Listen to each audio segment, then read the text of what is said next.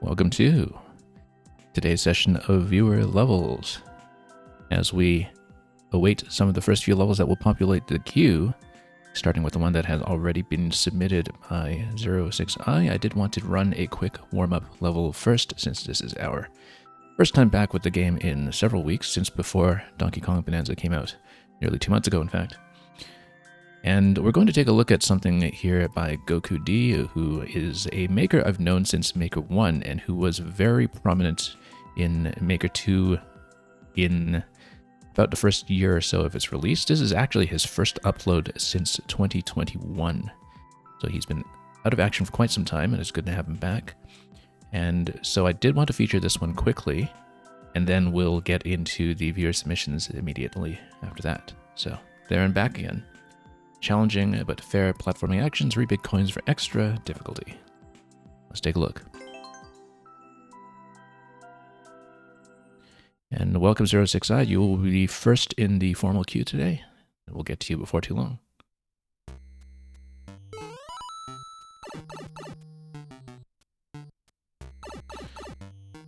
Down the left side, up the right side, I see, and clearly a vertical subworld. And we'll just make our way down. Oop, that was far too close.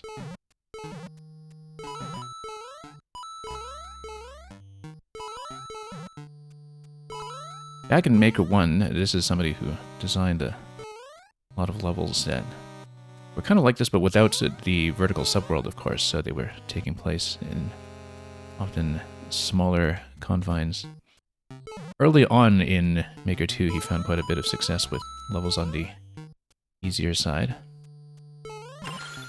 And it's kind of nice to see something with elements of the standard platforming design that he was also known for in the first game. And that's not how to do it. We need to go to the on-off switch quickly to trap that thwomp. We're too busy talking.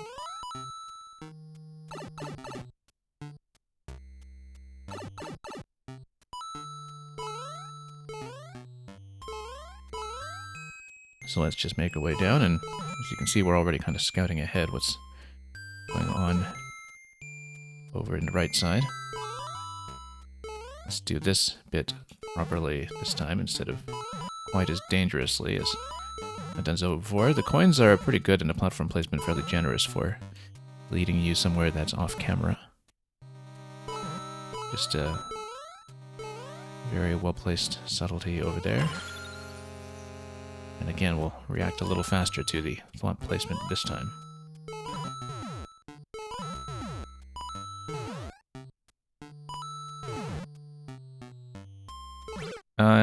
That's not nearly quick enough.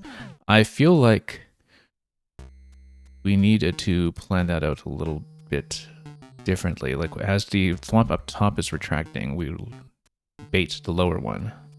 Then we follow the lower one and trap it. We'll see.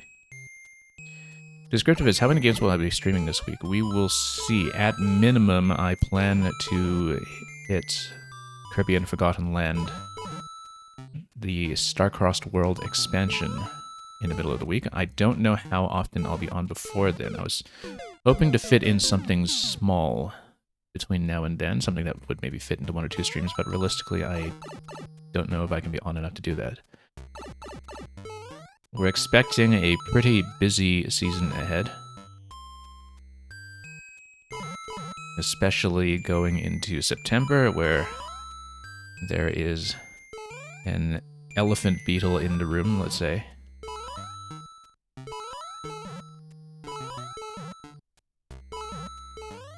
Okay, let's go over here.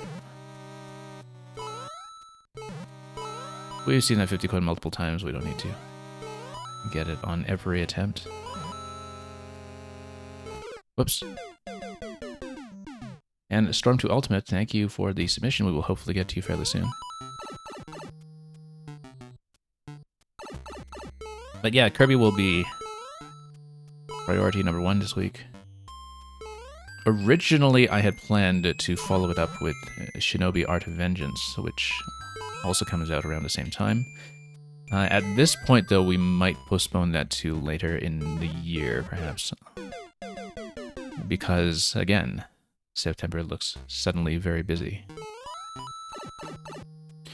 So Descriptivist, this is one of the original tracks that was composed for Super Mario Maker by Koji Kondo for the Super Mario 1 layout themes that were not originally present in Super Mario 1. So there's this, there's the airship, and there's a snow theme, etc. So they actually had Koji Kondo be the composer who contributed to those specifically to imagine what those themes would have been like had he composed for them as well in the original game.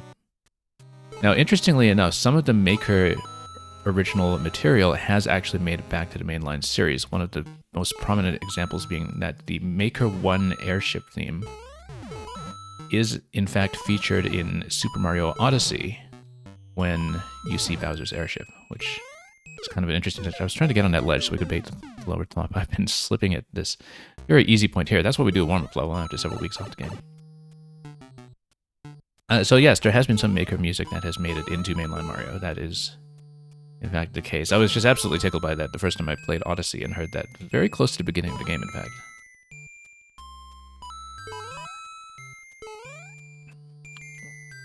But yeah, so it's true of several places in Mario Maker that some of the older games were filled out, especially in Maker 2, with themes that were not present in the original source material, and so they did in fact have new compositions in Maker with the classic instrument sets that would be appropriate to the corresponding console.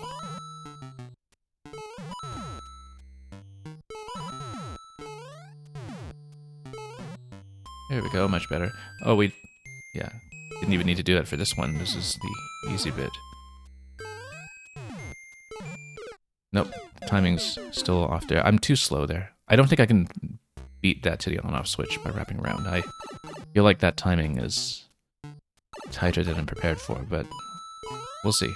We're still, in effect, relearning this game, despite how much we played it in the past. Amazing how that always seems to be the case after just a couple of weeks off Maker. Whoops. Do I have thoughts on Super Paper Mario? I enjoyed it a lot back when I played it in 2007. I have not actually played it since the original release on Wii. It was a bit of an adjustment at first because the way that Super Paper Mario was marketed was that it would have the trappings of the RPG but play kind of like a Mario platformer. The thing is, mechanically, just because of the jumping physics, etc., it does not play at all like a Mario platformer, and that was a bit of a shock at first, that the platforming really doesn't feel like Mario in very subtle ways. But it was still a very unique experience, and I remember I did get 100% on it, collected absolutely everything, and it took me probably about 50 hours. But I haven't been back to it since. I just never really got around to replaying it. I don't replay games, even games that I like a lot, as much as I think I will, and I'm kind of reminded of that every time I pick up something like a remaster or HD collection or something and just let it sit.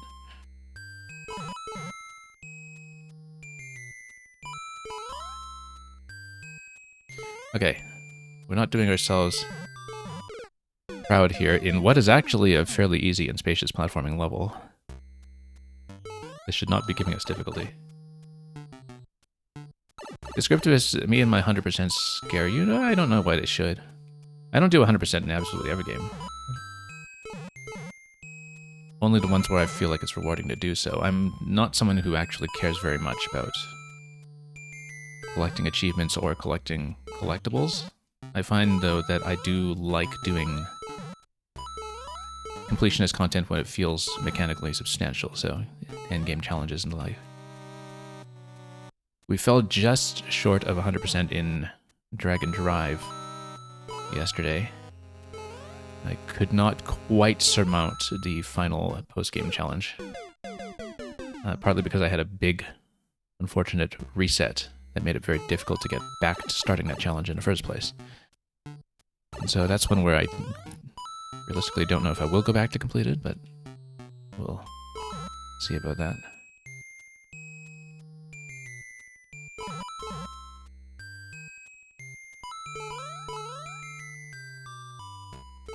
But yeah, I sometimes just wind up with 100% anyway because I'm a very breadth-first player. Especially with the games that have a lot of open exploration to them, I tend to ignore waypoints and main quests and do absolutely everything I can before proceeding, and so...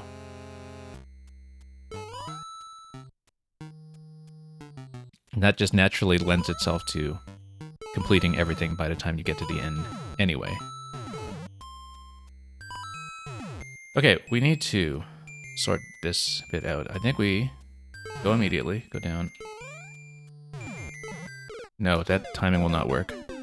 I think you do, in fact, need to wrap around and hit the on-off switch quickly before activating the next swamp. Which means we need a very quick turnaround on the wall. And we need the on-off switch to basically kill that thwomp. It's not blocking it. The timing will be that it overlaps the thwomp and should take it out completely. So we've been misreading it all this time, which is part of why we've been blowing up poor Mario here.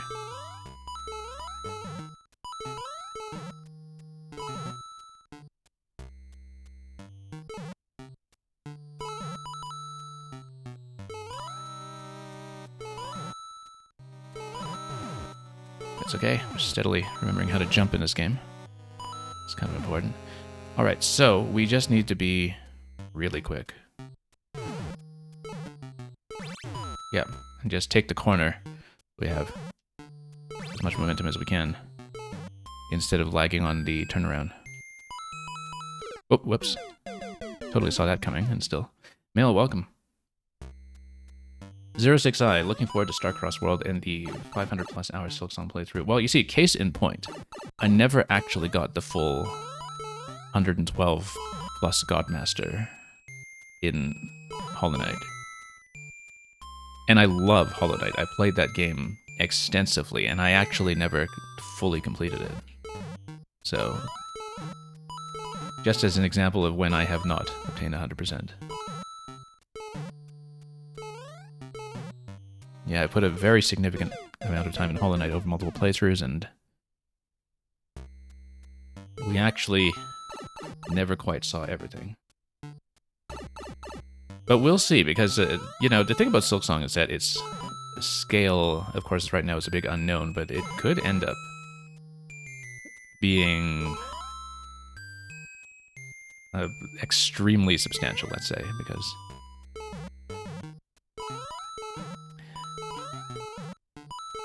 As you'll note, the thing that was so famous about Hollow Knight, one of many things in the first place, I was just sliding right over.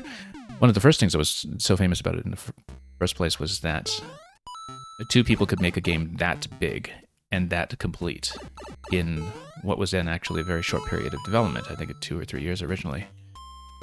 Plus, of course, a lot of the post-release patch content, of course, but even that was all within the year or so after its release. And so there was this interview in Bloomberg with Jason Schreier, I think earlier this week, where he talked to Team Cherry about the 7-year development of Silksong and asked them why did it take 7 years, and they said that they had no difficulties and they were just working on it quietly all that time. They just didn't bother, you know, talking about it before it was ready, but they didn't hit any snags. They were just consistently working on it for 7 years. Now, given how well Hollow Knight originally turned out, and given how huge it is in terms of scope, over a much shorter period of development, it will be very interesting to see how the new game is paced and structured. Now, of course, for those of you in Mario Maker who watch Steve Gaming, which is many of you in Mario Maker, especially if you've been around long enough, he made a video a few years ago where he basically asked, how did Team Cherry turn Hollow Knight around so quickly? And his answer was essentially because there aren't any slopes. Which is a good answer, because, you know, the argument was that you have a tremendous QA and debugging overhead that is introduced as soon as you have slopes. Which is very relevant to us here right now, of course, because what is Mario Maker 2 famous for, apart from Scroll Stop and Nintendo deleting everybody's levels? It's funny that I say this because look at this level, there aren't any slopes. No, really, there aren't any slopes. Okay. Oh, I see. There's going to be a switch that you hit. You reverse back, and then you go up the pipe to go through the top half. I see.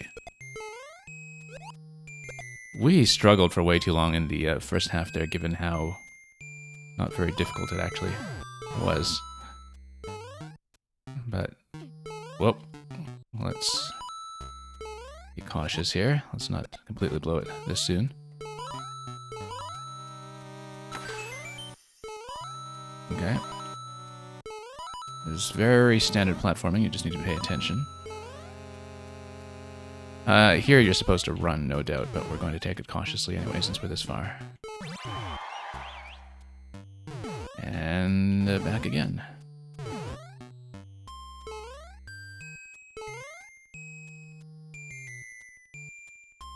You'll notice that thus far this is quite specifically not checkpointed. It is kind of dependent on this continuous change of state, and we'll see how that goes. Making equivalent jumps left to right in Mario always feels quite a lot easier than doing the same thing right to left, just out of habit. Now, so this is totally going to throw me off. Look at how, because the Podoboos are on tracks, they circle the empty red blocks. They don't circle the newly available blue blocks. That's going to throw me off so much. But luckily, we made it. So yeah, taking it slowly is probably best here. We'll catch up on the chat a little bit after that, when we make it through this segment, perhaps. Okay, it's not too bad. Oh, there is a checkpoint here, yeah. Okay. Probably one on the other side here as well, then. Here we are. Probably that means that this area is not state switch dependent. Descriptive is, have we seen slopes in Silksong? Yes, we have, actually. I think we did even back in the 2019 demo. This was a point that was sort of made at the time. Because I know I brought it up on the stream before. I've mentioned that same Steve video about Hollow Knight and slopes before, and must have said something to the effect of how maybe Silksong is actually taking that long because there are in fact slopes. Hang on, let's respawn this if we can. Mail64, you said Phoenotopia, which was your game of the year 2020, which I'm not familiar with at all, by the way. It said it was a major headache for the dev because of slopes, yeah. Very easy to imagine how that could be the case.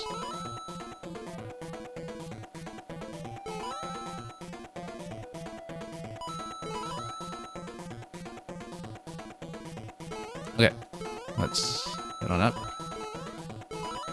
And we do need to keep pace with the snake block here. And a little bit ahead of it, actually, so we don't get squashed on the way up. Okay, that wasn't too bad. There is a platform reset down below in case you blow up too many blue platforms and get locked. 06, I will be getting a Silksong on Switch too, yes. DBL420, welcome. Thank you for joining the queue. We'll hopefully be able to give yours a shot before you have to leave.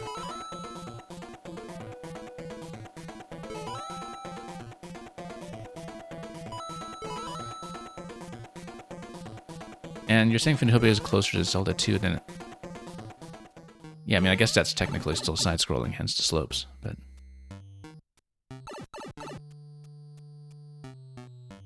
There you go.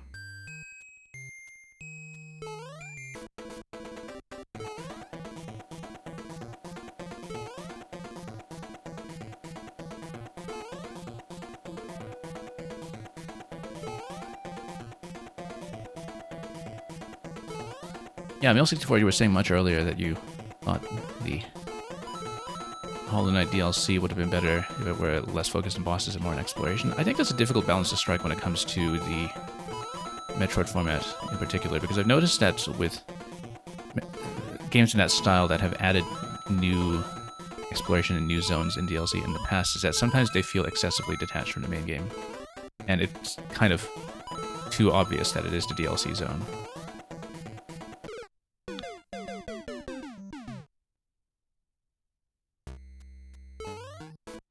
Although, strangely enough, one game that I think actually made it work was Prince of Persia: The Lost Crown, because it was actually a zone within a zone, like a game within a game, rather, with its own separate progression. Like, there was a full progression reset in that area, and so it was kind of tightly designed around that. But I think it's very difficult to perhaps make a big DLC exploration zone flow well if it's an afterthought to the main game. Now, for something like Hollow Knight, that actually would work decently, I think, simply because there's so much in there that's optional to begin with. Oops. Let's just reset this. Descriptive as, you think the contingent of people is surprisingly large who also dislike Hollow Knight's exploration and just love the bosses. Well, that's the problem with a game that does everything well, right? Is that you'll have people who are in it for different reasons. Certainly, even within Mario Maker, I've met my share of people who are much more linearly minded. They really do not like figuring out where to go. That's just a difference in player psychology, and everybody kind of has their own biases when it comes to that. As you can probably tell, I am not that kind of player. I really do love just getting lost with relatively little guidance, and I always thought that the corner for map system in Hollow Knight, for instance, was actually one of its greatest strengths, and I know that's something that people are very divided about. But I thought it worked exceedingly well.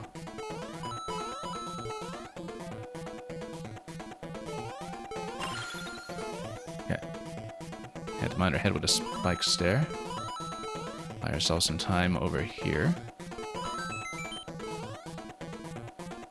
And we're almost out of here, I would think. That was a little bit close for comfort, but we made it. Okay, thank you so much for waiting patiently. I know that was a little bit lengthy for a warm-up level because we played so poorly, but let's get right into the user queue today. L64, you're saying it's the Elden Ring dilemma, how to make additional content in a game that's designed as a cohesive world. I heard the expansion was received quite well. I've actually still not played Elden Ring. I was kind of holding off to see if the Switch 2 port would be a competent one, and the reports I know from Gamescom last week have not been encouraging.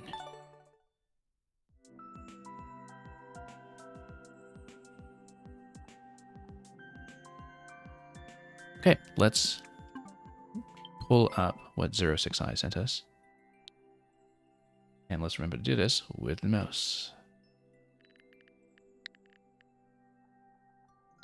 I have a mouse on my table right now, but recently I've become very accustomed to just using it on my lap. That's what Drag and Drive kind of conditioned me to do, and we realized it was actually very effective. So in some other Switch 2 games that have some mouse support and menus, we started to do that as well. Just, you know, plop it down here in the lap and navigate menus that way.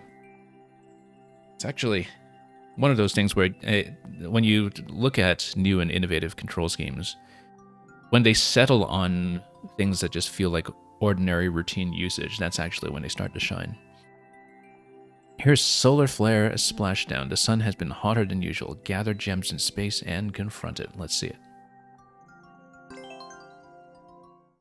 L64, you're saying it's going to run badly, but it's not like Elden Ring runs perfectly outside of PS4 game in PS5. Oh, with backward compatibility, you mean? Yeah, the thing is that I know that most of the concerns about Elden Ring that were raised so far concerned the portable performance. And the thing is, I nowadays have gone from playing the Switch entirely docked. I used to be pretty much entirely portable, but it's really swung the other way in recent years. So, okay, let's see about this. This is definitely completely walled off so far, so I think we do in fact have to take a little bit of a dive here and figure out where to go next. Back, and oh, I see, there's something on the left. That can't be right. Hang on, we're missing something obvious. Let's see, because as the opening screen, you know what its boundaries are going to be. Well, we know that's all enclosed. We also know this is shut. Oh, I see, yeah. We weren't looking at the artwork at all. Let's launch. Yeah, this is a rocket launch pad. Going to get inside the rocket. Oh, are we going to fly? Maybe so. Anyway, here's SMB3 Night Castle with the Frog. Always one of the really great matches of themes and power-ups. Appropriately with Galaxy music as well. And one-ups that we're going to not soft lock ourselves on, but we'll collect it anyway. So yeah, just an open exploration level like many that we've seen in the past from 069, except this one is sort of fully open. I've seen a couple of people use water themes and swimming themes like Night Castle to make things feel like top-down Zelda, and I think that's always been one of the underrated usages of those particular themes and mechanics. 64, you're playing Dark Souls on Switch 2. Yeah, I never picked up Dark Souls on Switch 1 because of the whole fiasco with the A and B buttons, which the system level remapping by itself doesn't quite fix because it's specific to the button mapping in the menus and only the menus. And I cannot believe they never fixed that because it was just the #1 complaint coming out of the network demo that they did very early on. We wound up back here after collecting 1 coin. Yeah, we have lots of pink coins to look for, so we'll steadily do that and lose our way just from having too much conversation in the meantime, and that will be exactly the experience we expect. Let's be a little more systematic about this, perhaps, and grab the helmets and eventually push through something with it. We haven't been down below in the bottom right just yet, so... Oh, let's be careful here, even with the helmet on. That is just a 30 coin. We can go for it, I suppose, as long as we don't get blooped. Oh, we got blooped. Okay, that's fine. We'll get another helmet at some point. Maybe go for that 30 at some point, but right now let's just get a lay of the land. I see. You know, if you carried a shell rather than putting it on, you'd be able to dump it here. But I think the intention, of course, is naturally Clown Car. But that's interesting, that you could in fact have just carried the Buzzy shell from up top. Also, Clown Car is totally trapped, so we have to just take out all of these platforms and then have something drop from the pipe.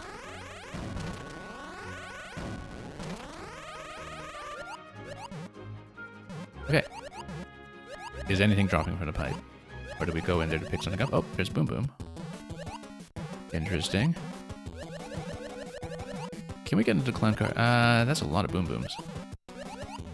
We should probably pick up some kind of power-up along the way, just to have some safety.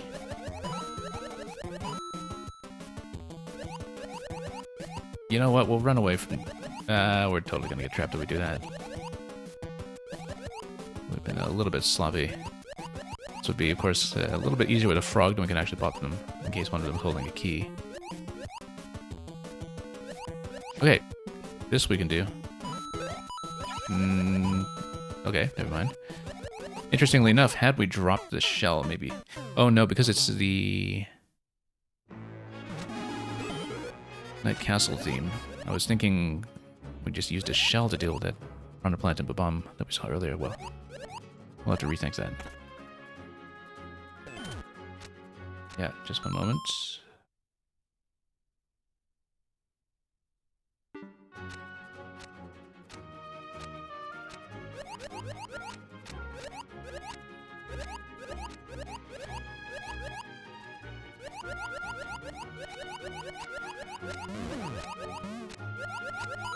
And yeah, Mel64, I'm not extremely sensitive when it comes to frame rate performance issues, etc. Unless it's really egregious, but it's egregious when it starts to disrupt your inputs, right? Like if you have input problems in a sensitive situation because of that, that's when you really get into problems. So there was another helmet over here. We previously just picked up this one. Well, I guess maybe this one. You know what? We're going to do that thing I said earlier. Instead of depending on the clown car, because nothing was spawning from that red pipe as I had expected, we will try to use the shell to take out the Piranha and bomb in that one area that was obstructed. I just want to see what happens.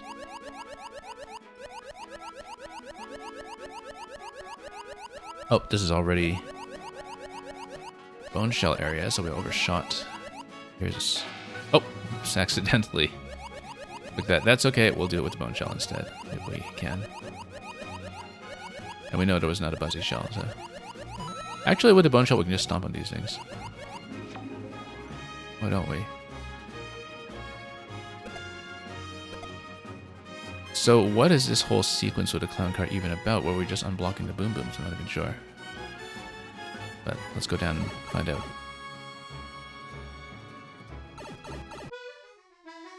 Okay. I guess we're exploring a different planet now. Amazing how many landscapes this has managed to squeeze out of the available layout, but I guess that's what happens when you have the top-down segment that gives you so much space to work with, just this vast playable canvas. This thing here looks like... Oh, it's just a coin, okay. We were curious, but anyway. So yeah, really enjoyed the scale of this level. That's something we've noted with a couple of 069 submissions in the past, is that they feel like they take pretty good advantage of the available space and layouts that are available in Maker 2 to kind of go back to a style of design that was much more popular in Maker 1. When it comes to just the openness that people get out of these situations. So let's try to actually preserve that as a checkpoint when we can. And that will require us to cycle around here. One of 3 exit doors to the checkpoint cycling, which we should keep in mind as we continue. So entities block the pipe from blowing up the entrance. Right, so it's an entity block with the boom booms in, probably, yeah. I probably should have inferred that just given the situation that we found ourselves in. That's what the condition was, perhaps. We probably should have taken a second to think about that and figure it out.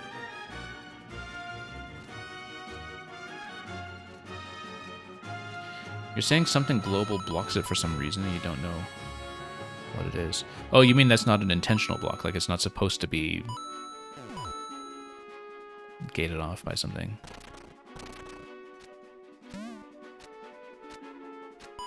Yeah, that's kind of curious. Now, this one we've been to already earlier. Assuming it was just 1 coin, of course, which... Well, I don't know, because we found 2 coins in that second segment, so let's take a look. We haven't really been down here to this clown car, which then gives you access to this shell, but then... What does that do? You'll want a key switch activation, perhaps, unless this is just something cosmetic. Which it could very well be, because it looks like, you know, 2 eyes that are peeking out or something. Well, let's go down here, because we haven't been here yet.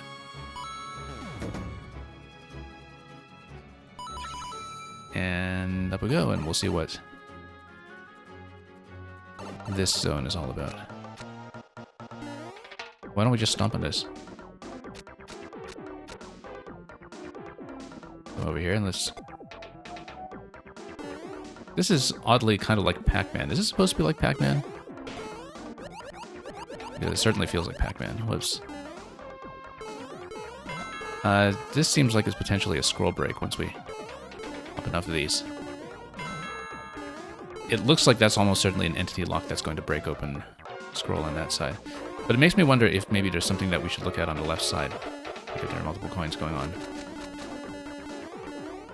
More entities to break, so probably you do need to hit all of them. Very interesting idea, actually. You can kind of see also with the width of this layout that everything is sort of within that same spawning despawn range to make this work. After a while, you get a sense of the maximum width that you get out of setups like this. Anyway, too bad about losing the bone shell, but we're going to continue here.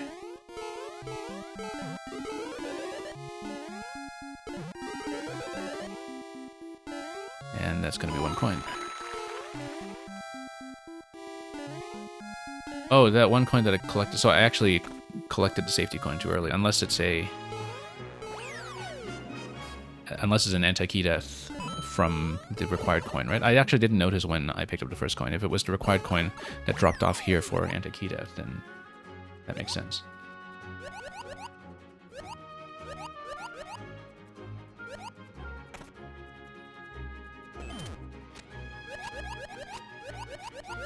Yeah, Meal64, it's going to be very interesting to see just how much of the current entity tech is completely smashed apart in Maker 3 and will have to be reworked from scratch. I absolutely expect stuff like that to happen, incidentally, that, you know, all of the things like checkpoint solutions and gating solutions that we've found in Maker 2 will have to be rethought. We don't want to blow that up yet because we want that helmet to be available in case we want it later. Let's go around to this area, though. We have been here previously, but we haven't gone through to that 30 coin. And yeah, so this thing was the thing that was gated off earlier, but we had been down below it, so we don't really need to go down there anymore. And it looks like we absolutely did unblock the Boom Boom somehow, so...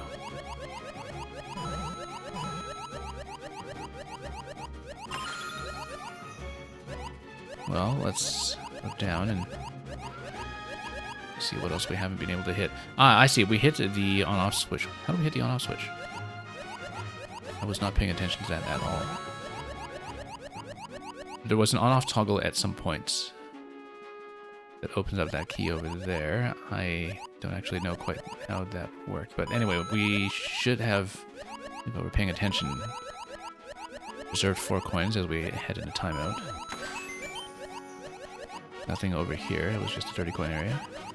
Look at that. Nothing spawning from these pipes. So I think we just spawned in within range. And I know that, you know, vertical layouts are pretty finicky when it comes to the spawning and despawning logic, because it was even changed in patches, I think, after the initial launch. Notice how nothing is spawning here anymore. Because definitely, I think if you run around the whole space enough, you get into entity loading issues in this level in some fashion that might not be totally intended.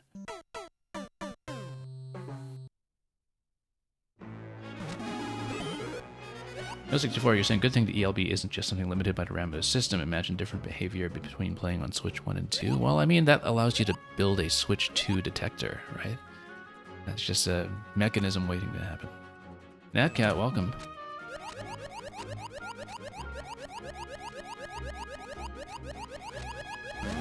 Natcat, if I'm not mistaken, didn't you start building something again recently? I don't actually remember if that was the case, but feel free to join the queue. We'll be here for some time. But good to have you back as always. Now, have we done anything with this little planetoid here? I don't think we had. Let's check this one.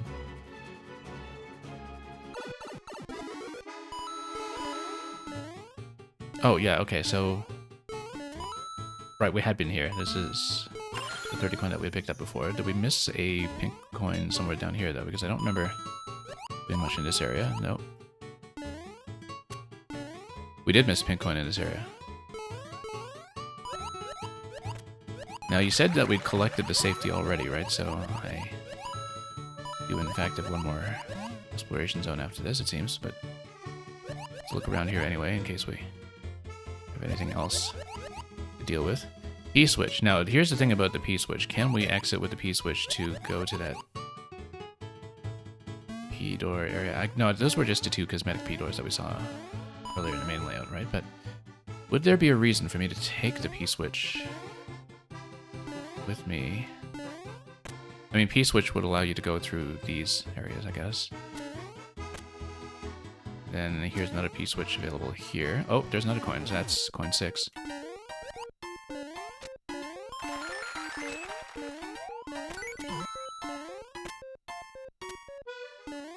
Okay, now let's exit if we can find a way to do so. I think the initial entry point was gated off by one-way panel, if I'm not mistaken. Thank you so much for the follow.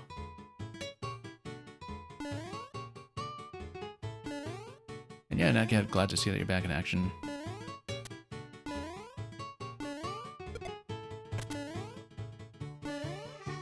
Unless we're blocked off by a vine climb at some point when we exit this area, but I don't think so. I think this is probably the exit door that cycles you back to the checkpoint. And so we have the key here. I bet this is a safety coin mechanism then, where an anti-key death mechanism where coin 1 would, upon respawn,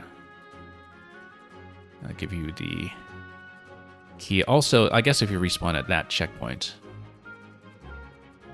then yeah, without the mechanism on the left side that you can see here with the muncher dropping on the bomb, then the anti-key death mechanism is that it would give you this key in the middle instead.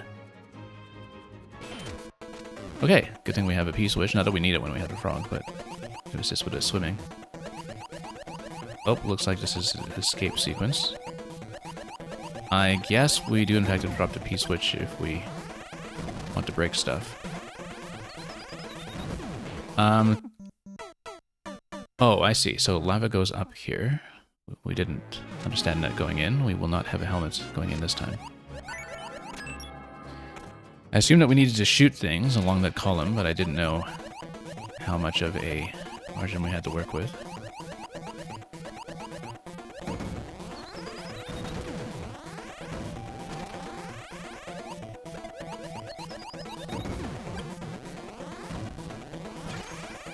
So, I mean, we just need to shoot that, right? Until we'd need to get out of do.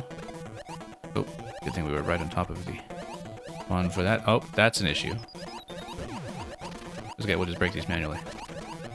Fine, we'll do it ourselves. Except we are going to have issues here in a moment with the lava level coming up.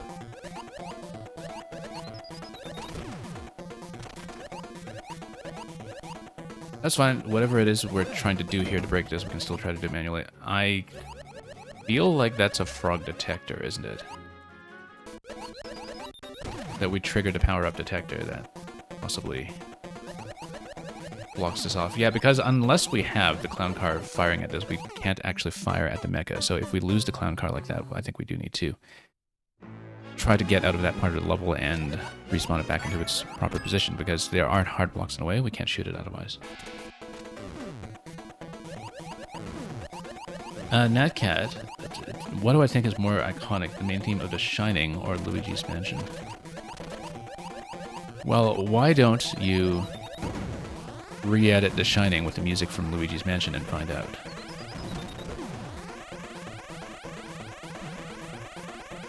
I'm sure somebody on YouTube sufficiently enterprising has done that. If not, I feel like that's waiting to be done.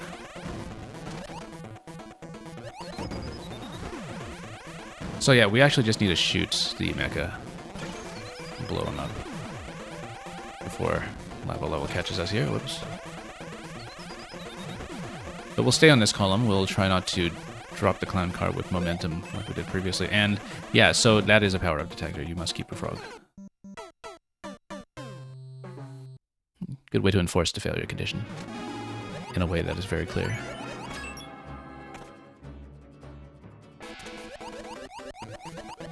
Now there is a second helmet here that we didn't notice previously, which might be important. So let's get rid of some of this early. Not that we need to, given it doesn't do much really.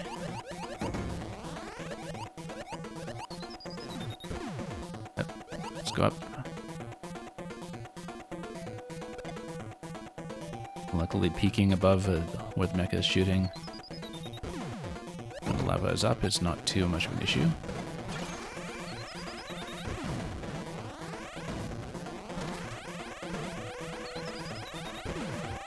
And now that we kind of know what's going on, well, we do need to hit it directly since it has come out to play. Let's go for the other helmet while we can before we hit the power-up detector, in case it continues to obstruct us at this point. Dunk it into lava, maybe? Or did we just... Well, it's a mecha, so it survives, right? So we're not getting a key off of it, so... We can put it back in position like this. We can just shoot it this way. Okay, let's not lose the frog, because that will be a problem. Interesting that we got a key. I don't know what from, to be honest. I was hoping this arrow meant maybe we'll be safe in that location. That was a total misread. But that's okay. Unfortunately, it seems like... Do we need a frog over here? No, we don't. We're fine.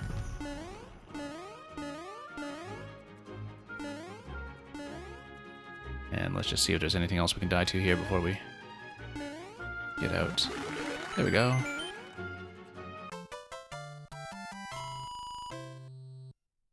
And thank you for that, 069. Very satisfying to navigate.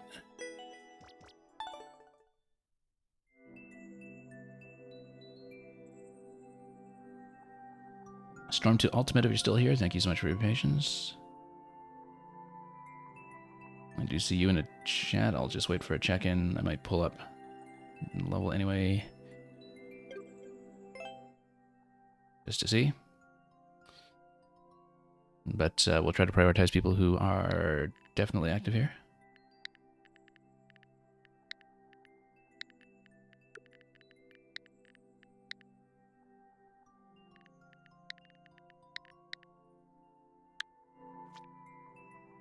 Natcat, you want to redeem skip the queue? Yeah, we're going to do that for you now. I don't see Storm 2 Ultimate checking in just yet. I do see him lurking in chat, so I'll do the usual thing and bump them back one spot. So the best way to do that is to just deal in Natcat now, and we'll give them a second and final chance after that. And the androids, thank you so much for adding yours to the queue as well. So yeah, Natcat, let's see if we can redeem the skip for you here. I'm just going to get into the back end of the queue and pull yours in. And we'll make sure that the bot is reporting that properly once we've sorted out any issues over there. Let me just check this.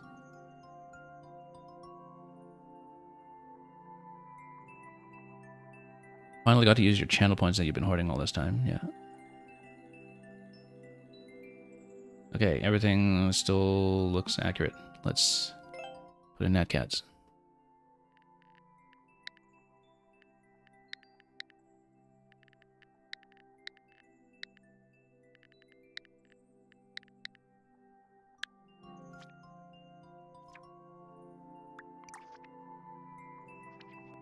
Into Chocobo Woods. Enter into Chocobo Woods in this Final Fantasy inspired quest.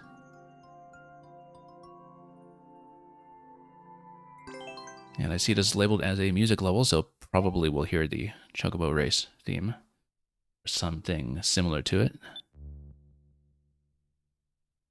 Which is funny because Pitch Shifter also just came in, and Pitch Shifter has been giving me JRPG music like crazy this year. Including, I think, probably the Chocobo music at some point. But let's get over here and see what's happening. Lovely trees, by the way, the pipe trees. And here's the music load-in. And a vertical climb. Actually, no, not a vertical climb. It's going to be horizontal through the scroll break, so...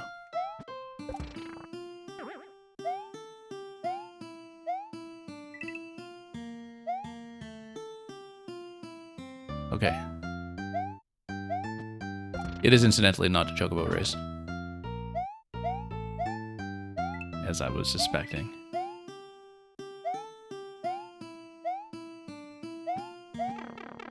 Not that we mind, of course.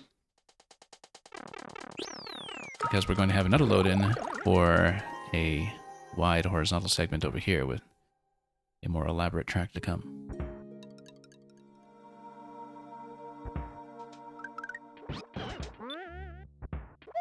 Interesting that you have the peaceful music during the load-in sequence rather than just silencing the player immediately.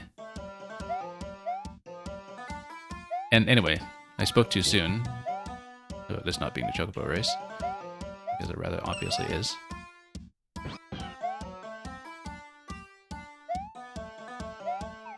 Yeah, Male 64, you are identifying that from Final Fantasy IX, and there's a remake that is rumored.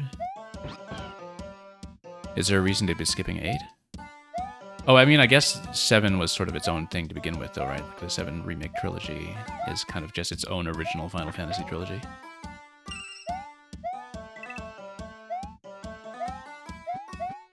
Maybe they can do an HD 2D pixel demake of the 3D era Final Fantasies, I don't know. I rather doubt that will happen, but it's fun to think about. So, anything to ride over here on the spike tops? Not really.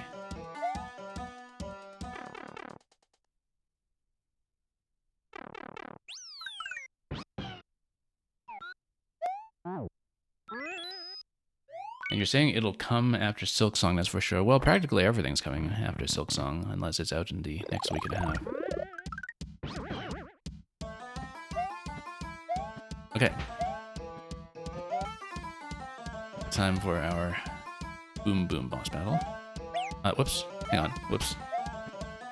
I think we need Yoshi for that, yeah, and luckily we have him spawning because we do need the shells. Just to bounce everything here and eventually drop something from up top.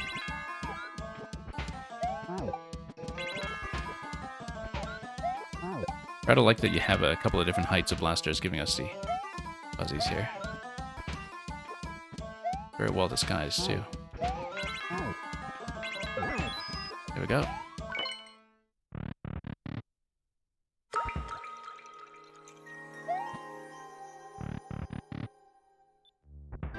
Yeah, even Prime 4 is coming after Silksong. It's kind of interesting to think that Hollow Knight, I think originally on PC, had just been out for a few months when Prime 4 was first announced.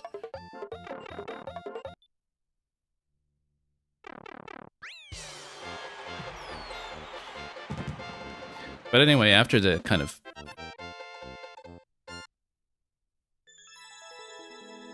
decade-and-a-half saga with Metroid Dread flickering in and out of existence, the people who follow this genre, I think we're used to things dangling.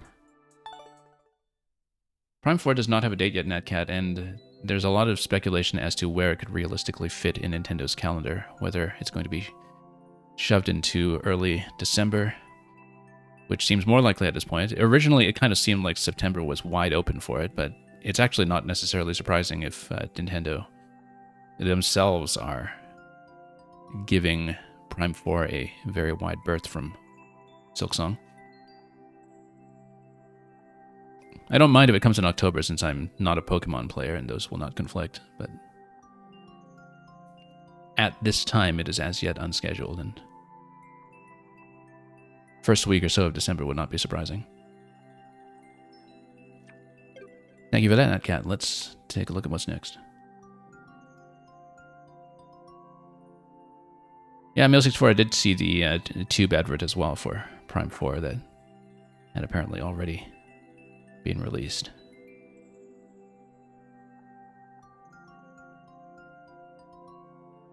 Okay, Storm 2 Ultimate didn't check in earlier. This is second and final call. After that, we will proceed directly to Male 64. So, let's do it that way.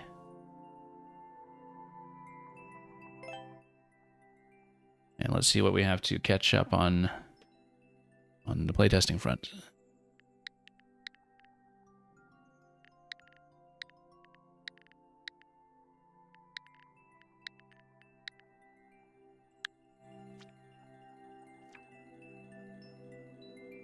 It's a new completed one. I tried this once. Yeah. I don't quite remember in what state of completion it was in when I tried it before. But I do know I did a 3D World Lava level from you at some point. I wouldn't recognize it just from the thumbnail, of course, but let's get in and let's find some routes.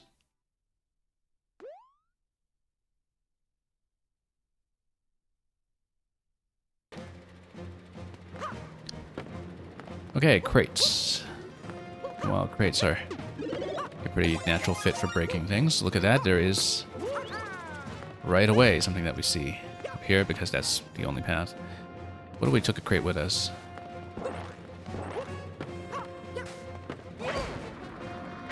Oh, whoops. That was unfortunate, but that's okay. We can just bounce up. I guess, no, you would need to wall jump up here. Yeah, I think our opportunity is closed for taking this up easily. It probably is still doable, but there's not too much of a benefit to doing so anyway. Stars, interesting. I see. Okay, so that's within activation for a boat ride.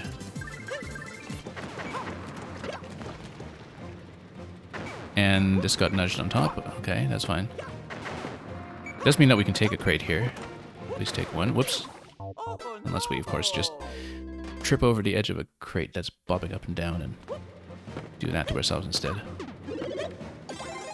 Okay, so we want to keep this blocked then. It will probably unblock itself. A good time. Oh, it just kept on going, yeah. We should maybe be aware of that.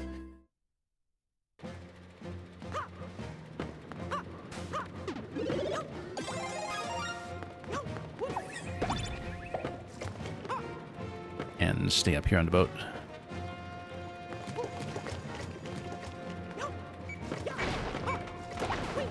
That was maybe far too hasty.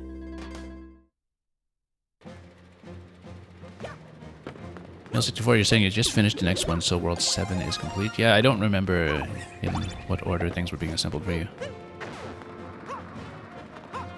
In terms of whether you were skipping around the sequence or if you were at this point kind of linearly working your way over to completion of World 7 and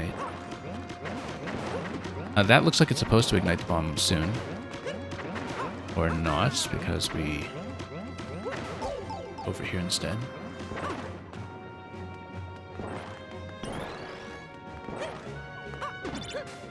I actually do kind of remember this segment very vaguely. Motion blocks on the left side.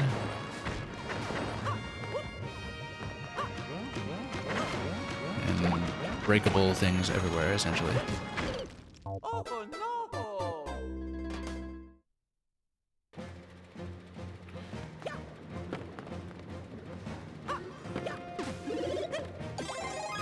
I'm saying crates and under lava cannon have strange interactions, yeah.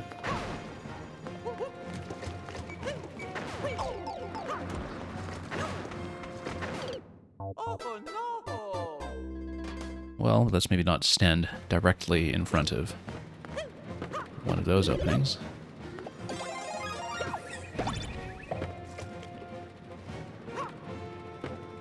And, oh, no. We did this to ourselves again. Way too far out for a long jump at this point. Now, Cat, did I finish the games in Drag and Drive? I finished absolutely everything except the absolute last thing you need for 100% in the post-game. There is an unlockable post-game challenge. The post-game challenge itself seems difficult but doable if you just get back into it often enough. The issue is that it's very difficult to reach. And the problem is that I did reach it, multiple times in fact, but if you're not careful you have to reach it again, which, like I said, is probably more difficult than the actual endgame activity itself. And so I just did not have time to see that through. Because, yeah, it's difficult to get to where you activate the post-game challenge in the first place. We actually ran into a bug, I think, where I thought I was able to pause and reset directly without going back to the very difficult entry point that I mentioned. But then I hit a bug in the game where it kicked me out anyway. And I'm pretty sure it is a bug. We looked over the video footage afterwards, and someone in chat was kind of looking at that to try to determine the behavior there as well. And so, we're pretty sure we broke something.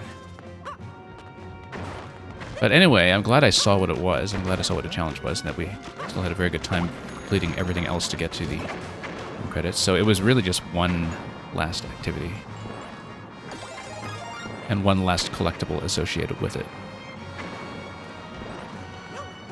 Okay, so that's blocked off. I guess we'll jump back up and then see if we can proceed through the piping over here. That is released in good time to take us forward, and then, whoop, I guess we do need to continue segment by segment over here. Mail 64, so Dragon Drive has 25 collectible trophies that are playable offline or in single player, but they're divided into two parts. One is bot matches.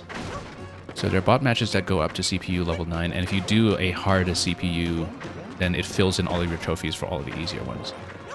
The other 16 trophies are mini games that are playable either in the multiplayer lobby or just on your own. And they are all time trials that demonstrate different subtle aspects of the driving mechanics. Some rather easy, some very difficult, depending on how quickly you intuit how the controls work. So we finished all of the medals, or all the trophies rather. We finished all 25 of the trophies, so we beat the highest level of bot matches and hit the time trial benchmark for all of the available minigames. And that is what gets you to the end credits. And then there is a post-credit challenge after that. I feel like we needed either cat suit or something else to get over to that segment. I don't think long jump of any sort is going to get there.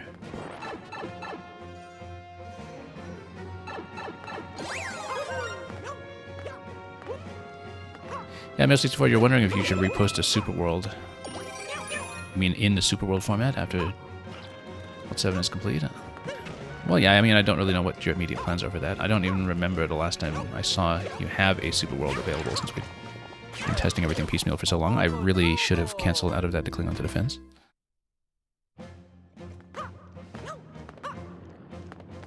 Now, progressive power-ups, right? We probably don't have an opportunity for cat at this point. Oh, too ambitious there.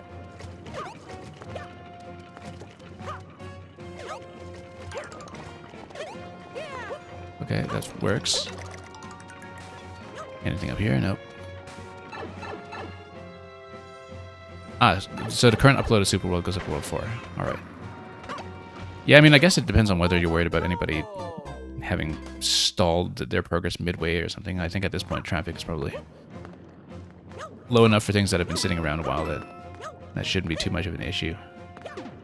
You know, with someone who just happens to be in the middle of World 3 when you do the re-upload. I doubt it's a real concern.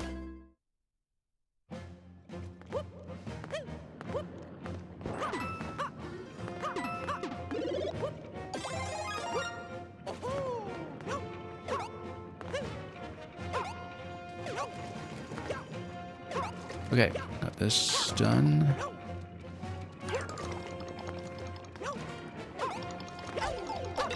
And that was unfortunate, but we'll go on. And try not to get shot in the face too many times here. Right on this little conveyor belt. Oh, here's the flag. Let's get entirely too fancy and make it right to the bottom.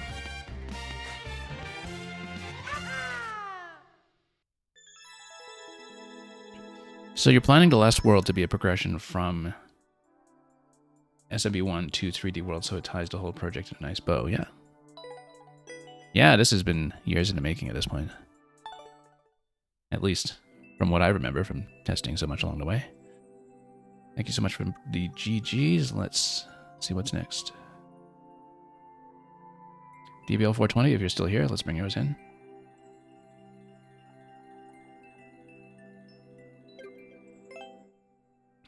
I'll just wait for you to check in first. I know that DBL 420 gives me levels that are way beyond my ability to clear. They're usually very technically challenging. Which is not an issue. It's just that we wouldn't expect to clear one. But that is also why I'm probably not going to bother bringing that in unless I see him check in here first. Yeah, Natcat, I've really stalled as a maker in recent years. I've got so many concepts in a draft box from years ago that just never got turned into levels because I never really had the patience to sit down and make them playable. And the thing is, you know, it just takes the patience to do that, right? Understanding how to design again, but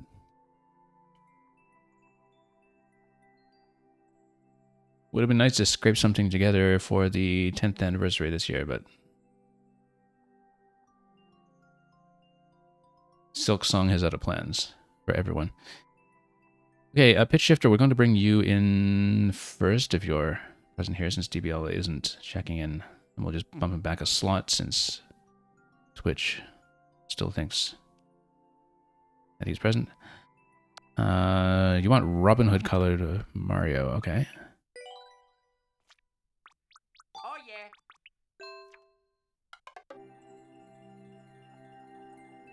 yeah. 10th anniversary will not be happening on the 10th anniversary, which is very soon. The second most notorious thing ever to have happen on the 11th of September, the release of Mario Maker 1 back in 2015.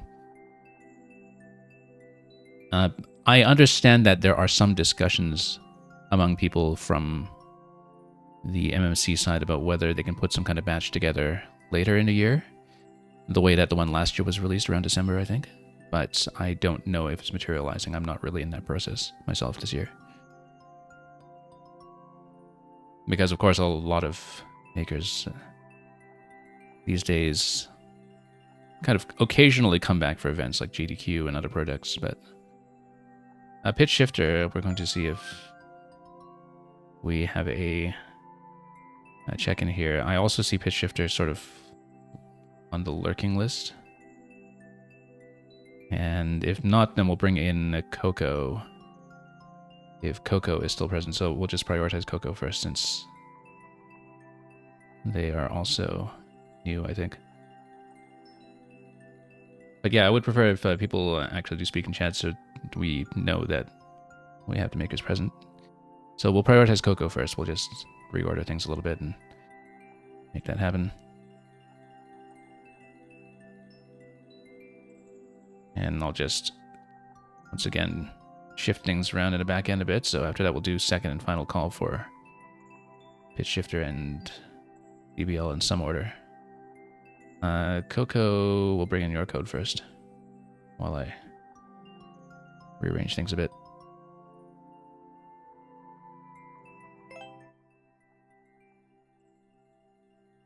And make sure that the list is accurate.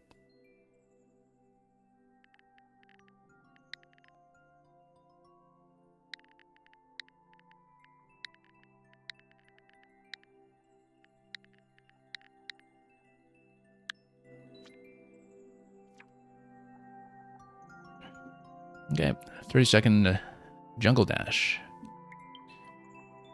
Let's take a look.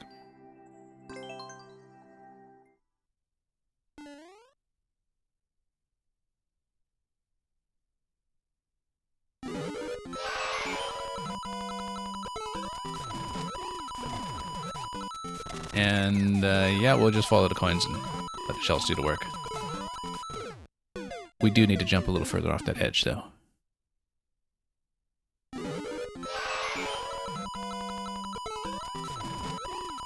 Otherwise, it's just full jumps everywhere, and... well, as long as we follow the coin trail, sometimes we do need to pull back a little bit.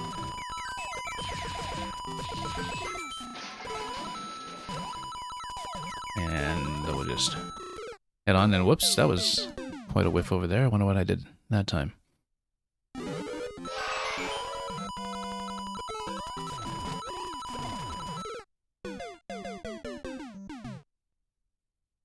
So yeah, I mean, you can just hold forward and full jump forward, but you do need to be maybe a little more accurate than what I've been demonstrating.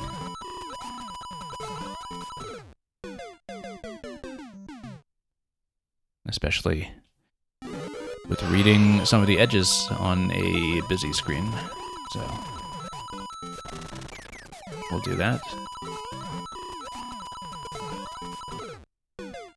Huh, is this ledge specifically? I'm holding a full jump into that. I think we're just not close enough to the edge on takeoff, and we'll just have to adjust.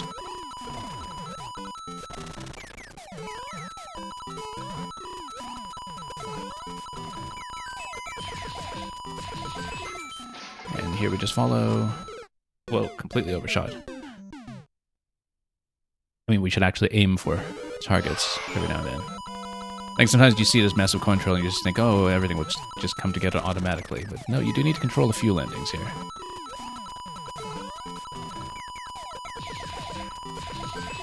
And just stay on your toes when it comes to that. Same spot.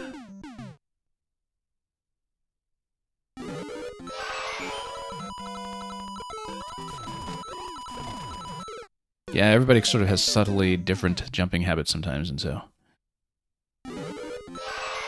sometimes some of the margins of error can be a little sensitive to that.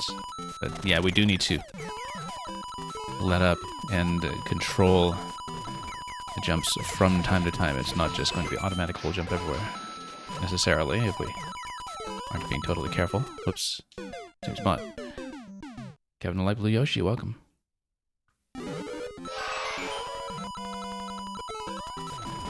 Hope you've been doing well. It's been a while. It's been a while partly because I haven't been playing this game that much in recent weeks. I think this is actually our first Maker stream back since Donkey Kong Bonanza came out back in July, because I had that and then I had a spot of travel.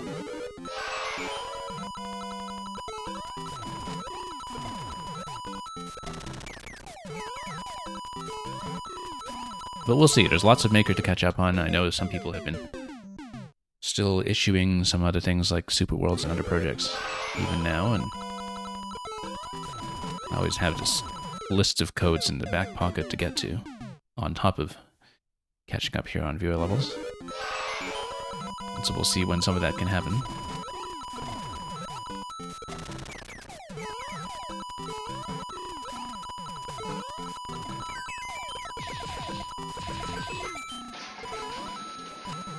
And yeah, we just keep overshooting this thing. It's in a very clear location. The shell, of course, is trapped between one-way panels in that particular spot, and I think it's just because we're going on autopilot when we see big coin trails like this, and I'm sometimes not reading locations like the shell's landing spot very well, and so in those locations we've been overshooting. It might also just be sometimes a minute difference between my jumping habits and the Maker's. So yeah, this spot we know we have to pull back in some fashion. It's very difficult to see exactly what has been going wrong there. I am obviously just overshooting, but it's one of those things where by the looks of it, it feels like everything I'm doing should work, and then the shell timing just doesn't happen. So yeah, there is an occasional pullback in some locations, and unfortunately, if you do that, we don't get enough height for the POW.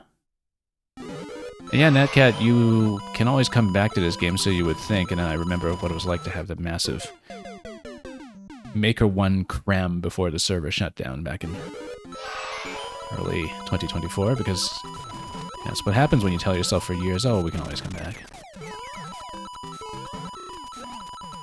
Now, I think because of backward compatibility on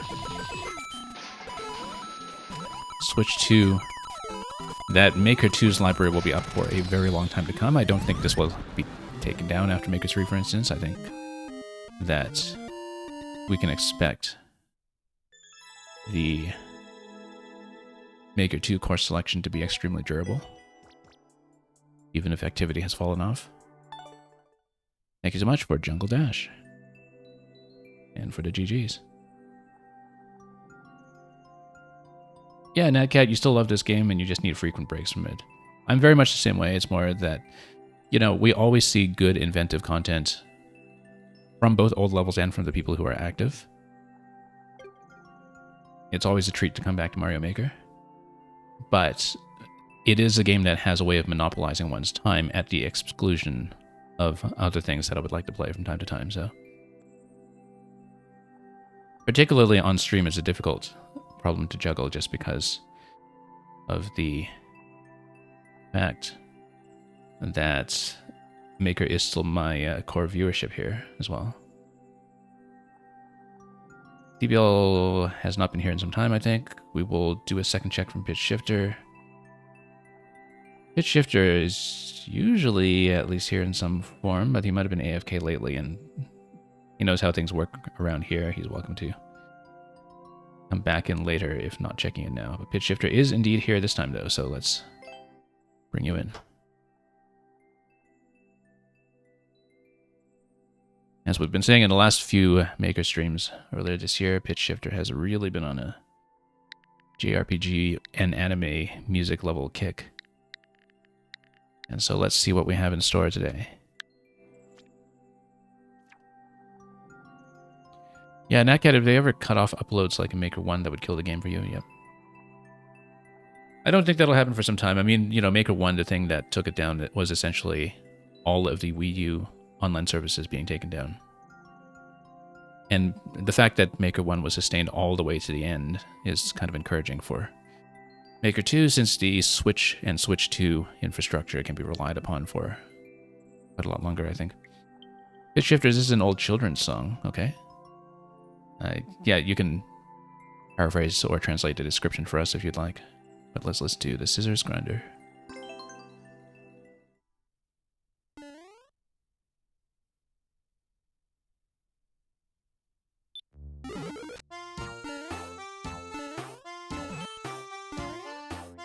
Oh, whoops. Straight into the poison mushroom, because that's what children do.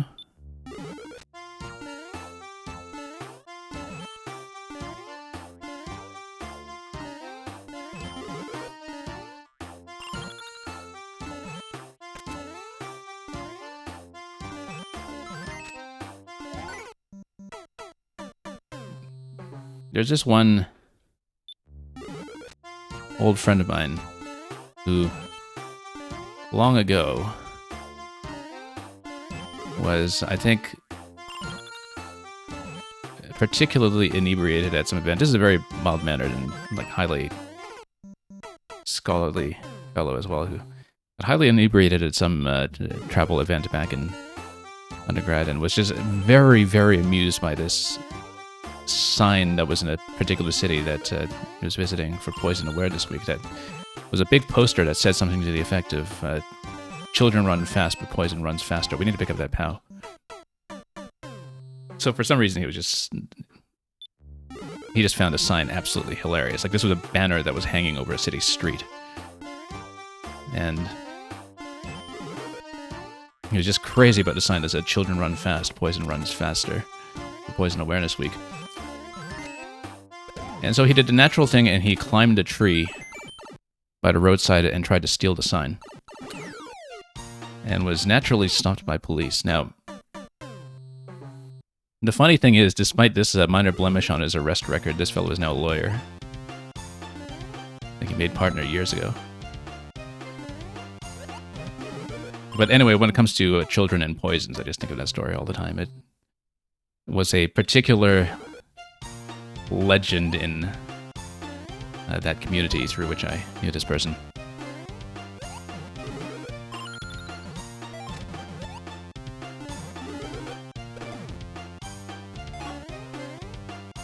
Yeah. There we go. That's all coins. Wait. I thought that was all coins, right? But it says question mark, question mark. Oh, we didn't preserve the key from beginning, did we? Yeah. I was on autopilot there. I didn't realize that we were past checkpoint. That's good. What would replay for the secret exit? Yeah, I, for some reason, totally blanked on the fact that we had restarted from checkpoint 1. Let's play it again.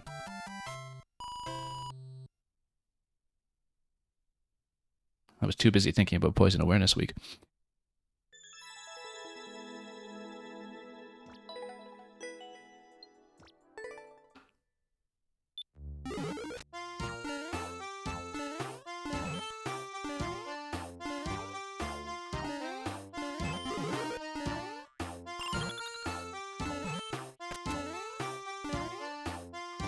Okay.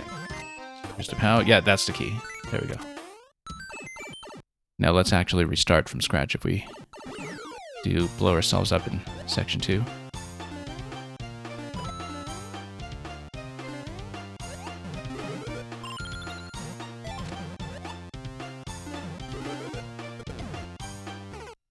And whoops, that's unfortunate. Interestingly enough, you only need one key, so if you... Hang on, let's refocus. If you have the key from the first section, but you miss the coins, you're actually still okay for the standard exit, aren't you?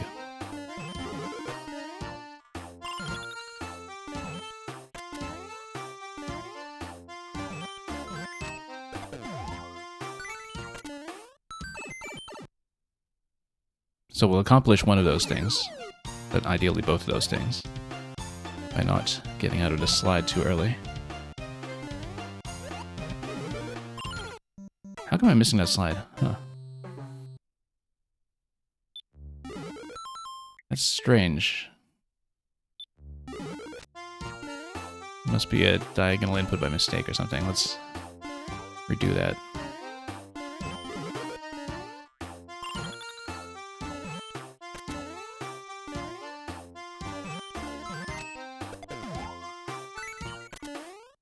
This is what happens when I don't play the game for a few weeks. All kinds of mechanical nuances suddenly make me second guess myself, but it's not that difficult. Just hold down to the slide.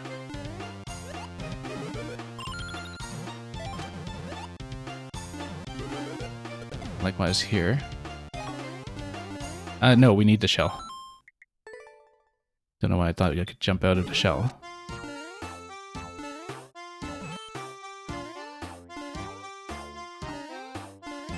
Yeah, it must have been because I was doing a bit of a diagonal input and that canceled out of the slide.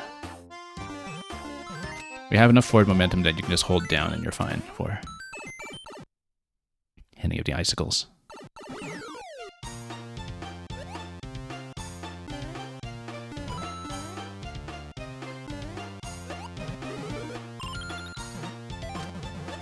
Need to pull back slightly for that shell anyway, I think.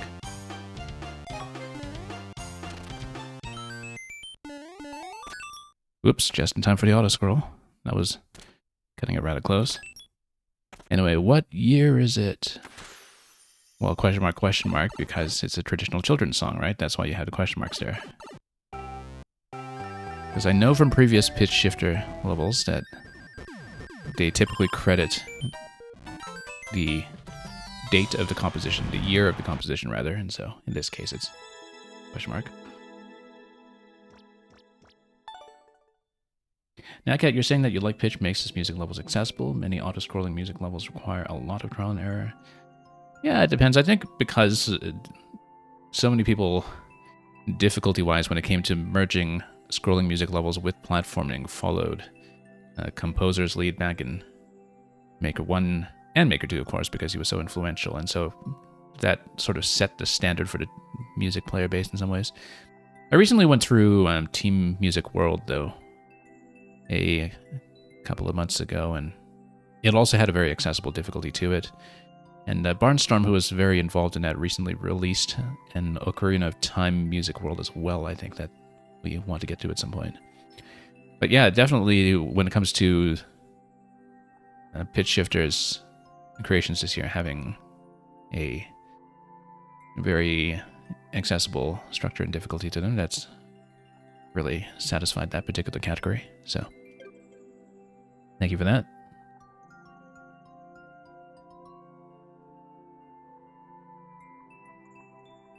And let's mark that as a win and move on to whatever we have next.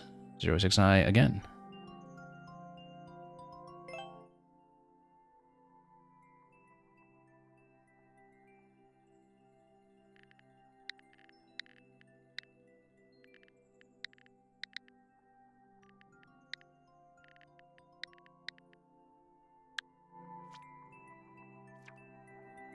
Frozen, Solid, and Chilled, a rendition of 5-2 from Yoshi's Woolly World, which we'll hopefully remember. It's been many years since I last played Woolly World, but I did play it to 100%.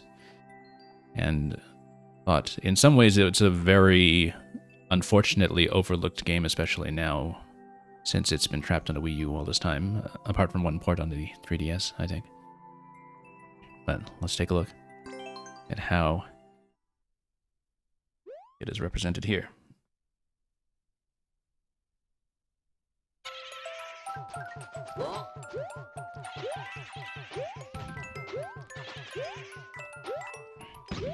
But yeah, there's definitely a common line of thinking sometimes that the Yoshi series hasn't been interesting since Yoshi's Island, but that's only something you hear from people who have not played Woolly World, which is actually an excellent platformer. But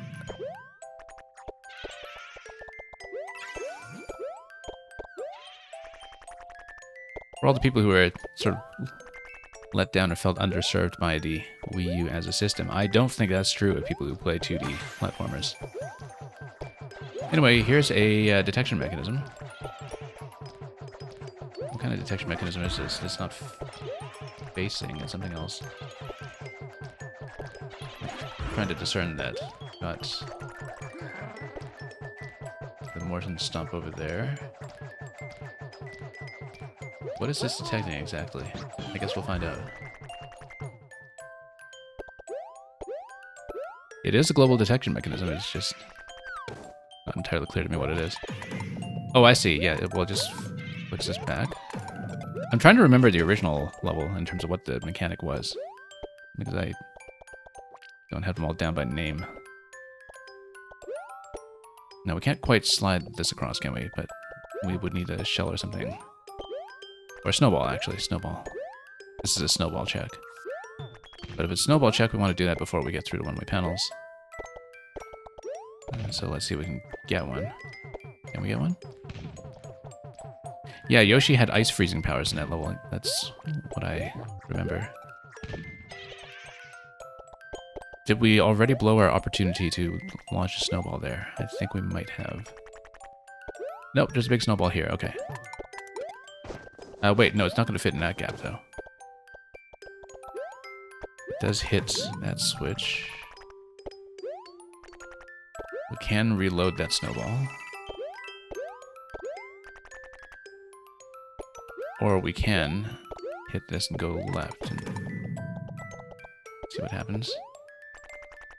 Nope, it does flick itself off immediately. So that was just for lowering the snowball then.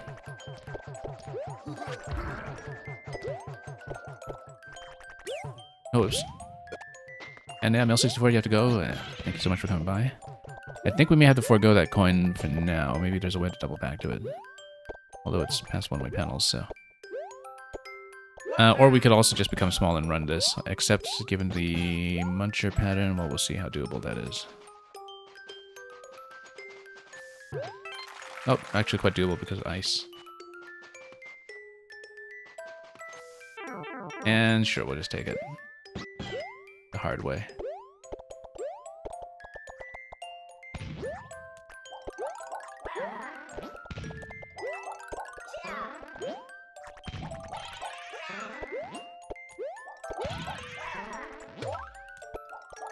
And then let's pop this.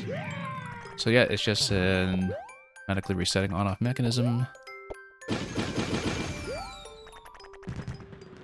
That's all it is. Let's continue this way. Take Yoshi up here, since we still have him available to step on munches everywhere. Or even go up top.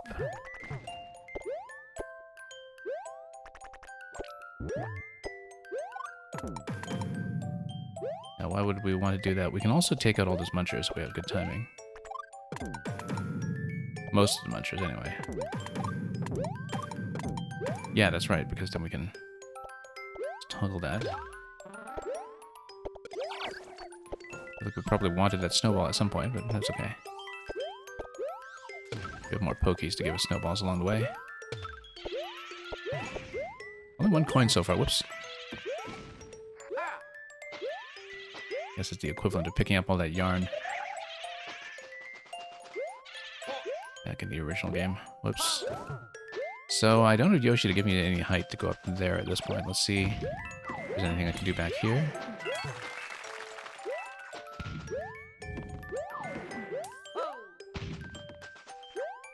Including perhaps a second place to get Yoshi. Oh, we don't. Wait, no.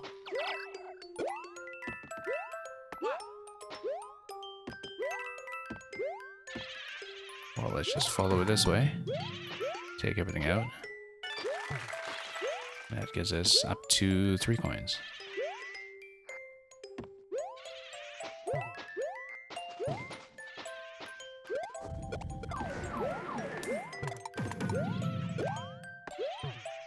Yeah, it's just on-off switches to take everything out as we progress. I'll just mind the stretch boosts as they peek this way and that.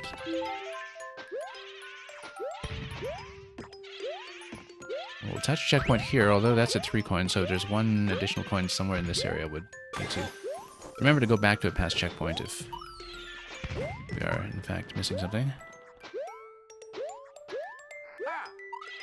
I don't think the camera is taking us up any further, though, so probably not. However, we can ride the Boo and possibly jump on something else. Whoops. Okay, let's just go to the checkpoint and be done with it. Looks like we probably could make it to the top corner, though, if we leave the cannon platform. Might as well take a look. Nothing here. Let's continue.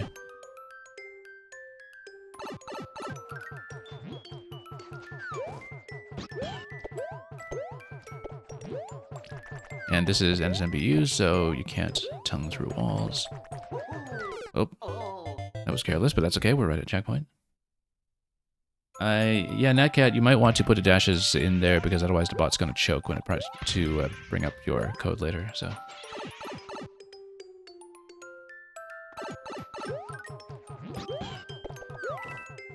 I don't know if the other bot, the more popular viewer levels bot, handles that more gracefully.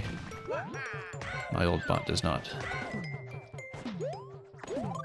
I've been thinking about switching for some time, but I keep deciding against it because we kind of have this established workflow on our stream, and I don't want to mess with it too much.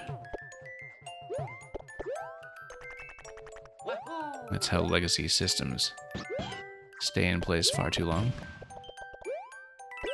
Oh, I was trying to slide into these. That was a bad idea. Very poorly miscalculated. Unfortunately, that means we don't have a snowball for this bit here to take those out, but we'll just stomp on this guy and get that snowball as soon as we can. Oh, whoops.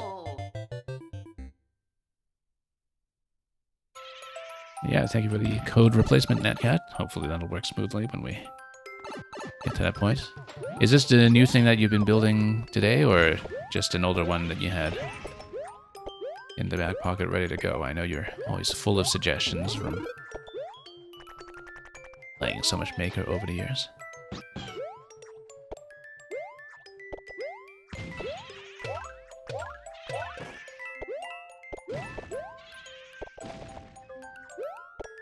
Okay, we'll take some of that out.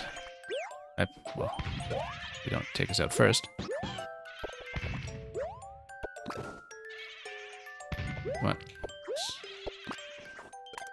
Well, okay. 1 got blipped, that's enough. Enough to work with. Oh, whoops. Come back.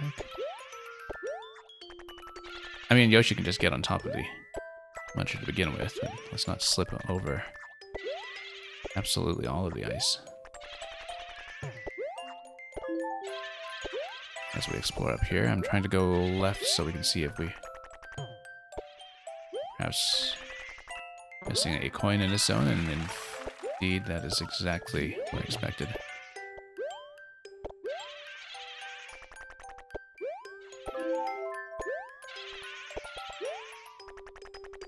Okay. That's fine. Still a lot of coins to go, though, so... let's look around. Grab that, and see what else we can do. I keep forgetting about a slide momentum that we can get off of Yoshi. Whoops. Well, so much for Yoshi. Now, given the way that the coins are broken up, I'm guessing it's going to be safety coin after that, so let's just finish the segment without running into too many mishaps.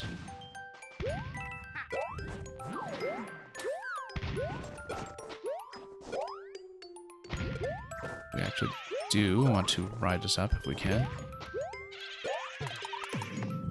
Oh, whoops. Shot in the face right there, shot in the back, actually. Okay, let's grab coins 4 and 5 again. We know where they are. One on that lower bumper we're crouched towards, one from the Magic Koopa on the left side, so...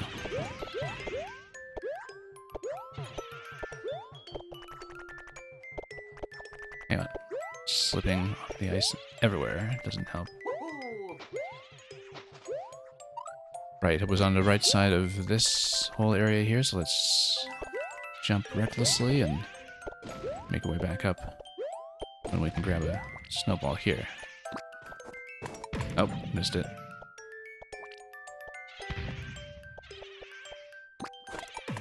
Okay, just need one.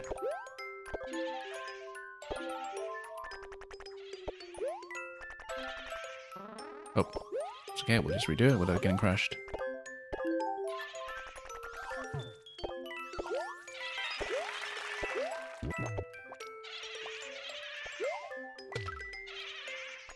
Get rid of that guy in the meantime, and then it was that lower location that we needed, right? For the other coin, which we'll look for. I think it was a little further along. Here. And we'll slide into it. No need to get fancier than that.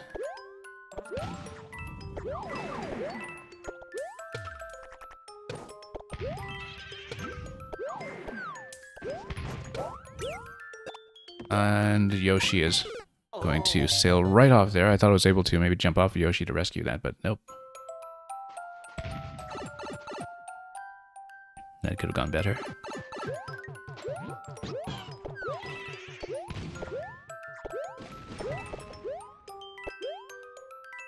You know, let's just grab one of these now for a snowball shot that we know we'll need.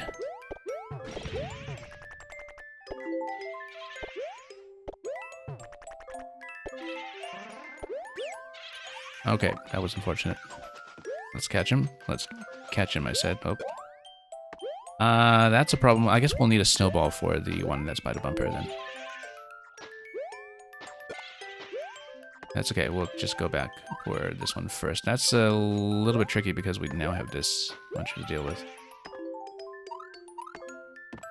And this slipping to deal with. Let's go back and forth and get that going again.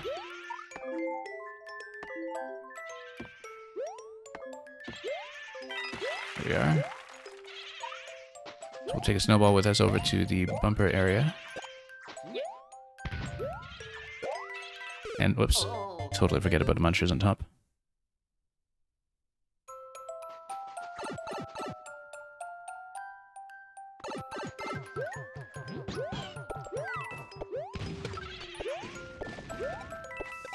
Okay, finally getting Yoshi's belly slide going. After far too long. Oh, missed it. Spat too close.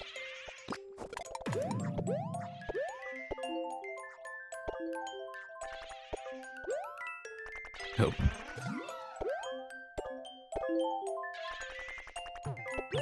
And nope. The ways we find. Lose Yoshi. It's a little different every time. No, have to redo that one. Let's respawn the platform. But still too close.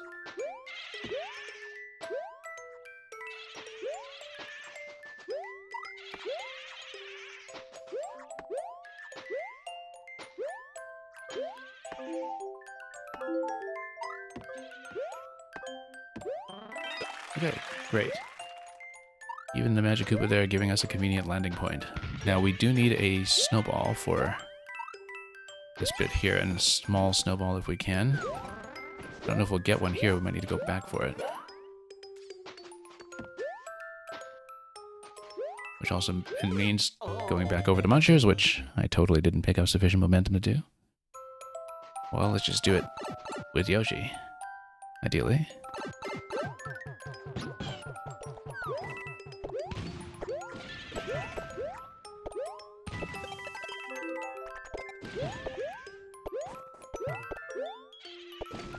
Some of that, and... oh, nope. Once again, just at least Yoshi's trapped in a more convenient location this time.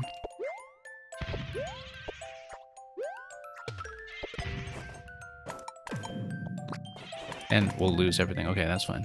Let's just go back for more snowballs. Or just use Yoshi to step on top of the Munchers. We can do that too.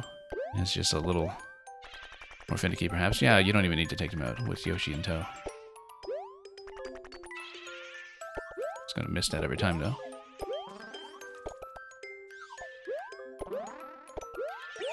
And then we're just going to lose him again, aren't we? You know what? Let's just redo it. Oh. Too fussy without any snowballs remaining, too. Try to do that without Yoshi's assistance.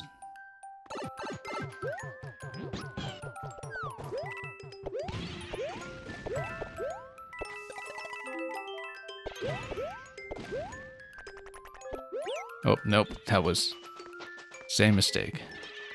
Hang on, let's just actually try to take those out first this time, instead of thinking that we'll just jump on top of the Munchers as gracefully as we did on one peculiar occasion.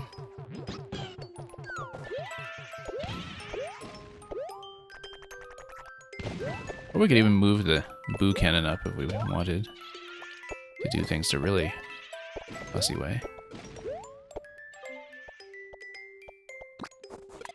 Okay, finally got one. That cat Toadette will take the next turn after this. Yeah, we'll plug that in.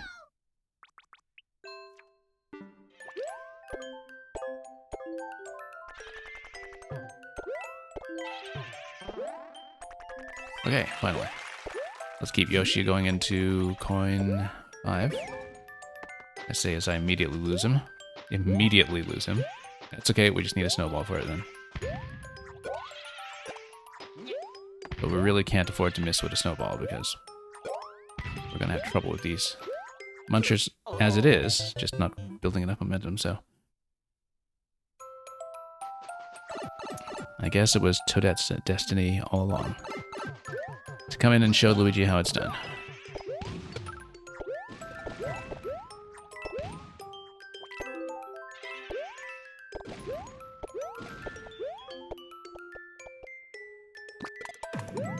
Okay.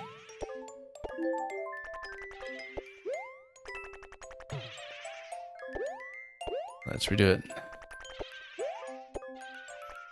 You have to go under that Muncher.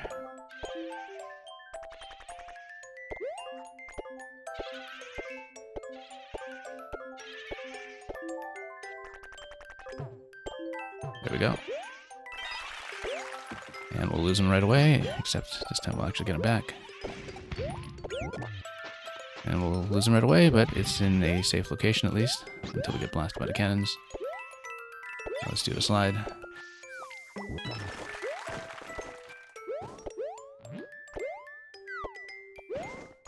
And sure, we'll take this up top. For 30 coin purposes. Okay, let's not completely blow this part this time.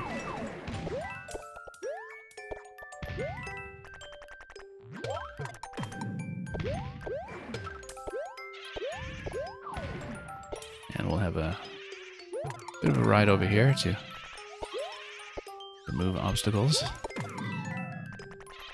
and nearly fall off.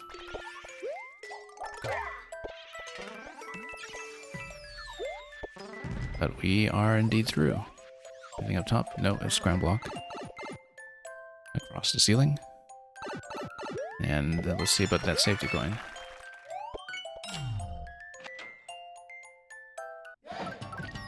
Okay, Fire Yoshi, so we can complete this properly. With our Miiverse screenshot of our end state.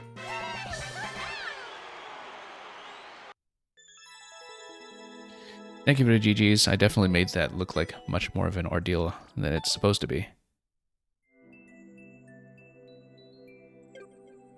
But we made it.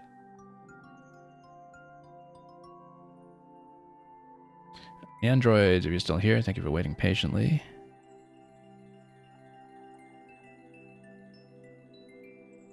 And we'll just give you a moment to check in since you were chatting not too long ago. Let's see who else is in the list in the meantime. Kevin a Lively Yoshi, Pitch Shifter, and Netcat after that.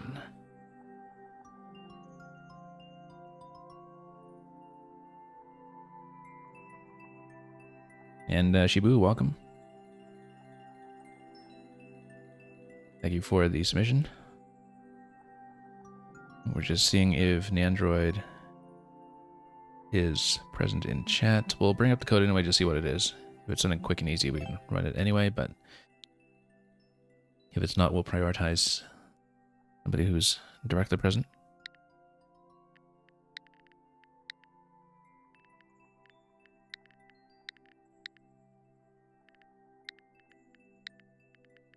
As per our usual AFK policy. Sands of Dread, Kaizo Light. Yeah, 7% on it. I mean, we could probably do it anyway. It's pretty quick, but I'd prefer it if we confirm that the Android is here. Otherwise, we'll back a spot. Kevin Light Blue Yoshi, if you're here, do check in case we want to rotate to you. Otherwise, we will go down the sequence to whoever is really present.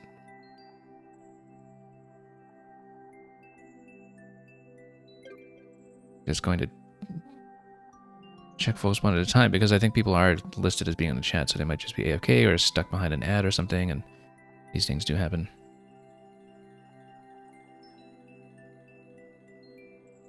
Let's just rotate down.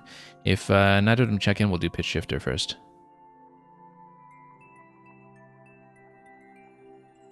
And then just go down a sequence. Pitch Shifter, Netcat, Shibu.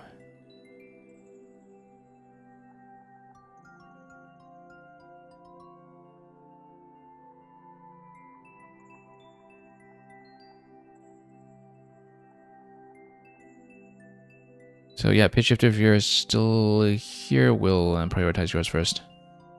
If we can.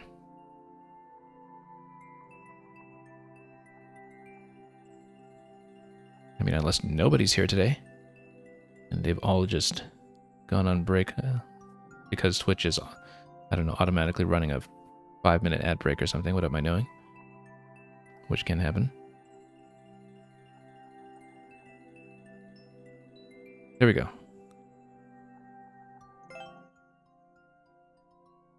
Yeah, we understand the Twitch experience. We know these things happen, so we're fairly lenient about AFK. That's why we rotate people just back one spot and try to accommodate them if we can.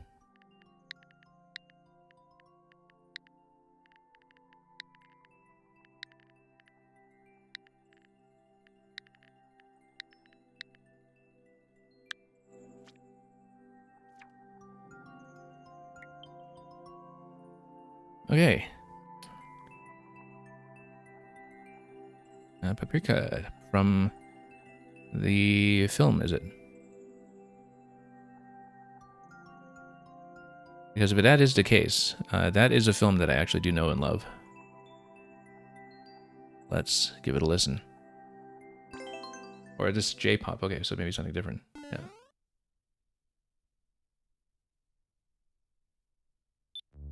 Okay, let's listen to some J-pop.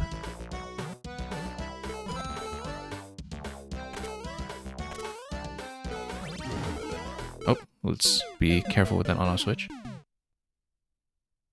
Yeah, Netcat, I have seen all three of those. I've seen Millennium Actress and Perfect Blue as well. Perfect Blue I was really impressed with the first time I saw it many years ago. I think I had the benefit of seeing all of those in the cinema for the first time, in fact, which was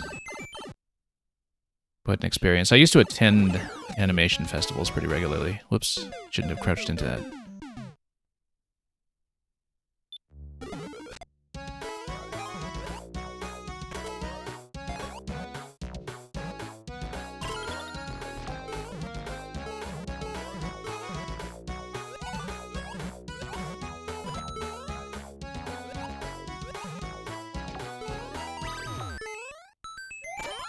But yeah, among films that have that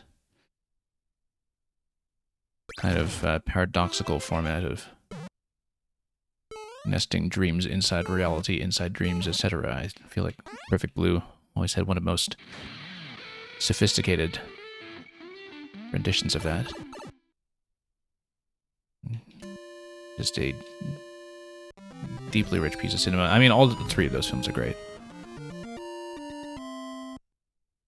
M&S Tree, welcome. And thank you for joining the queue. You might not be as far back as all that. We had some people who might have gone AFK, so we'll rotate people in and out accordingly.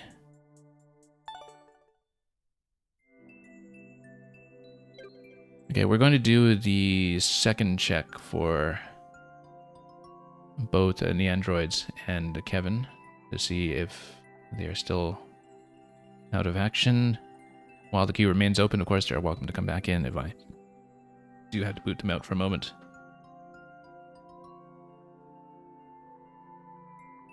And then that will get us to some of the more recent submissions a little bit faster.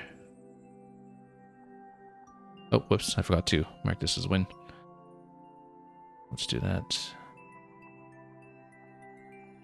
And Kevin Let Blue Yoshi's second and final check for AFK.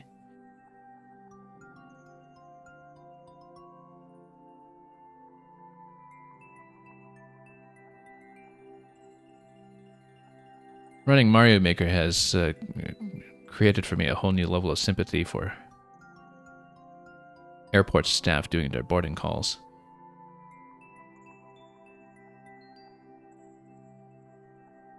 Okay, so we're going to get into Netcat right away. And then we'll have Shibu and MNS Tree, if I pronounced that correctly, after that. So we'll get to the new submissions quickly, I hope.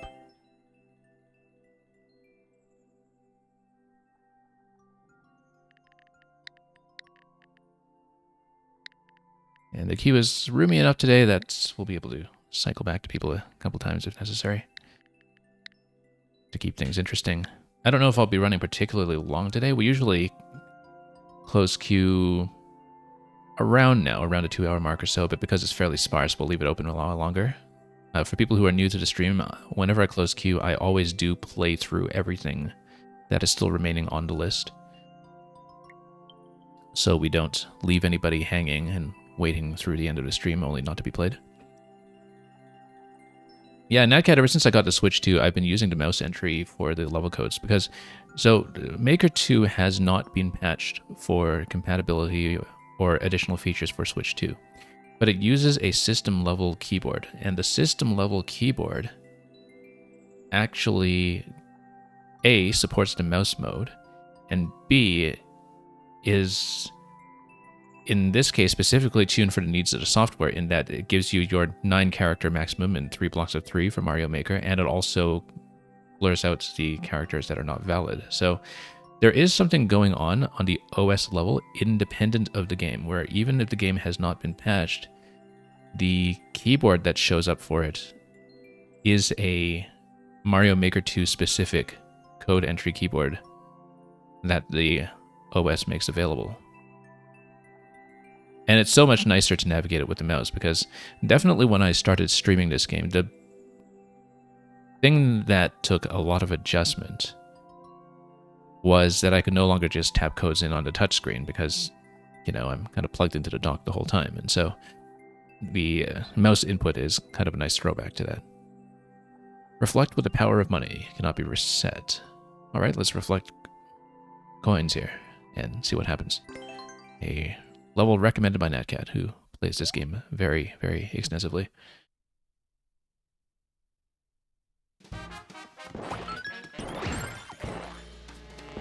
And, okay, I see. So that crushes, and that gives us the key.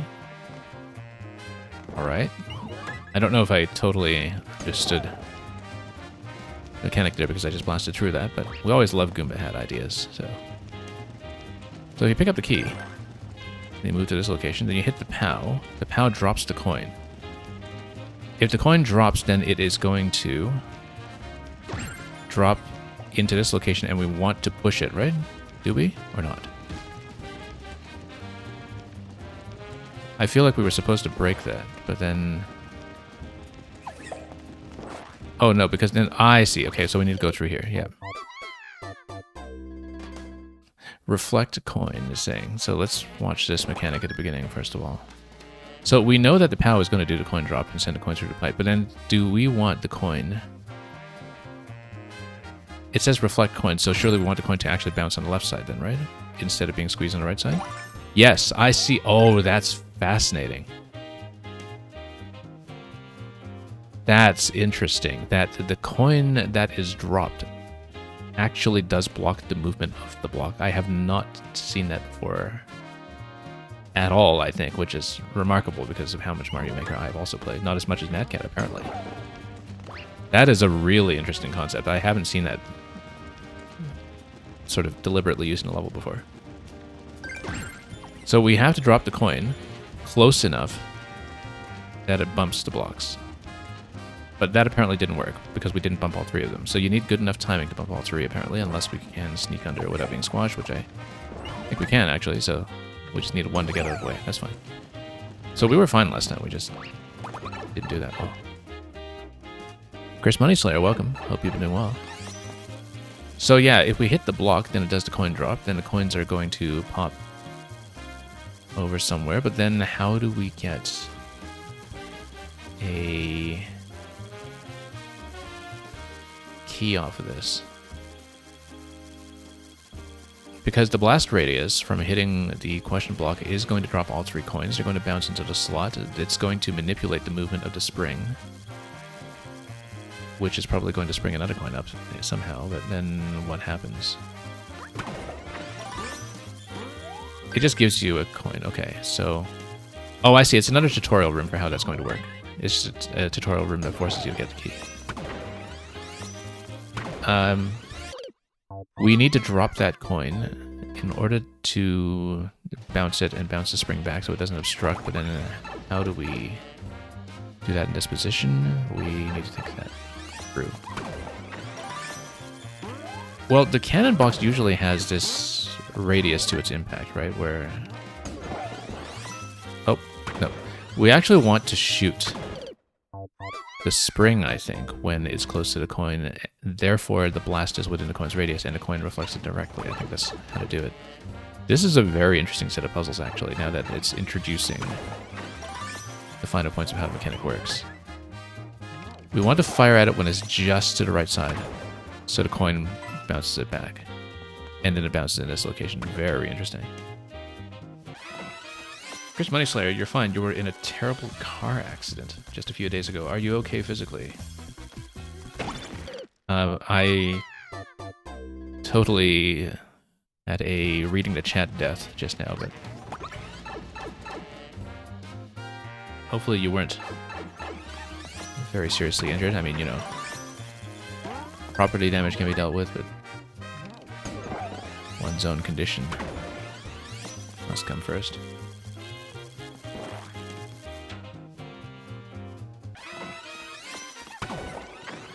So we drop that. I see. No, we have to drop that with good timing to block the block, so it doesn't hit the bomb. Yeah, I realized that immediately after we fired a shot.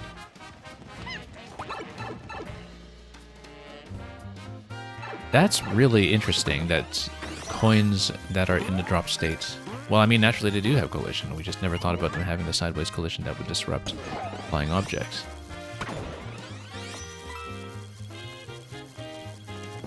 Yeah, you had to go to the hospital the same day and you received a few scratches, but you're fine. Okay.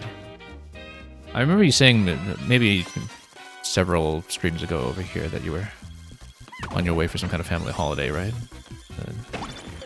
That was a little too late. I mean, I don't know if that was related, but regardless, I hope things have been okay.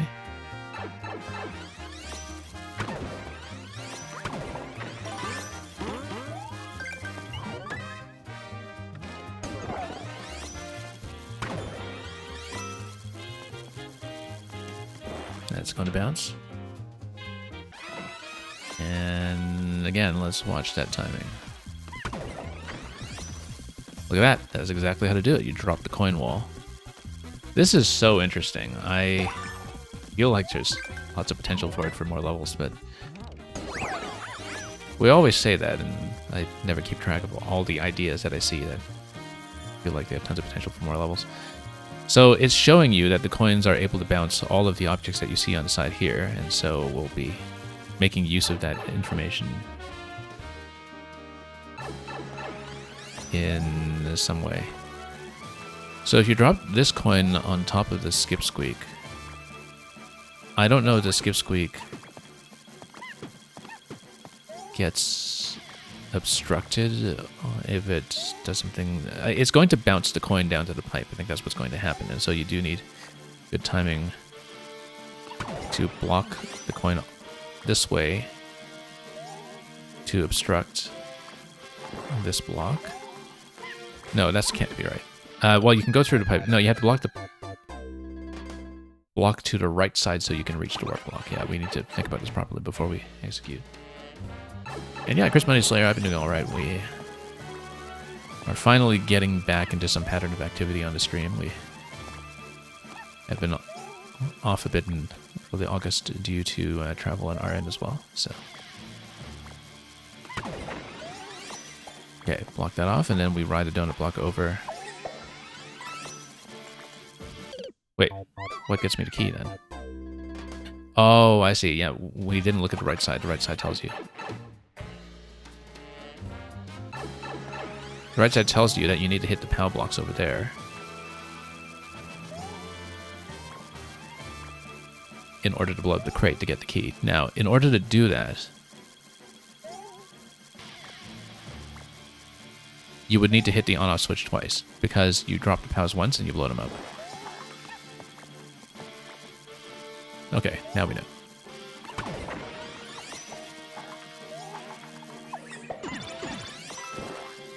Wait. No, you need to hit that repeatedly until the block comes all the way down. I thought it would blow up the POW. No, it just cancels out the POW. I don't know why I thought it would blow up the POW. We've done so many puzzles that rely on knowledge like that that we really shouldn't have failed in that score. But yeah, we just had a lot in the back burner going on instead of Mario Maker. I feel like we're supposed to shoot the POWs somehow, but on the other hand, the on-off switch there really seriously implies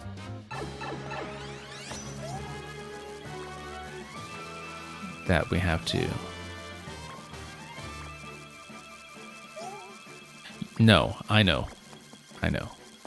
We fire through here. No, we don't, maybe. I was thinking we fired the cannon through there. Let me try to demonstrate, and then we have to get back up before the donut block respawns, perhaps. That seems too mechanically finicky. I actually kind of doubt that's the case. Unless you wall jump back and forth there, I don't think so.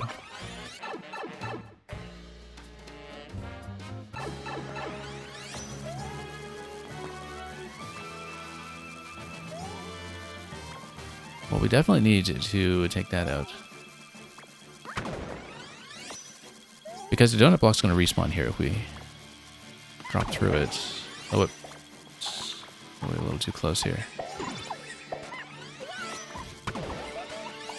Yeah, because you can't lower this donut block a second time to go through, so I think you do just need to hit this quickly enough.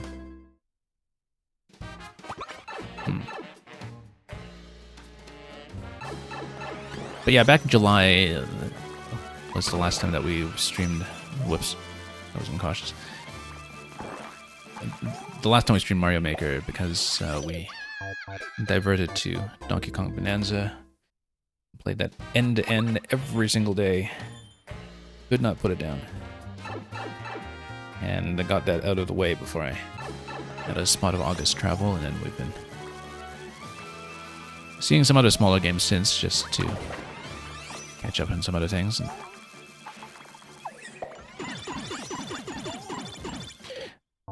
I think you need to keep shooting this, maybe?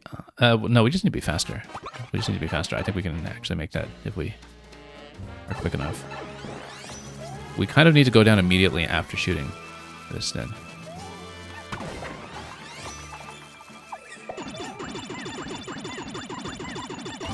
There we go.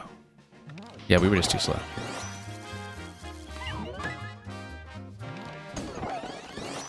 Okay, P-switch is going to go down there. Oh, I see. We need to drop something to block the P-switch. Yeah, block the P-switch of coins, and then... Right, can we reset this? Or is this... This is just a bonus game, though, I think. This was a bonus to get to the... unfortunately, we don't get a way to redo that bonus. Do we now? Oh, I was hoping to block that POW as well. If we blocked that POW, then we could have hit something over here. So unfortunately, we don't get a second chance to try some of that stuff, but... It would have been nice if we did. Yeah. Well, let's just get to the flag then. Presumably that spawned something that would have allowed me to go through the pipe to the top of the flag. Fascinating mechanic. Yeah, I really don't think I'd seen anything to make use of that, and so... Even with all the puzzles that we've done previously, so there's tons of puzzle potential in that I feel like is underexplored. And yeah, levels like that just take people noticing very small things, like the dropped coin interaction. Thank you for the GGs. Let's take a look at Shibu.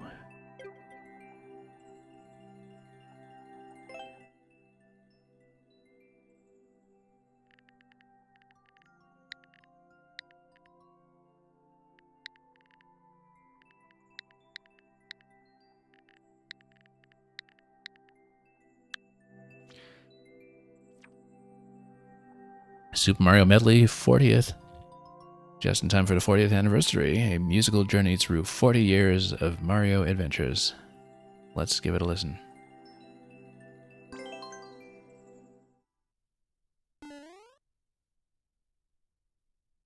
Natcat, unsurprisingly, is fond of cat emotes.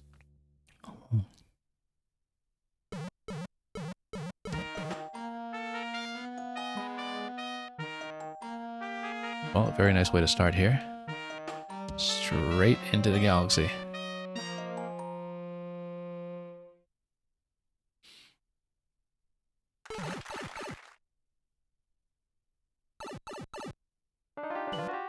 Oh, no, you know what? Let's actually listen to this at the proper speed instead of dashing through it. Because well, I mean, I guess we loaded this in already. Yeah, no, because I heard the opening notes of the NSMB melody here. Let's just ride it out properly instead of dashing through.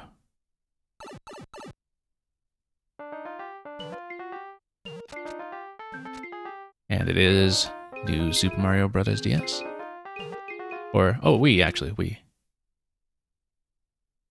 It even says so in the pixel art. But I thought that was the theme to the one on DS, though. I used to be able to keep all of the NSMB series music straight. But we've been away for too long. Anyway, third segment.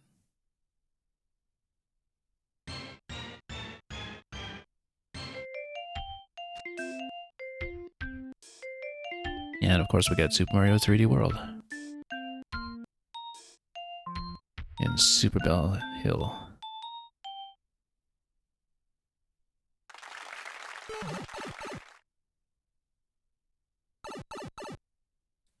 And the pixel art does indicate everything for us as well. And yeah, I love how you represented New Donk City's towers here visually for Super Mario Odyssey.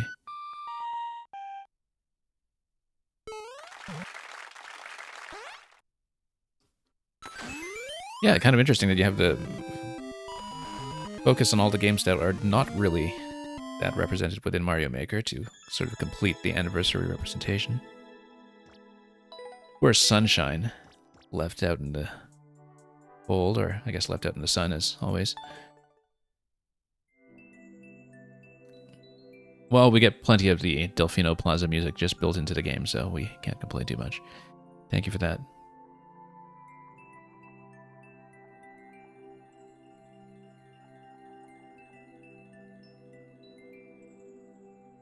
Okay, Natcat, did we not mark your previous one as a win, or did you cycle back? I thought, yeah, no, we didn't actually mark that because I know MNS is next.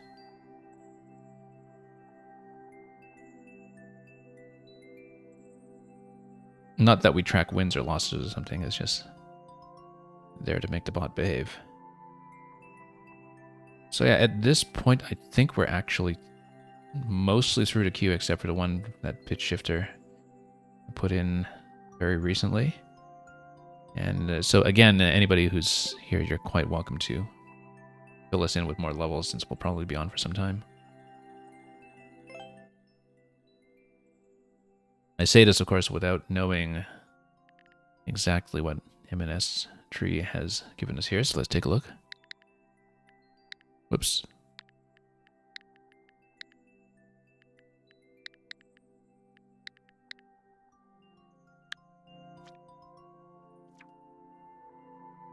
And look at that, Mario 40th, video games music. I guess everybody has been coming out in force. Good thing we just got some practice in with the previous level.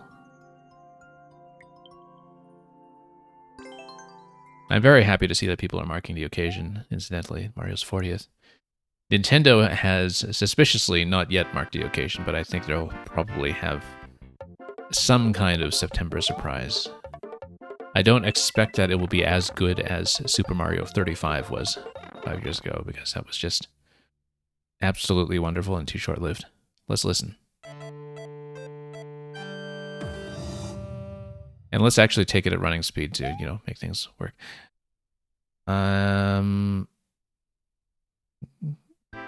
Should we have read more of the top part of the screen?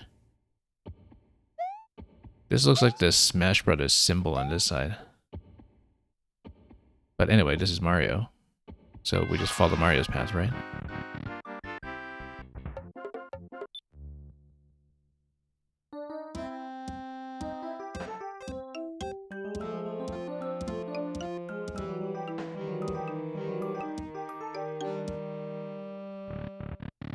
Okay, that's, of course, Bob-omb Battlefield. Not from Mortal Kombat on the left over there.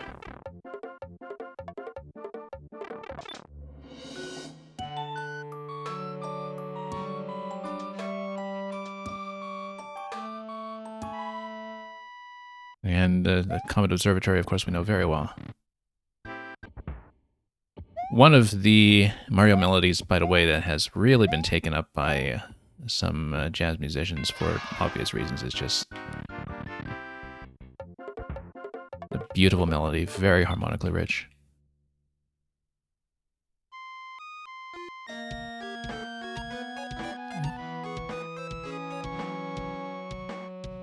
Well, despite my inconsistent running speed through that, that is in fact Jump Up Superstar.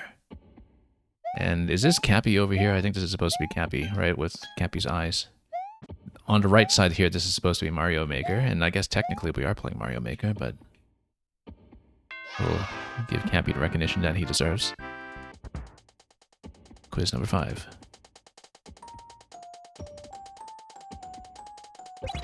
That's the death music. That's very funny, actually. That's a lovely ending. That it makes you think that you're dropping to your doom with the classic game over melody. A very cute ending.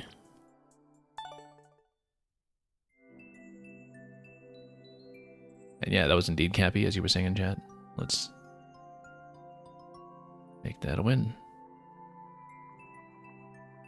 And again, yeah, very short queue right now, so feel free to toss more content back in if you want. Since we have so much catching up to do from not having streamed this game since early July.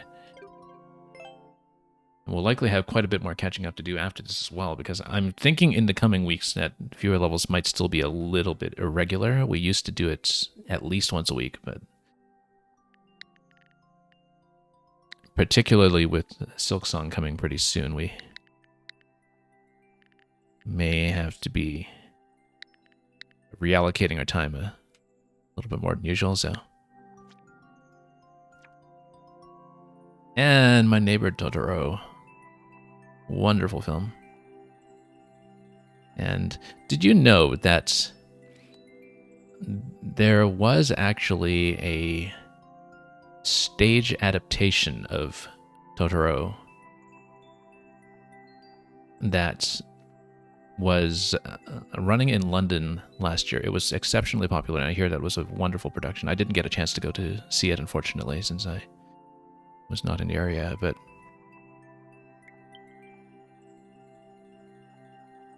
let's give it a listen.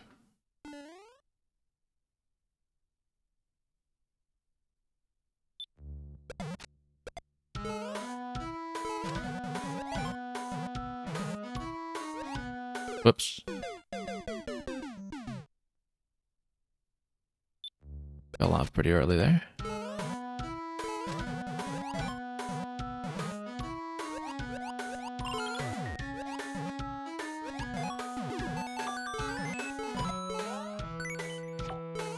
And missed the helmet completely.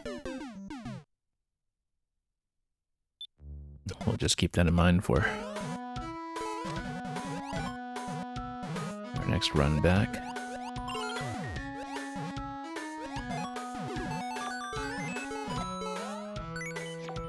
Oh, no. Hang on. Still coming out of that shell a bit low.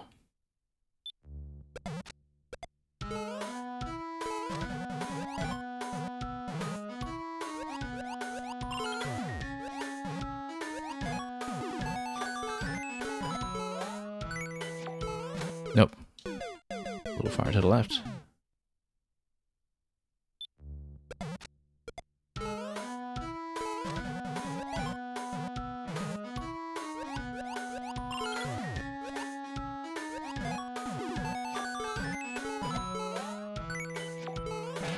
There we go.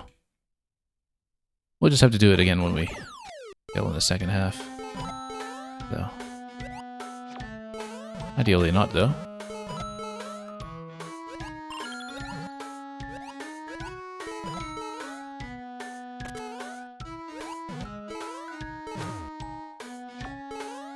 Whoops. Like I was saying, that's okay. We'll finish it first and then we'll string our way through it again for the special exit. The true ending after the fact.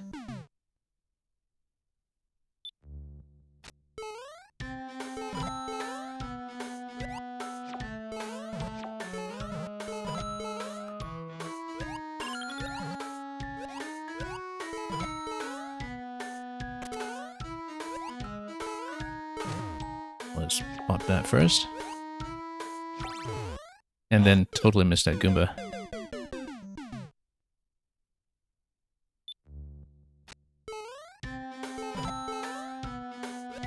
Wasn't really building up too much momentum there, but it's okay, we'll redo as necessary.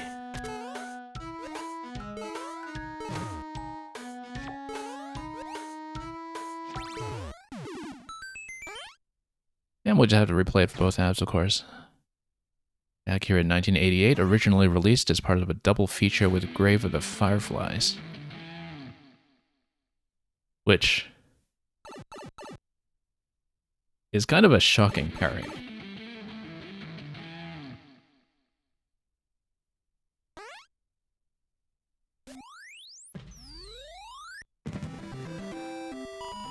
And yeah, Natcat, you like that the little guy was included, of course.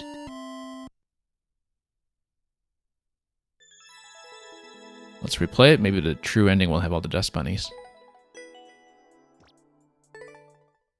Unfortunately, fuzzies are not part of the palette, otherwise that would be a very natural fit.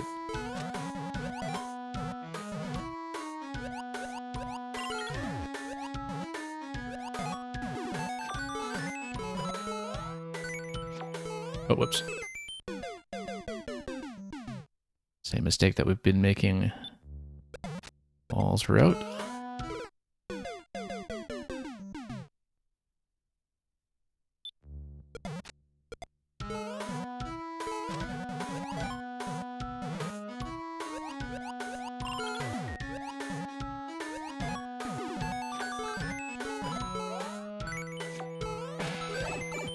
And let's keep the key this time if we can, without missing that last Goomba quite as spectacularly as we've been doing.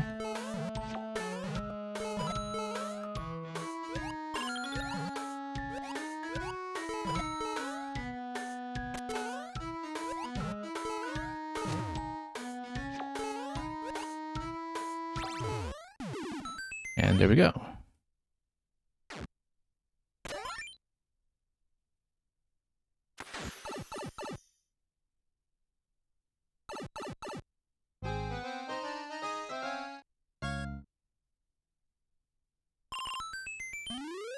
And there's the true ending. Thank you for that, pitch shifter.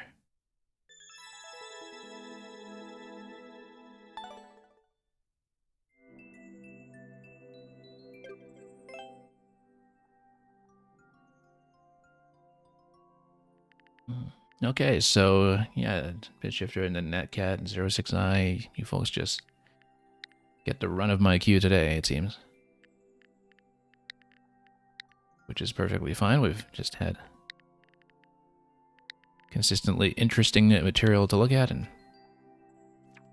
as always, Netcat is just swimming in recommendations. Someone may need to translate before I Google at this thing.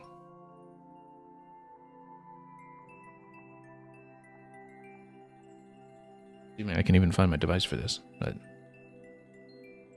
more cat gems means you can keep using the emote that you just realized was global. I see. The one with the cats jamming.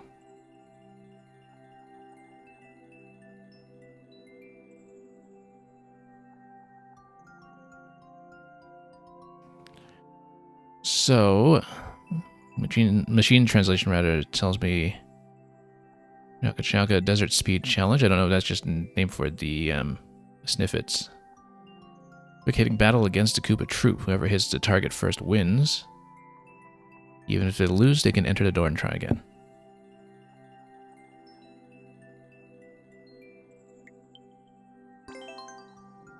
Well, I mean, a 70%. I'm sure we'll figure it out.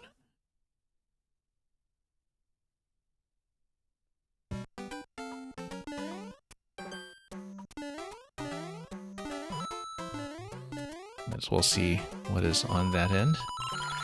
Just a 10 coin.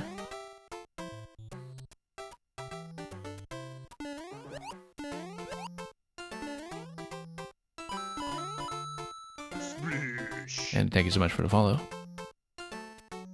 I guess we'll enter here in a moment. Let's just explore a bit first and see what else we can trigger.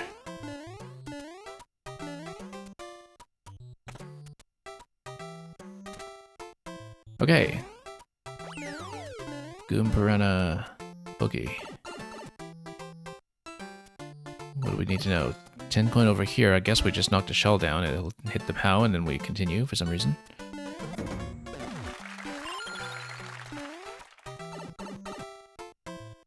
So it's telling me that I need to hit the shell in the target, right? But it's not going to hit the target while the on-off switch is still active, so we... Oh. Okay, I guess that worked somehow. I don't really even know why, but... I guess when we hit the switch, it also launched another shell that... Oh, rather, it's... Hit that. Okay, no, we have a limited window to do this then, I guess. We should respawn. Yeah, when there is the opening, we hit the switch with good timing. And then it affects the other relevant timing here that... Right, because we get the key off of one of the blocks that we hit on the side while the opening persists. Okay.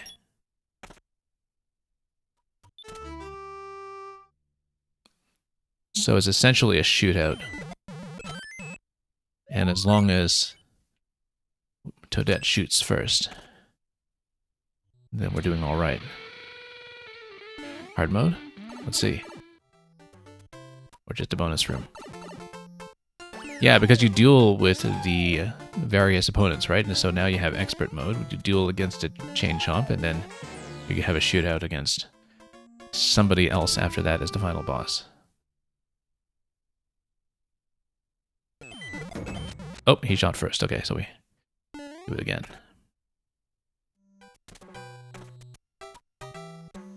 And yeah, Lord Sora, welcome, and thank you for the submission. Hard levels are fine. We've actually had far fewer hard levels than usual today, which is why we've gotten through the queue so efficiently. So I don't mind if there's one that takes my time for a bit. It depends on how hard, of course. My Kaizo skills are a little bit limited sometimes. I'm very out of practice.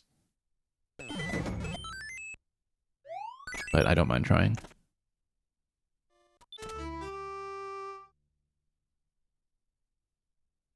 So Boom Boom is the boss, and he's going to outduel me slightly here.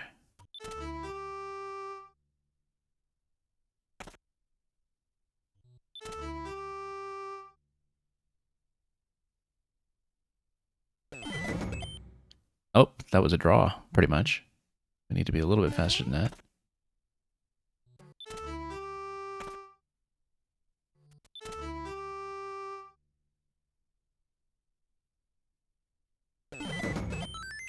There we go. Just need to react quickly to the other side dropping. And now let's just drop all of this the fast way. Instead of taking the power through the pipe to see what we can do with it. Which is, regardless, not going to be too much.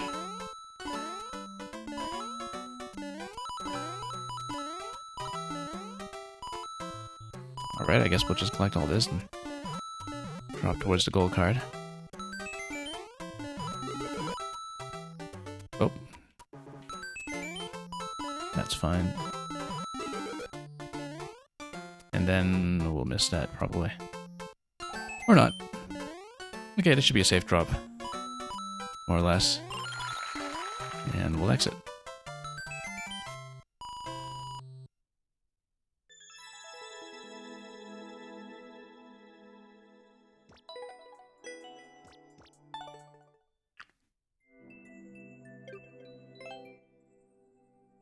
K06i.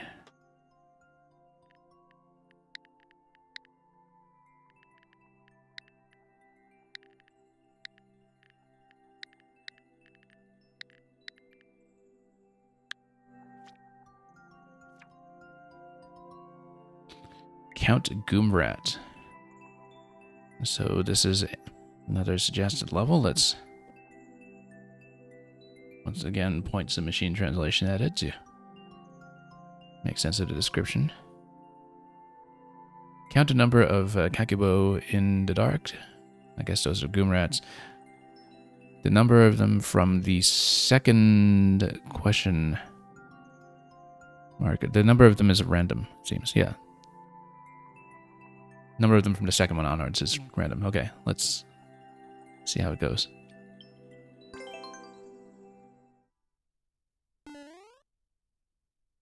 Yeah, Natcat, I've seen a particular grid of how the Japanese naming scheme works for Goombas, Goomrats, Goombuds, and Galoombas.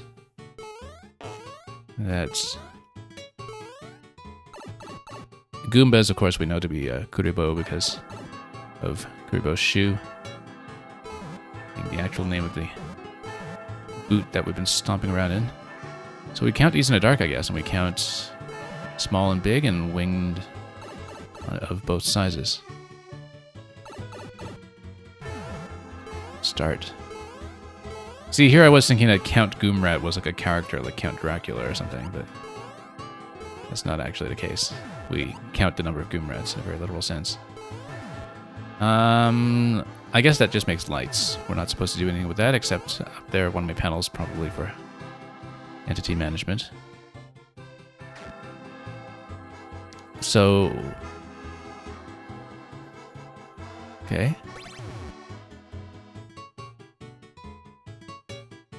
And then... oh, do we count the total number of them together? I see. We don't need to count each type. We count 4, like that.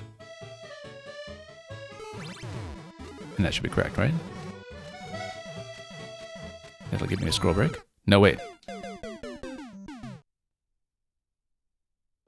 Did we misread the data entry or just miscount the Goombas? Let's take a look. So yeah, we count all of them. We don't need to count the individual types. I was counting the individual types at first, and I was totaling them in my head, and might have gotten that wrong.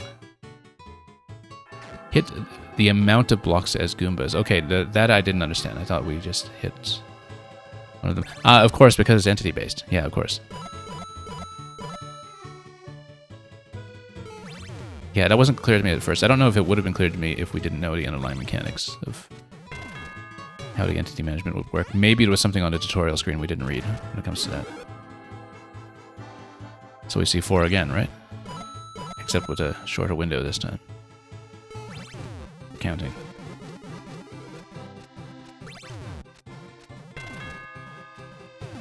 Yeah, because clearly the Piranha Stair wouldn't have created some kind of path for a shell trigger or something like that. So obviously you do need to just manage number of live entities, and so that'll be 5.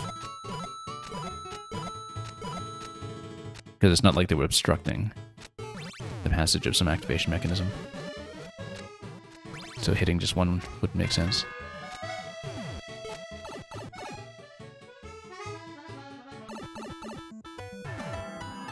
Save. Okay, we don't need to count the number of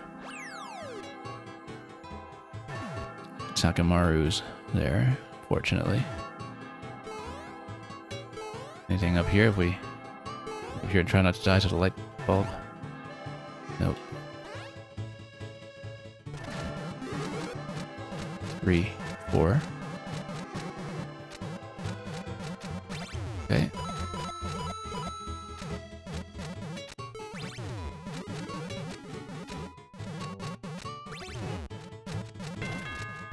And then we'll continue.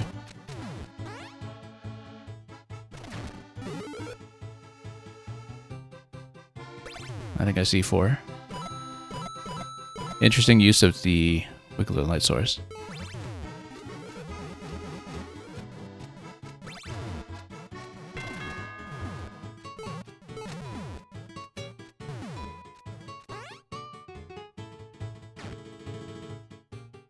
Yeah, I always liked seeing dark level mechanics. I feel like people have actually gotten some interesting use out of dark themes that often goes overlooked, especially in puzzle contexts.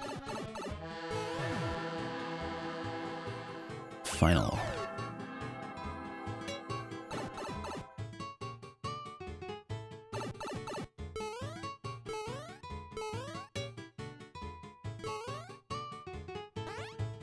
Okay, I guess that just gets you to the correct room.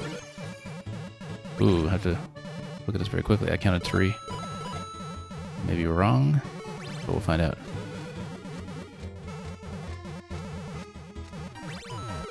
I was wrong.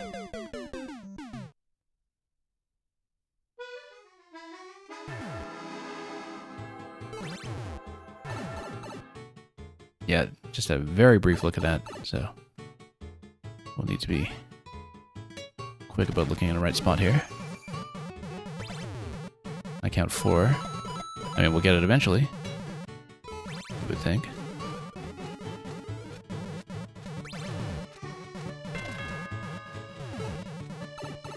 I think one of the small and big ones overlapped a bit, and that's why we had trouble perceiving it previously, but let's take the win.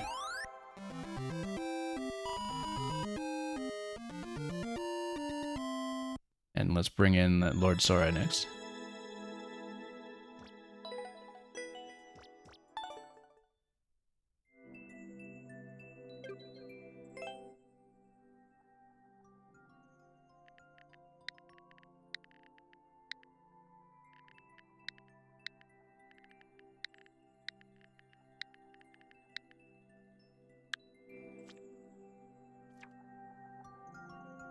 The 9 626 relaxed challenges. You invite me to complete the 9 exams with relaxed music.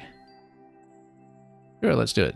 I see very low clear rate and a 10-minute time on it, which means we may have to take our time, but that's okay. We haven't really had a long one today, so I don't mind. We'll see how we do, because that'll affect how soon I close my queue today.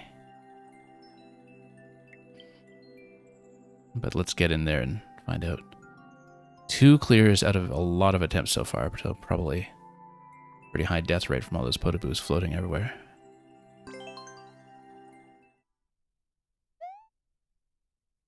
I have 2 checkpoints, okay, good to know.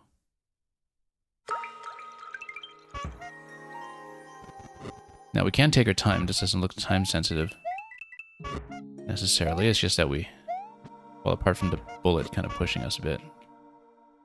I was about to plan a spin jump over there to the Piranha. That was not great timing to work with.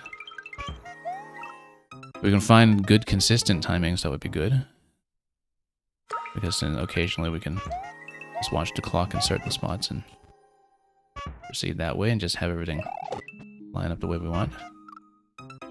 I think if we go quickly through there, that actually makes everything behave somewhat regularly, and then it's easier to plan around, so we don't have as much guesswork, but we'll see.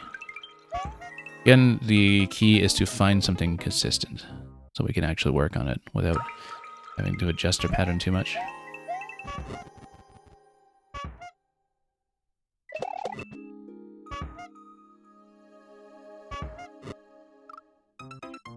It's probably not enough space for me to stand in, although we'll need to stand somewhere like that, just because of the spacing between the bullet and the Podoboo as well.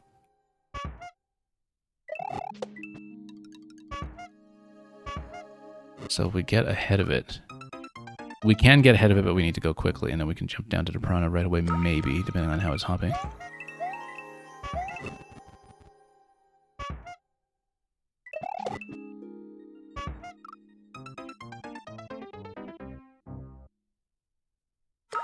It's okay, we just, again, need to find a consistent pattern. And because spawn positions are not an issue, we shouldn't have too many inconsistencies here. Let's recognize a raid from the gaming stage first.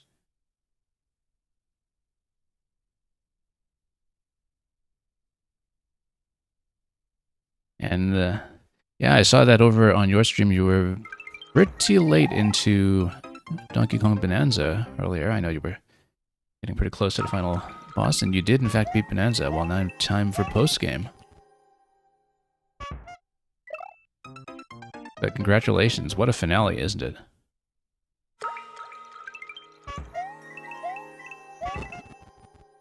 What an absolute banger, or should we say benanger, of a finale in that game.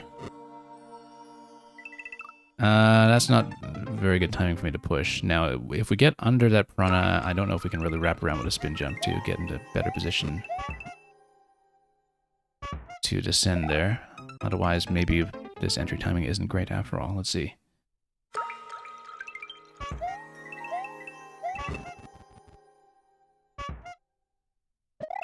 But yeah, I'm really glad Bonanza picks up as much as it did towards the end. Just an absolutely glorious game. But if there's one thing about it that is slightly glaring, is that so many of the bosses for the first 2/3 of it feel like they need triple the health pool. But then you get near the end of the game and things feel a little more settled in terms of how much of a fight they put up. So yeah, between the big Podoboo and the small one in the top right, that's the method we should go for. Let's hit immediately.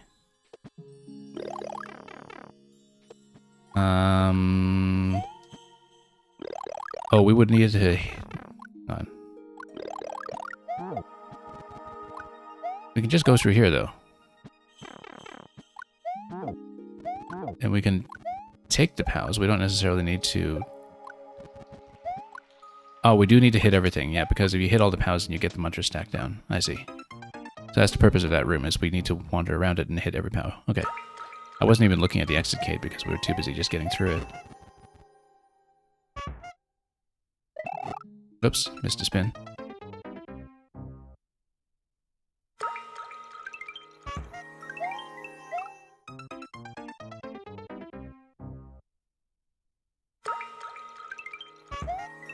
And yeah, the gaming stage, you said they had to gradually up to scale. Yep, very true. And it does have this wonderful sense of escalation.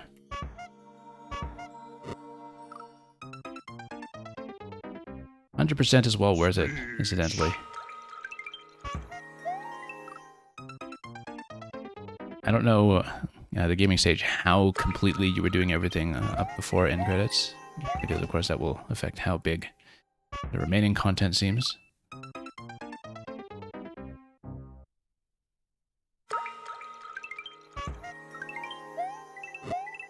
I would say that Endgame kind of tails off a little bit compared to something like 3D World, but there's a lot of interesting material on the way there, and so...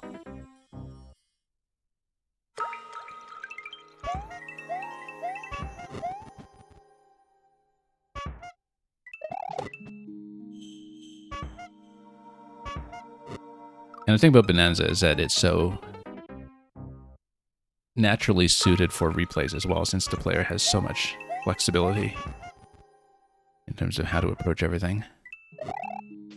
And that the game can just feel completely different on a second run. So we need to kind of get in between there in that position. That was the safety pocket we found earlier. Let's try to find that. And pay attention this time. Again, consistency is what we need. So we try to stand here. Good. And Lord Sora was saying earlier, first checkpoint is past this section after all the POWs, so we'll try to go for that. Oh, no. Missed that. Oh, we should have stayed for another mushroom. Kind of a mistake not to do it. We will need both shells. That was standing in a bit of a dangerous position. We needed the top left POW as well as both of the ones when we activate using the shells. Oops. Let's stand carefully. And yeah, the gaming stage you were saying you were completing at 100%, as in doing everything you could up to the end game. I was doing the same. I finished with every possible banana going into the end credits the first time. Naturally, if you do it that way, the remaining content after that might not feel as big as it does to players who are not doing that, but that's okay. That's just a matter of setting your own pace and exploring the game your own way, so...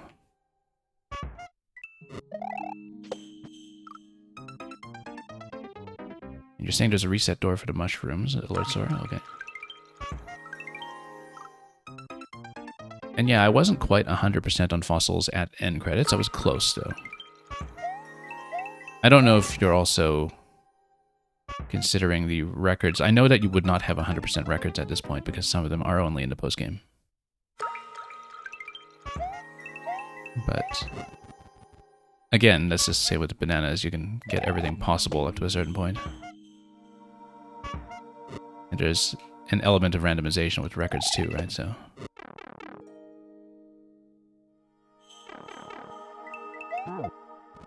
Let's grab the mushroom. And then we'll send away up. Whoop, and lose that immediately.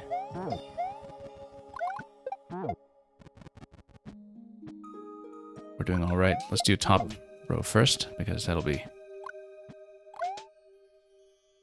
maybe slightly more finicky to deal with. We lost a shell. That's too bad. Do we... Oh, we can reset off the left side, though. You were pointing that out to me moments ago. However, yeah, you do in fact need to reset door to deal with the shell, but then you would reset all of the POWs. That's okay. We do get a flexible chance to retry without permanently breaking everything. Let's just not completely wreck the shell this time, I guess. Oh, I know what happened. The POW killed the shell because we jumped up to it. Yeah, you see the POW killed the shell. That's the issue there. Let's reset that. You need to pick up the shell first, or use the shells on the side before you hit the top POWs. Would be better. And just jump from the donut blocks instead.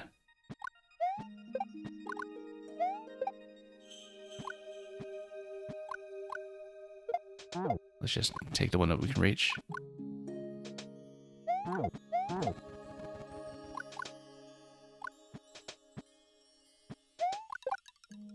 don't know why we, whoops, didn't run into that issue with the red shell earlier. We did run into it now, though. Let's reset. That's the real reason you need to reset in this room.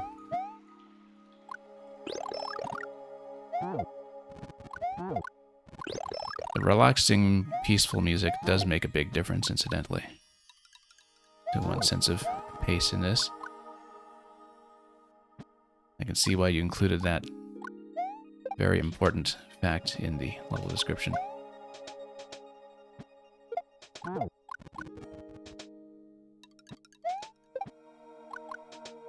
Oh, missed it. It's okay, we'll let that walk. And we just go for both POWs when we can at this point. And totally take a hit. We should have cycled back to the mushroom, actually, for safety. But that's okay.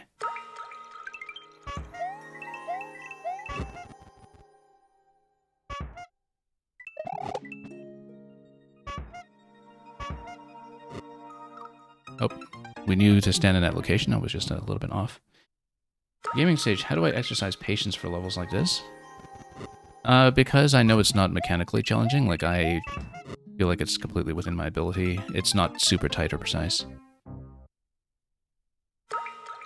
You have the opportunity to think through things. I find that in general that I benefit from levels where even if your mechanics are poor, if you're kind of thinking about them with your head on straight, you can still solve some problems by just playing strategically, right? And so, it doesn't make sense to throw your controller at it or anything.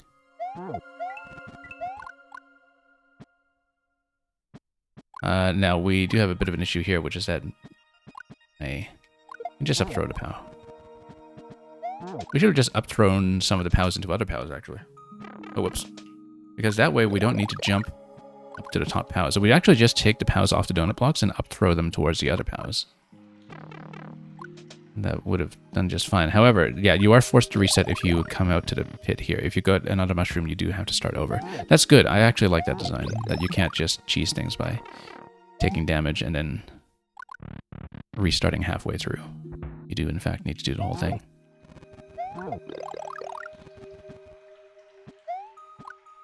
And you see, it's a level that, from the two segments we've seen so far, I think is actually clearly pretty well put together, and so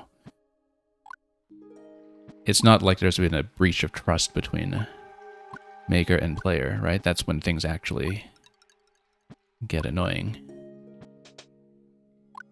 That right now I trust that this level is giving me solvable problems. We just need to be careful. Whoops. You know what? Let's just take this as is. Not worry about the mushroom too much. Maybe we should worry about the mushroom so we don't need to redo the first segment, but let's just let the Koopa walk and take it patiently. I do want to try the up-throw method, that's the thing. Oop, let's get out of here. Oh, actually, no. It doesn't work. I should know that doesn't work because we've done so many puzzles that make use of those lifting each other. Standing a bit close there. Okay, both of them fired just now. Oh, too bad. Just about escaped that after knocking down the whole Muncher column for the first time.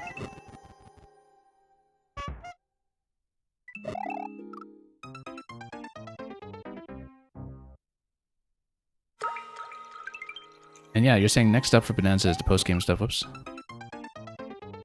And do enjoy that.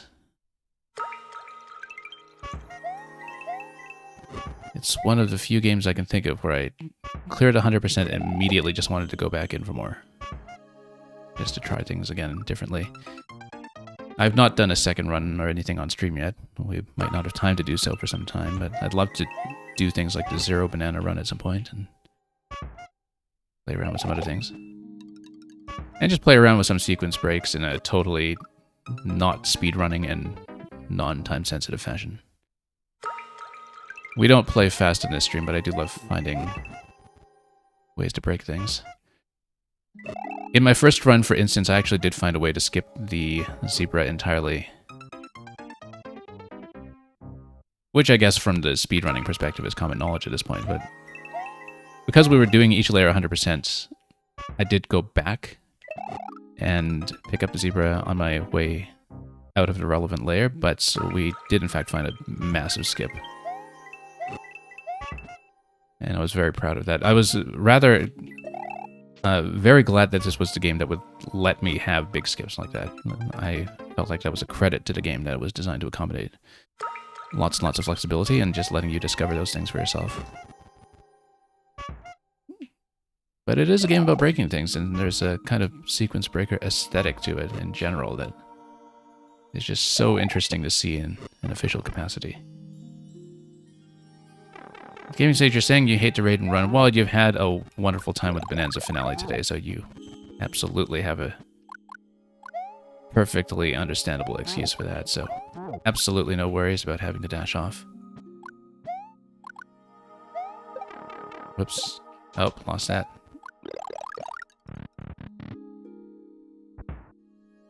And yeah, we'll definitely see you around, and I'll try to catch some of you in Bonanza post-game as well.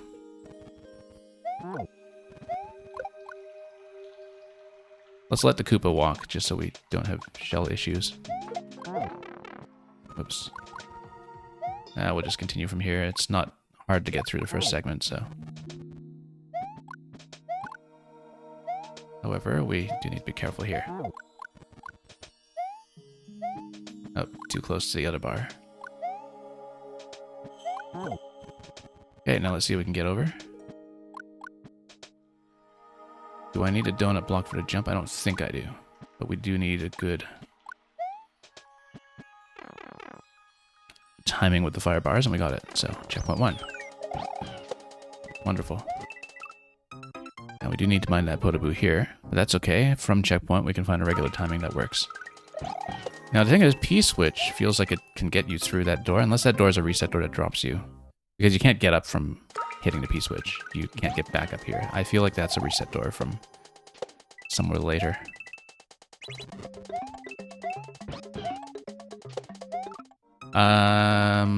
No, we need to grab the shell first. Wait, if you grab the shell first, then how does Mario put it on? Let's find out.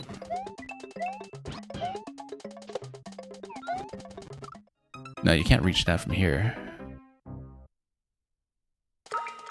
We'll think about it. You don't need to tell me, I'll figure it out.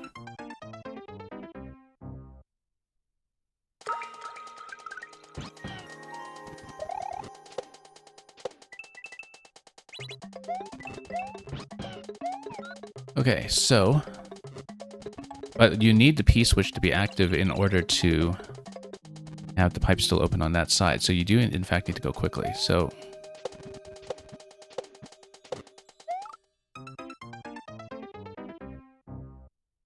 The trick is to figure out how to get through the Goomba. I was thinking you land to the left of it and spin jump over it immediately.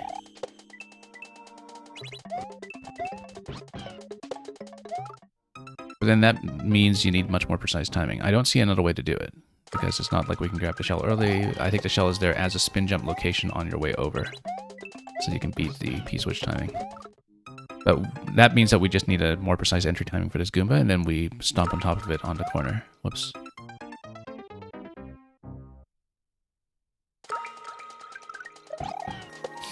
On the other hand, you have that Podoboo that's coming up the left side. I guess that's...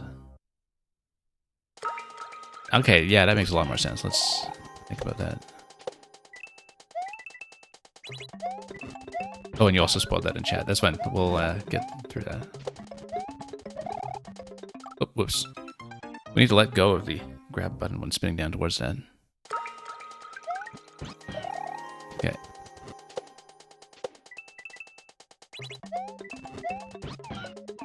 Oh, missed it. We'll probably missed a P-switch timing for it then. But it still means that we can get a reset. You have to get that on the first cycle. Oh, went off the ledge. Unfortunately, we do need to jump if we're spinning towards that column.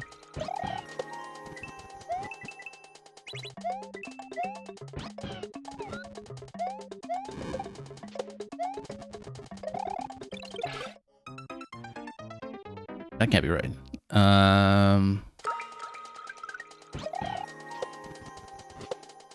No, Yoshi can grab the shell. Nah, that can't be right. Let's think about this. Let's think about this.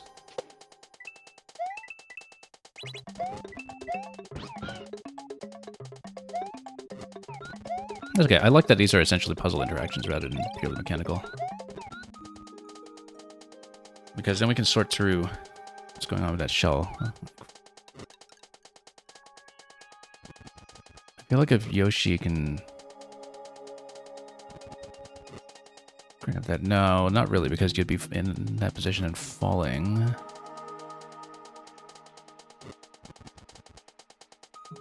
But it is a shellmet, it's not like a buzzy shell or something, so you can't just do this spin on it. Let's think about this for a moment. Can't really split the gooms as well. Let's see about this. It's okay, we'll find out. So you drop Yoshi. I don't think you can just grab this and... Yeah, because we saw a spin over, it doesn't really... Oh, it does work, but as I thought it would, but we just need better timing for it to get under the ceiling. That's got to be the actual solution then.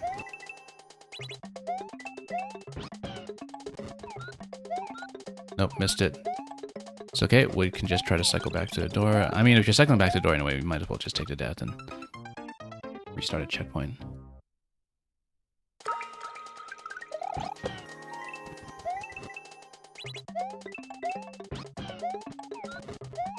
I appreciate that there is the door reset,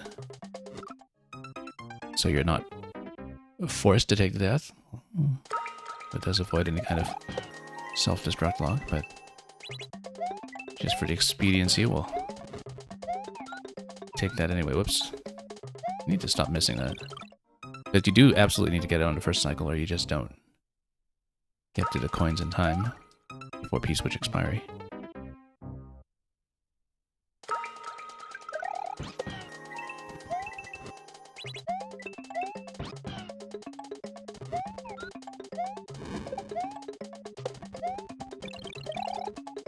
No, yeah, no, that's the issue, is that we keep tripping over the ledge and it cancels my spin. We need to really hug that wall and find a good timing for that to actually make it over to the other side. That's how to do it. That should be fairly easy to replicate.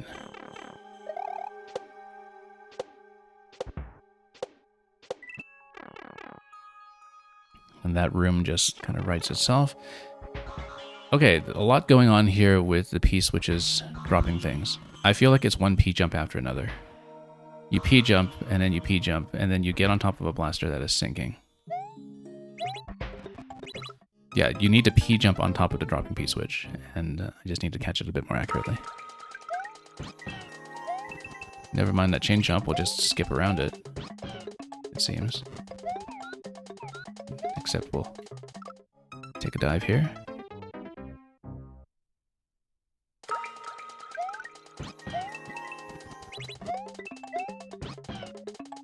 Actually, I might throw off my timing a bit if we do it as this sequence instead. Might not make the P-switch. Yeah, actually, we should follow the standard chain jump timing, otherwise we have issues with the Podoboo timing as it comes up on this column here. No, that's going to be too late. Maybe. I mean, we need to find as narrow a window as possible between the P-switch and picking up the fire, so...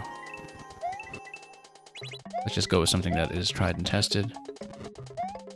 Just to eliminate uncertainty, we need to stop missing. I think, yeah, with the tongue, depending on Yoshi's position, there is a bit of a difference sometimes as to whether he'll extend by that extra tile, and so we need to not miss, essentially. Standing there in that position instead of trying to jump around is much wiser. Whoops, too late. That's okay, it's a nice reset. However, the reset has the risk of throwing off your fire timing like this. Let's redo. Yeah, once again, we should just stand on the cloud. That's a much saner way of catching the fire.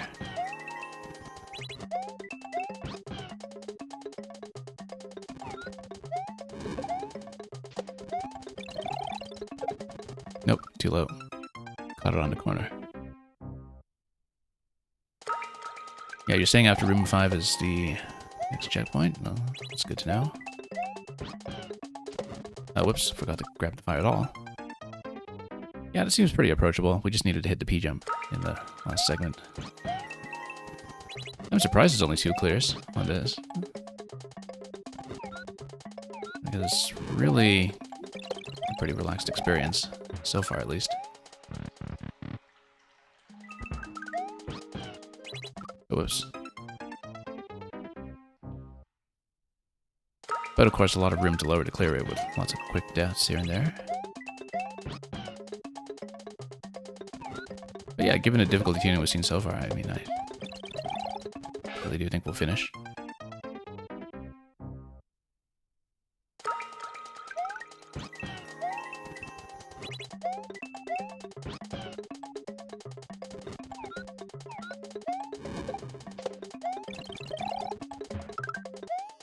Too late.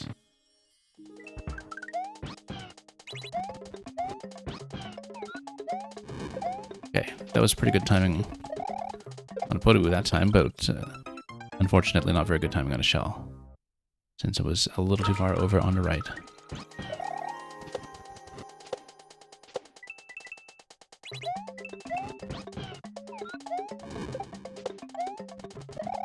Oh, nope. Tripped over the corner once again. Really do need to spin jump right off the edge towards that wall. Get that to work gracefully.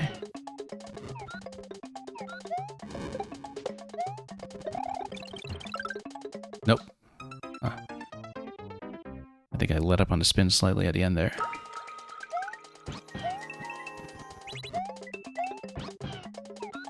Yeah, we hit the P-switch too early that time, I think, relative to the fire. It is dependent on the timing window that you give yourself between the P-switch and the Podoboo coming up, so we do need to plan that a little better. Like, for example, if you hit this here, then we'll try to buy ourselves as much time as we can, and that works a lot better. So you basically hop down as the fire comes up, and that gives you the best timing window, it seems, from what we've found so far. Okay, P-jumps galore. And I just missed it. I caught it lower than I thought I would have, but if the P is sinking into lava, you can still make contact unless... well, unlike with enemies in this game. One of the more notable changes from Maker 1's mechanics being whether things have collision as they drop into lava. Luckily, P-switches still do.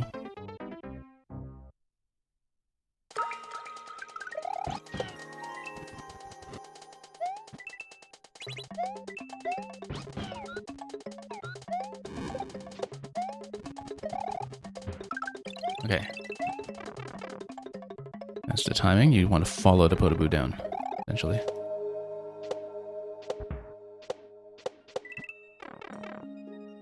Let's try to catch the P's properly this time.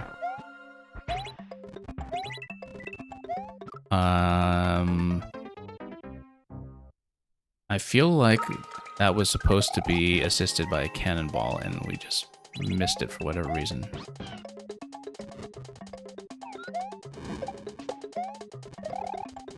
Nope, missed it completely. We could have gone slightly later on that jump and still beat the P-switch, I think. So. That's too close. We should get on the ledge first and then follow the Boo down.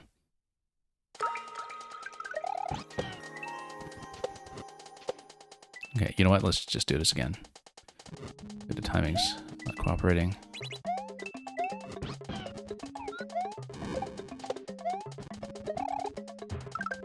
There we go. Nice and generous.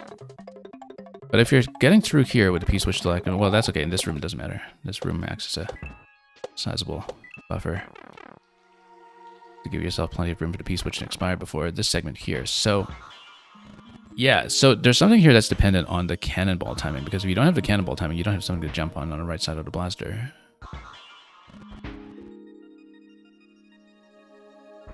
So we need to, once again, find a consistent entry point and adjust accordingly. So let's say... Oh, whoops. Missed the P-jump.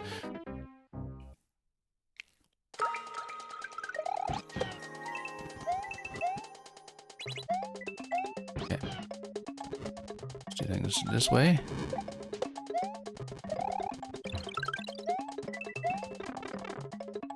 And so that's getting a bit more consistent at least.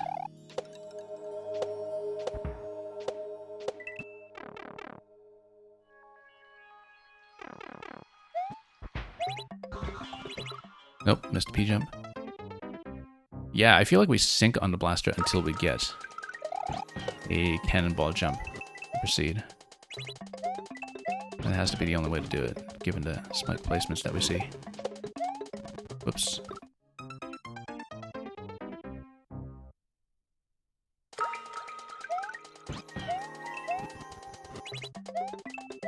That was probably too soon on the E-switch there.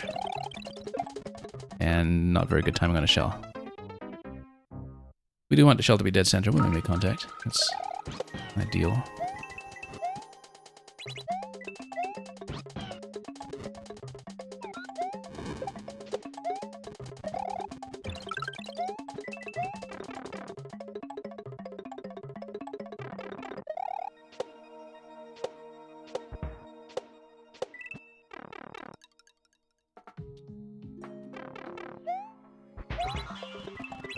Whoops. Once again, just missing the P-switch timing. P-jumps are pretty generous in Maker 2. We've just had some trouble with that because there's some uncertainty over when we're making contact as it's sinking.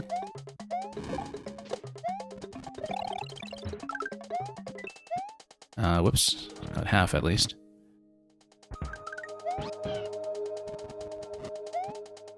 So yeah, follow the fire down.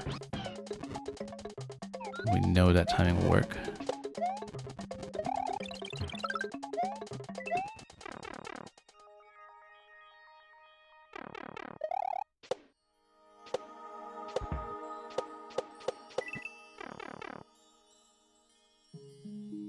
Alright, let's try to catch the P-jump. Cannonball, please.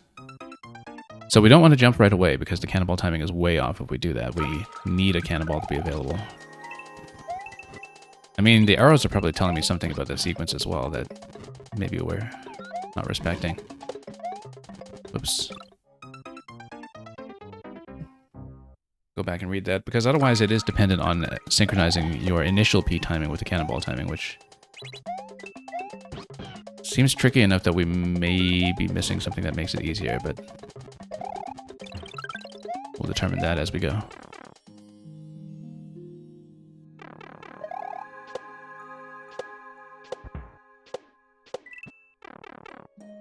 And for now, we'll just head back in this way. And oh yeah, I said something about not going right away, right? Because yeah, we absolutely need a cannonball.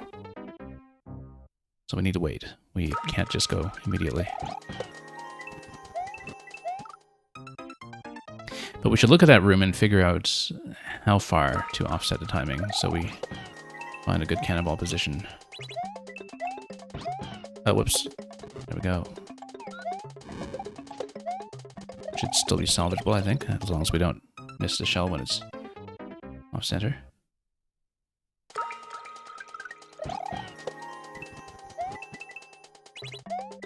Netcat Sulcine. Is that how you pronounce that one? Sulcine? At least you'll beat this level. I don't actually know my Pokedex. Or standard pronunciation. Or no, that's not Suicune, right? Suicune, or... I totally misread that name. That's why I said I don't know my Pokedex. Suicune, yeah, Suicune. That makes more sense, maybe. I mean, they're all Pokemon names anyway. I have played Pokemon games in the past, but I have never actually seen any Pokemon film or television production, and so I don't know any of the official pronunciations. Apart from the ones that are named in Smash, I guess, which are all pretty intuitive. Whoops. But yeah, Netcat, I know the theme song, I guess. Because you see that commonly enough, but the old Gotta Catch 'Em All song. I mean, I don't know it well, but I, recognize it. I've heard it. But that is the extent of my exposure to the Pokemon animated productions. I know that's maybe unusually low for somebody who plays Nintendo games as much as I do.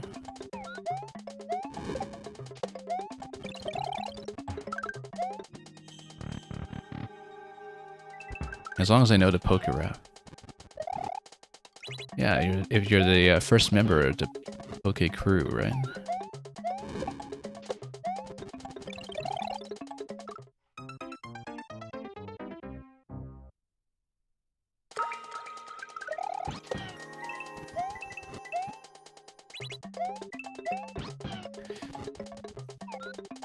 At this point, there's so much Pokemon material I wouldn't know how to approach it even if I wanted to. And in terms of all the extent of the media property. Pokemon is something where I play one of the mainline games once every few generations, and I'm otherwise kind of disengaged from it. So, I see Pokemon Legends ZA on the calendar for the season. I basically think to myself, great, more time to play other games. The episodes you believe are free on YouTube now. Yeah, that's the case with a surprising number of older animated series, is that they, I guess, are beneficial enough to the property in terms of mindshare.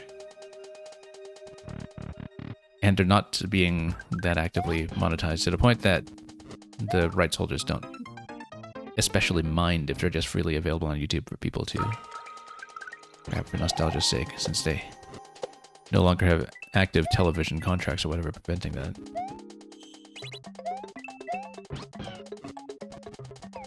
So I'm occasionally surprised and impressed at just how many older animated series, not even that old, can be found completely without a separate streaming subscription.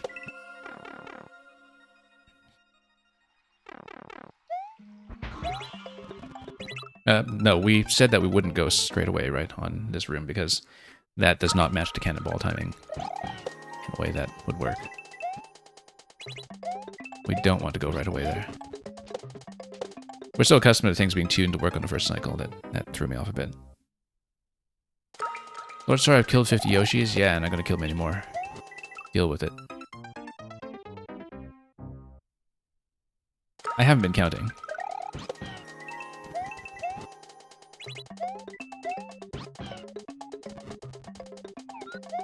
I mean, they keep respawning. They're a stable population. Not really at risk of extinction.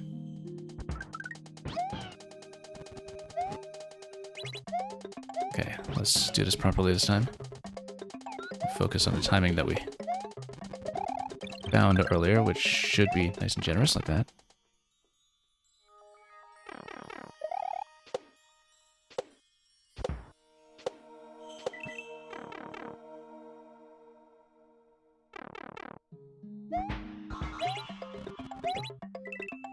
It said I wouldn't go this early. Now, that seems like the timing almost works. If we just delayed that slightly, would have delayed adequately for that cannonball.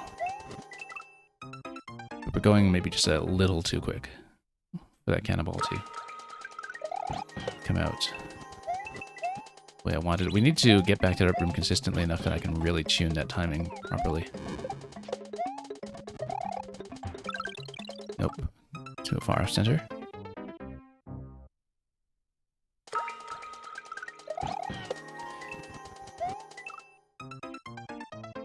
Yeah, Nat Cat, I knew a lot of classic Looney Tunes growing up. And, you know, because they're classics, I had no idea how old some of them actually were. I had no idea I was watching things that were originally made as cinematic shorts back in the 40s and 50s. Because to me, they felt perfectly current.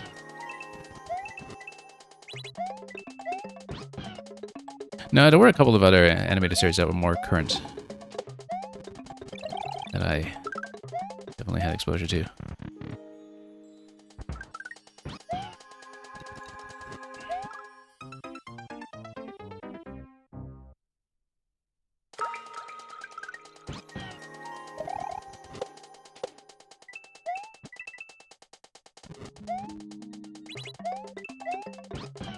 Okay, let's do this.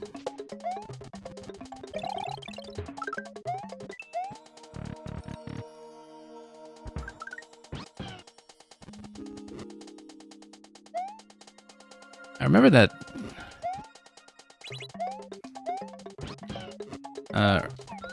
early on in childhood, I actually saw a lot of reruns of.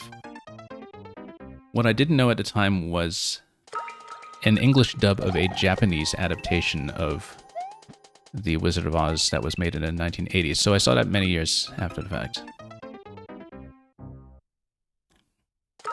when it had been dubbed into English and was kind of widely distributed. But it was sort of interesting because, you know, a lot of people still, if they're not encountering it through the books necessarily, they would get to Oz almost exclusively by way of the 1939 film. But the Japanese adaptation of The Wizard of Oz actually dug into a lot of the later material beyond the first book that was kind of lesser known, unless, of course, you're actually reading the originals, right? So I feel like the spark timing here might give me a... You know what? Let's try to re-enter and watch the canon timing early. We want to go with the canon timing, I think, because that gives you sufficient delay. That is correct. You go with the canon timing. We found it. We found it. Now, why would I want to carry the POW with me while P-Switch is still going? Because we need to hit both and get over to Yoshi here, and then Yoshi needs to... Well, we need to jump directly before we jump off Yoshi to hit the second POW, so... Okay. Let's checkpoint here. Let's proceed. That's going to be a spin jump, probably, given the speed.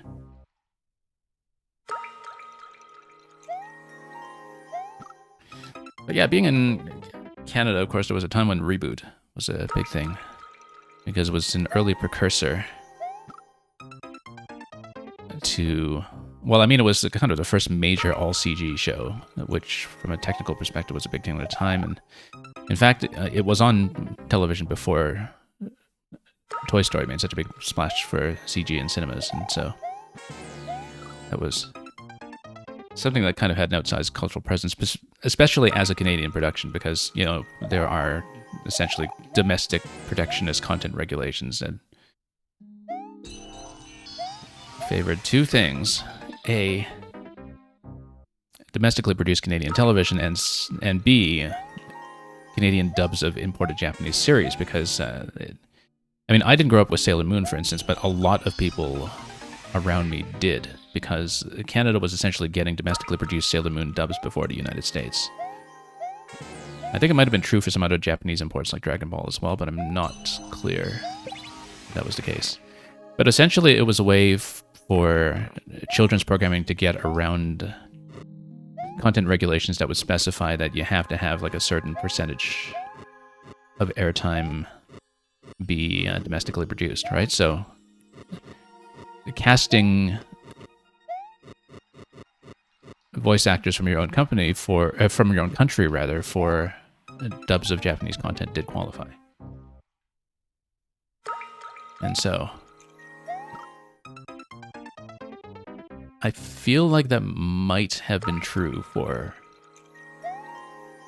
something like Mighty Morphin Power Rangers as well, but I'm not sure. Oh, NatCat, actually, the sort of early 90s run of Teenage Mutant Ninja Turtles was a big thing. That I think you can probably relate to, because that was in that era absolutely massive. Which is why it's so closely associated with arcades as well, right? Like the arcade beat-em-up series. Since peak TMNT also coincided with peak arcade, sort of in the Street Fighter II era. And yeah, Kevin Light Blue Yoshi, you were AFK earlier for a couple of calls, so we had taken you out temporarily, but thank you for re-entering the queue. You're quite welcome to. We'll hopefully be able to stay long enough to get to yours, since you're not too far back.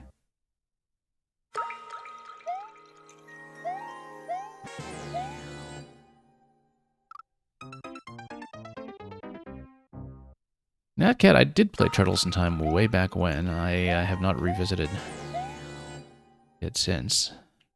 Original hardware. I know that a lot of arcade beat-em-ups from that era have finally received more accurate re-releases. That there's a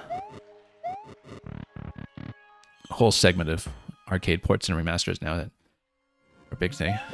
Classic Hammer Brothers setup. One of the hardest things in Mario, appropriately. Even with some sledges here. Now, this one is bound to the muncher, so at least it's not doing the stun lock. As long as we kind of sneak under it. Whoops, we didn't sneak under it. I was hoping to just jump over Bowser this way. That's kind of a lovely tribute to SMB1 at the end there, actually, with both the classic Hammer setup as well as classic Bowser Bridge. With a sledge on top this time, of course.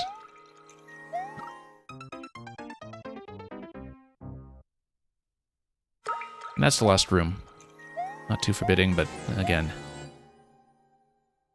Hammer Brothers have, especially back in SMB1, always been rather punishing in ways that could surprise you and throw you off because they look so simple. Let's carry enough momentum this time. But we've seen all the rooms at this point, and I've seen enough to say that I do think this whole set of rooms has been very thoughtfully put together. There's a lot that I think we've been able to appreciate about some of the very specific choices, and the difficulty tuning has definitely felt very fair. And the pacing as well, in terms of when the player is granted easy resets and when we just have to push through. NatCat, the strat in SMB1 was to hold right and jump over them. Well, not if you were playing SMB35, of course, where you wanted to claim the hammers and launch them at others. Which was why SMB35 was brilliant, incidentally, was because it showed off all the aspects of the original SMB1 layout that can be played for other things than speed, right? You're not just playing them as a speedrunner, but there are other ways to sort of appreciate all the finer points too. How the enemies and coins were placed. With some minor changes to the jumping mechanics, of course. I still have my SMB35 icon here, by the way.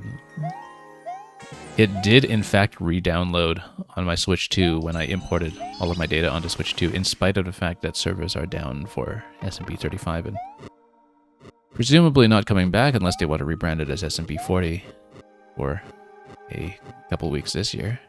I guess it originally ran for 6 months, but I never played as much of it as I wanted to. I loved the game, and it came out at the absolute worst time for me to actually put in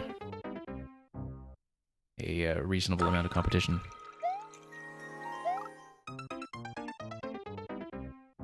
But it is still the best survival battle royale format that I have seen to this day.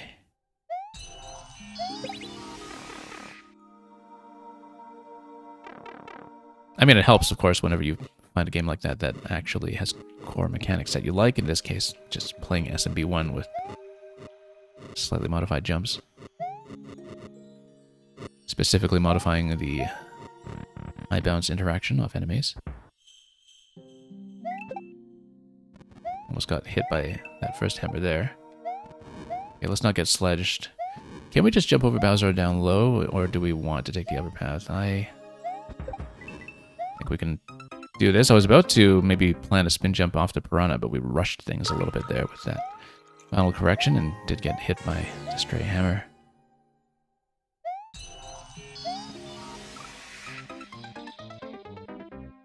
Nightcat, it did not exactly have the original SMB1 physics, but it was close. It was shocking to go to SMB35 from Maker because the running and jumping distances were SMB1. Some of the changes were things like being able to high bounce off enemies with a button press, because that was kind of necessary for some of the chaining that you want to do in SMB35.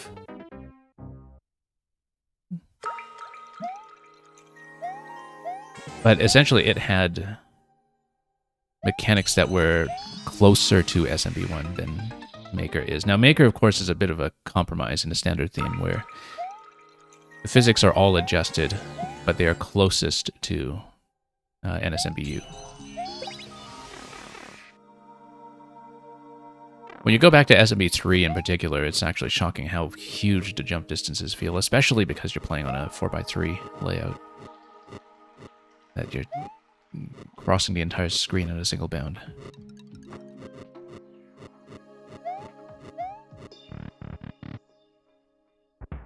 Because at this point, as I'm sure is true of many of you, I have played so much more Mario Maker than I have played original Mario.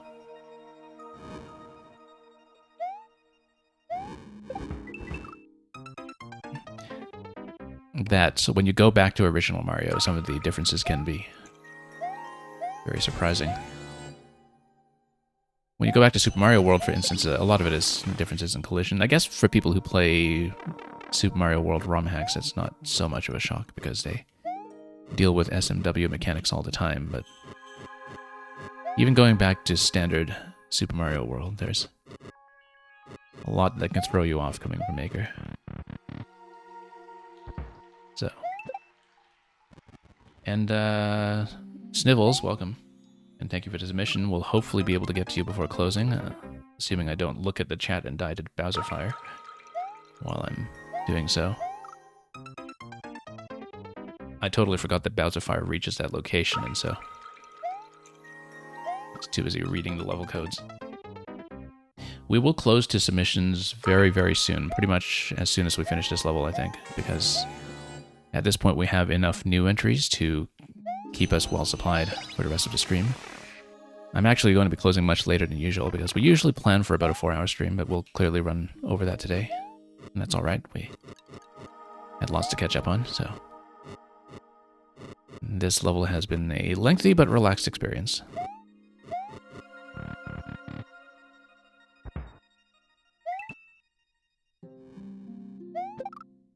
Whoops. Natcat, you're saying you feel like a gamer when playing Maker, only to remember how good you actually are when playing old school Mario? Well, yeah. Guess so.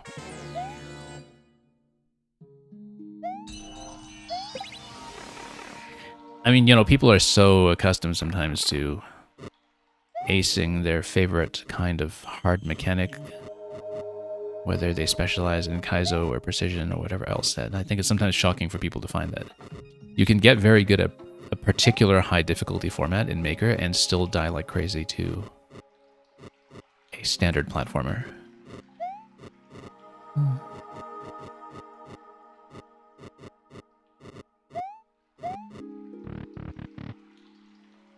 It's very easy to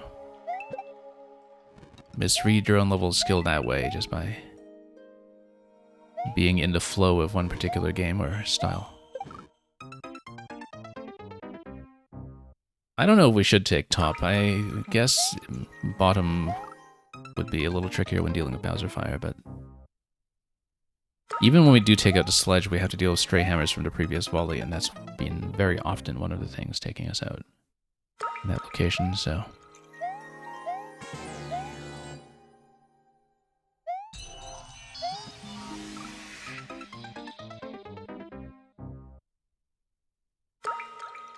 Let's continue. Just get back there. We've been back to Bowser several times. As with many Bowsers past, it looks so deceptively simple to get past him there, but there's quite a lot of nonsense to dodge along the way, so...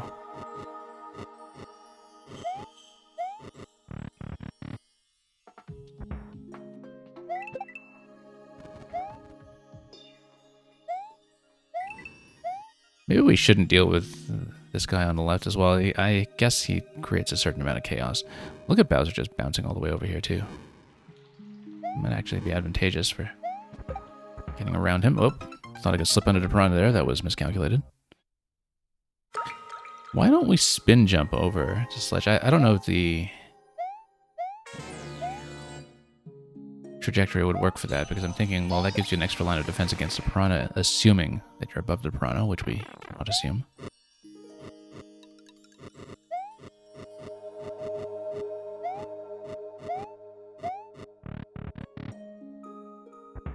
And yeah, Ecoloco, you are still in position. Whoops, I shouldn't have looked at a chat there to check when I was still playing the level.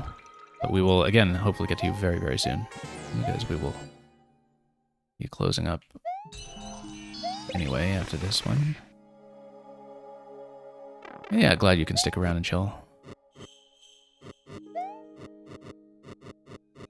Like I said, whenever I close queue on the stream, I do make sure I get through everybody else who's waiting. We don't cut off early unless we have a very serious emergency, which has rarely ever happened.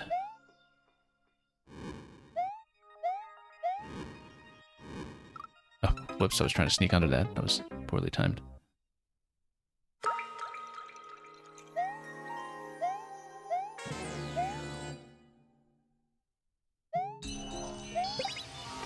Yeah, this is the longest level that we've dealt with today, and that's okay, because we had so many short ones early on that we like a bit of variety when it comes to the pacing.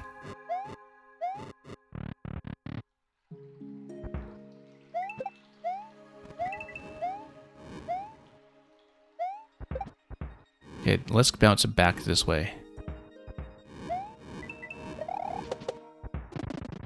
We got it. Thank you so much for the level and for the GG. The peaceful music really does make this level click, incidentally. I know I mentioned that earlier, but it bears mentioning again, now that we've completed the whole thing with an absurd time, I'm sure. Actually, not that bad. Past checkpoint 1, obviously.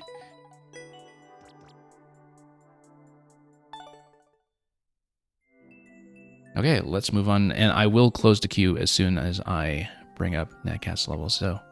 We have the third clear on this so far. Who else has it so far?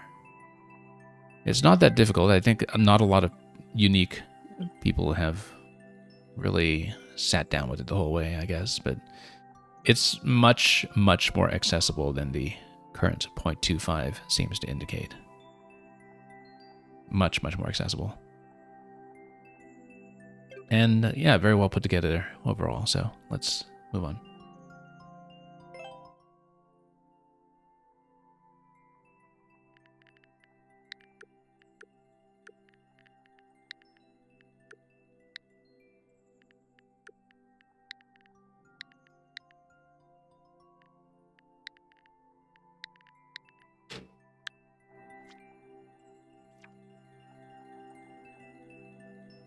Kick the off screen. I know Netcat's shown me a couple of levels by Coco before, and so we'll see what this entails. But first, we're going to close the queue, and I'll just adjust things like the stream title, etc., accordingly to reflect the fact that we're just going through the remaining submissions for the people who are here. Like I said, I will play everybody as long as you do tell me that you're present when I call up your level. We're pretty lenient about AFK in terms of giving people a second chance if they happen to be stuck behind an ad or something or unable to respond. But as long as you're still here, we will play through the rest. So let's make sure the bot is also displaying accurately. Yeah, it's closed, and then we will play Kick the Off screen.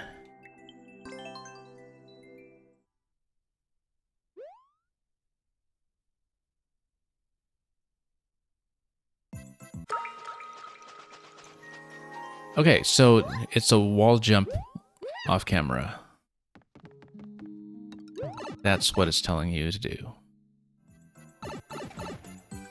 So we see the blaster over here. I guess there's going to be a scroll that places the blaster slightly off. That's probably how it works. The blaster is actually preventing the pipe re-entry from the offset. No, that's what it does. It's actually an offset for that instead. So let's wall jump up here with sufficient height.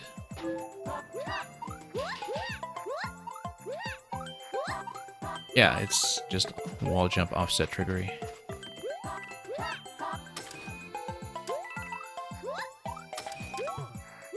And then, oh, we want to actually catch that. Hang on.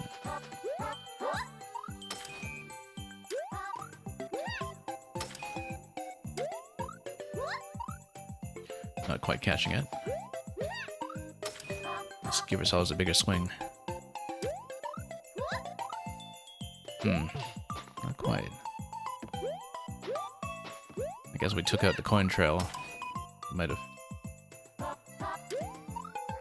clued me into this. That's okay, we just need to scroll both ways. That's simple enough. And then we wall jump.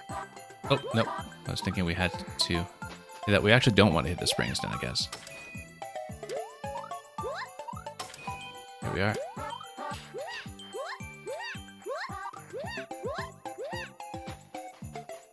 Now this is going to launch. Or so we think. We need a better launch here. Oops. Oh, nope. That was a problem, but we'll just go back up.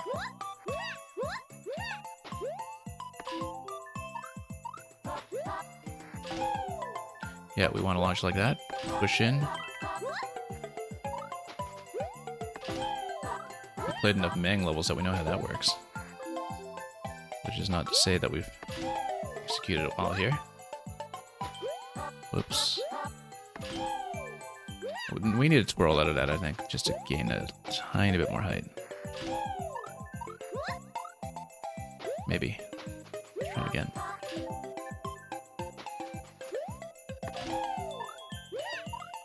Nope, just getting a bit under here. A little bit low. Maybe we to hold into the jump a little better. There we go. Now, arrow's pointing that way, so obviously we'll check this side first and see what's happening. With a snowball that will be necessary for us to jump over, I guess. Oh, nope. Missed it. That's okay. We'll just roll it back. Or rather, get another one.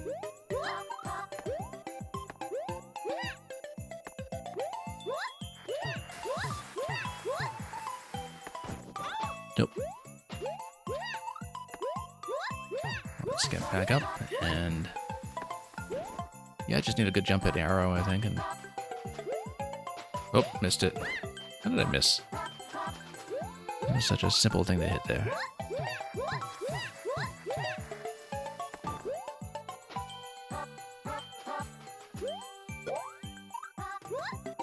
No, you need to keep jumping on this, I guess. Roll it. I guess, oh yeah, roll it and then jump on the snowball to get on the wall jump. Yeah, you don't jump off the snowball here. You push it. Then you jump off, catch it. Now, if you have the pushed snowball speed, you kind of need it for it to go up the slope, though. You do need to push.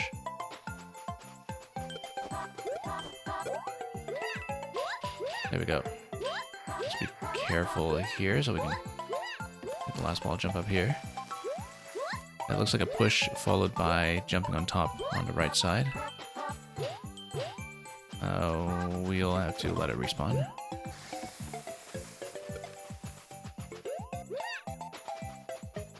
We need to give it another push. Let's see. Oh, we push it close without having it go all the way. We don't want it to crash against a block. We do want it to retract slowly. That's a nice mechanic, actually, having the forward roll slowed by the conveyor. Have the backspin. Whoops. Well, I guess we have to do the backspin again. Let's show it off. Just run it all the way almost to the end. Very nice. Oops. Which is not to say we're playing it well. It's very satisfying to run into, especially with a sound effect. Oops. Take it a little further.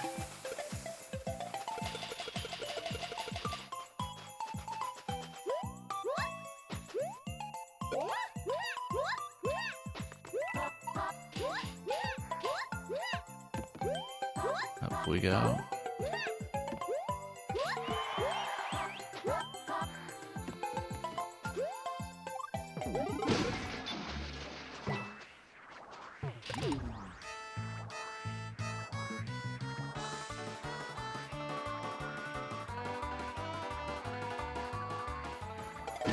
Okay, all the way down, and then having smashed it open, I guess we ground pound. Oh, I see. No, we got rid of the gate at the beginning. Now what happens is that we see the P-switch followed by the flag, and I guess that's all there is to it. But we can take the top of the flag this way because the screen using the blaster offset on the other side is perfectly calibrated for you to do that.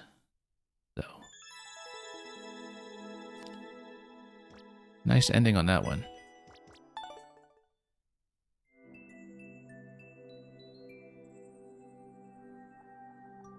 Thank you for the GGs, and let's dial up the next one from Ecoloco.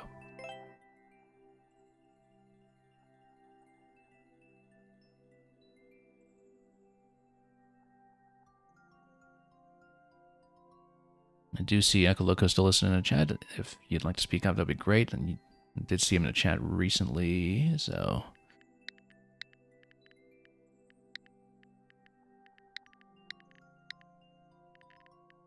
Let's see what's readable here on the PDF.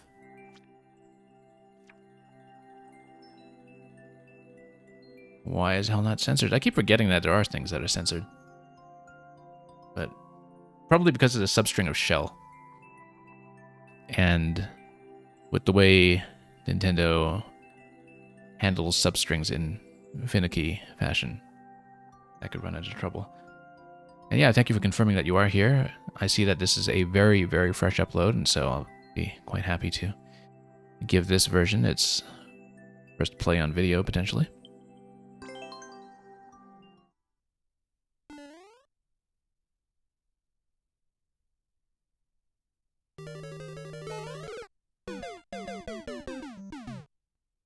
Okay, well, I guess that's how you know you're in shell.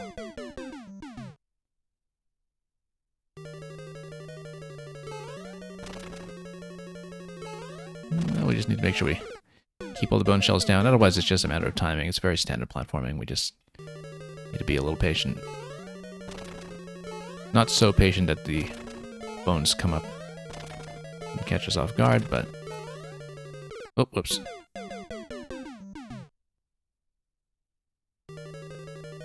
We'll just take it nice and easy.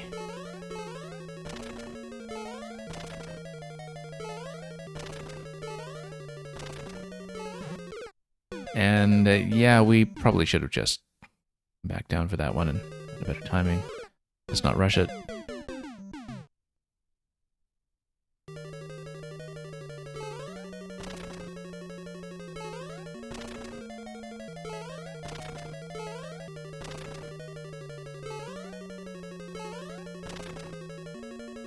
Yeah, we can just go straight over, which is fine. Let's just Be aware that we are in donut blocks, and we'll just keep on jumping.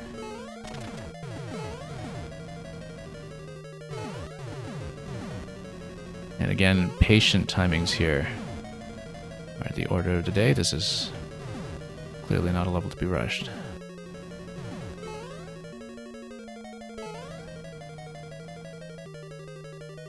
Are we seeing some Bowser fire at the end of this? I don't know if we are. Let's... Oh, we are seeing hammers. However, the conveyor is going to ram me right into that because we were totally not reading the conveyor direction before jumping onto it.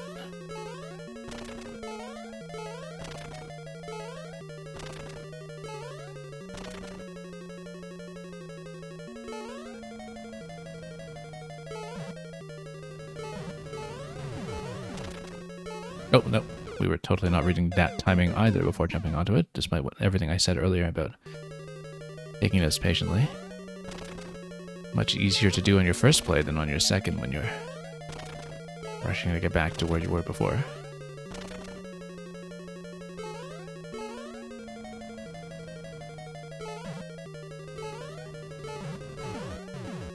Let's just take it easy here and watch the burners.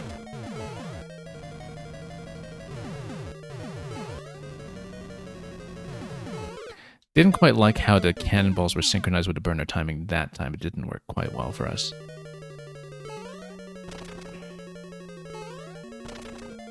The thing about burners and fire bars is that they're on a global timing. And then you've got the cannonballs that are dependent on when you spawn in the cannons on screen. And so there's going to be a little bit of inconsistency depending on how we enter this location, in terms of how cannonballs and fire will be staggered, and so we do need to adjust it at every time, as we've already been doing.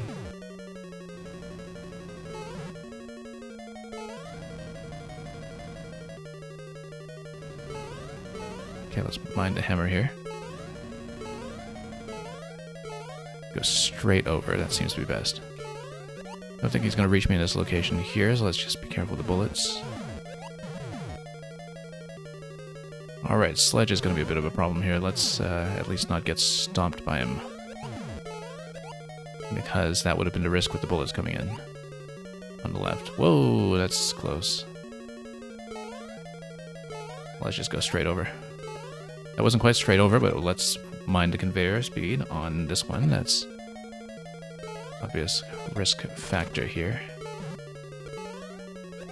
That was too close on the hammer as well. Definitely. Maybe playing it a little too risky in some ways here.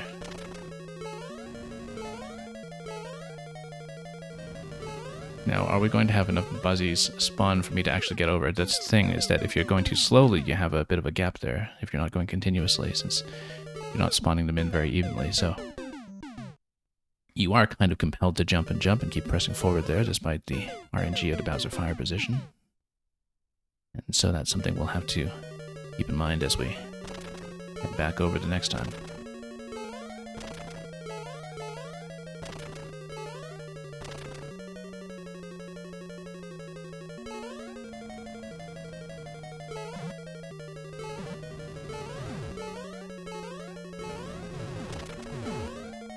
Okay, let's watch out over here. At least the cannonballs are a little better synchronized this time with the way that we were speeding into that location.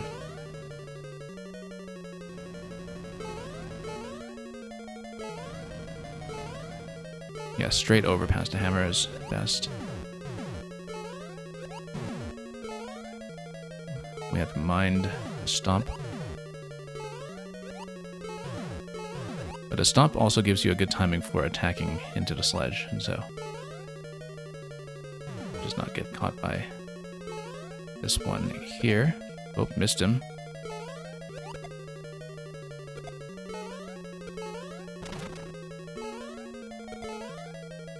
Okay, this one's going to be a bit of a thrill here for a moment. But we'll counter him on the jump. Let's wait for the chain chomp just to not be too surprised by its movements going into this pass here. Now we have to, first of all, land accurately on the buzzies, and then, again, we cannot stall too much on the buzzies because the spawning pattern does get thrown off.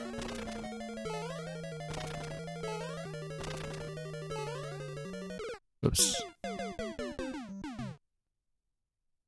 Yeah, because, you know, you can ride the buzzies and kind of go left safely, but if you're going to do that, I guess it makes sense to... Actually, I'm not sure that would be salvageable if we ride a set of buzzies too far to the left. But if we can get far enough left to respawn the whole set at a certain point.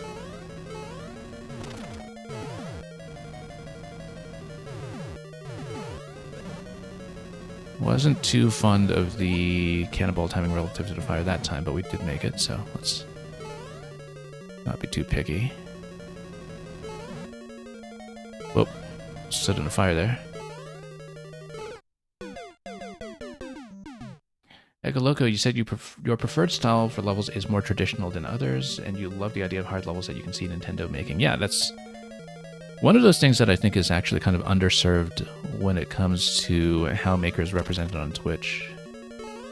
Simply because on Twitch, the scene is kind of dominated by a lot of the things like Kaizo and Precision, mostly because of the airtime they take up, and I think sometimes it gives people a bit of a false impression about the popularity of traditional levels, because there's a huge, huge player base for Mario Maker that from the player's perspective wants the levels that you're talking about, which is kind of hard traditional for Mario veterans that still feel like standard Mario. And you see so many people drop off of Mario Maker because they feel like there's not enough of that. And it's just one of those things where I think there's a bit of a perception that this is not that popular when it actually really is. It's just that a lot of the player base for it felt like they were not having their needs met and they dropped out accordingly.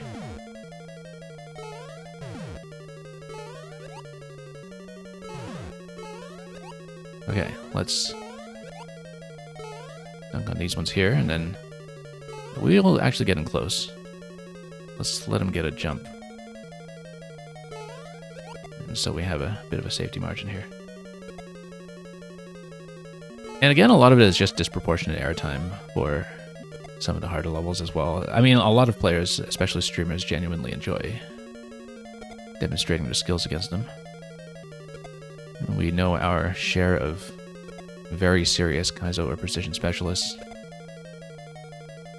On my end, I'm more of a puzzle specialist, although we haven't done as much of that recently. But again, you know, harder levels take up so much airtime that you just don't wind up seeing a lot more of the traditional band of difficulty, in spite of how enjoyable it can be when it is well designed, because you give the player enough headroom to work with.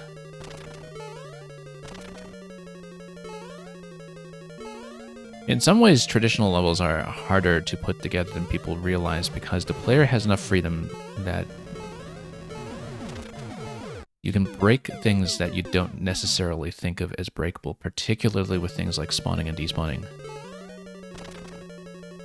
Because minor player movements can throw off some pretty big constructions, like how we were kind of speculating, even at this level, about what happens to the Fuzzy Beetle sequence if you kind of stall on them for too long. You know, is it still something that's salvageable or not? A lot of traditional levels run into considerations like that, I think, where often the Maker isn't going to predict all of the different movements back and forth that the player will do to break stuff. And so in some ways, the playtesting is actually much more rigorous for seemingly simple traditional levels, if they have any kind of interdependent mechanics or positioning at all. So, okay, let's get over this guy. Let's let him get a jump again.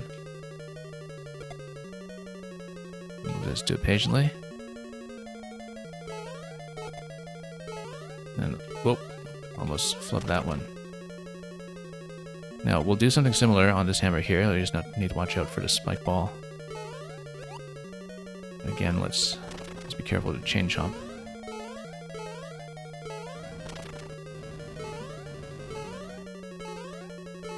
Now, Bowser RNG is a potential issue here if we're not careful, so let's do small, gentle jumps, and luckily we had that ledge there because that was going to be an issue. Okay, is Bowser going to give me enough height here? Oh, whoa. Don't want to go over, I don't think. Let's just let him leap. We'll try to sneak. I don't like my chances of going over unless we can find a really good position. Amazing how tricky this can be. There we go.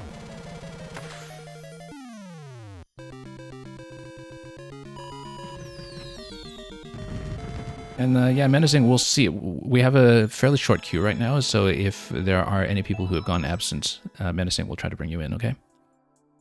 Because I might be able to stay long enough, depending on the difficulty of whatever's remaining. So thank you so much for offering me first clear on this one. Pretty well put together. Bowser at the end was, despite being, you know, bog standard simple Bowser jumping on the bridge, pretty tricky to deal with, so thank you for the submission. And I hope you enjoyed the footage. Okay, Kevin the Light Blue Yoshi is in fact present. Let's see what we can do. And yeah, Menacing, at this point, because the queue is closed, I cannot guarantee anything, but we will see what we can do since we just have 2 in the queue at the moment. But we do have both of those makers still present, so we'll want to see that first.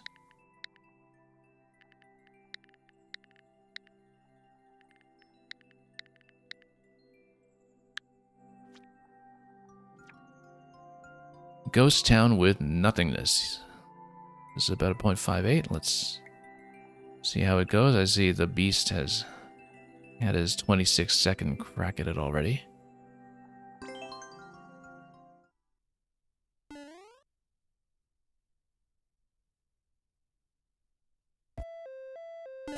Oh, it's going to be more hammers. Well, Ghost Town with Nothingness, I see. So, do we just need to guess what to jump on? Let's just make a big leap. And... oh, we totally just need to guess and do an edge jump here.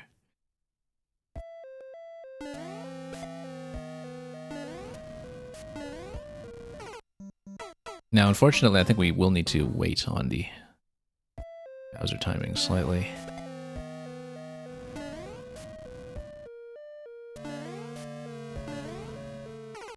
And of course, we're going to land directly on the one and only shot that is coming our way.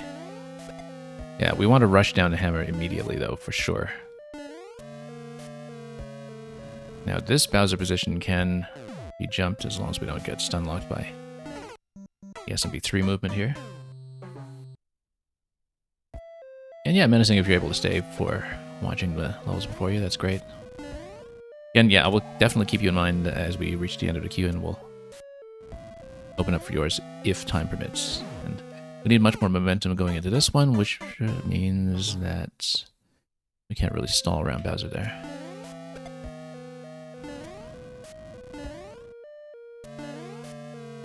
No, we need full speed. We can't slow at all, really. We need to have him do the jump effectively, and then we do a full speed run and jump on the end of that. Let's take a little bit of guesswork.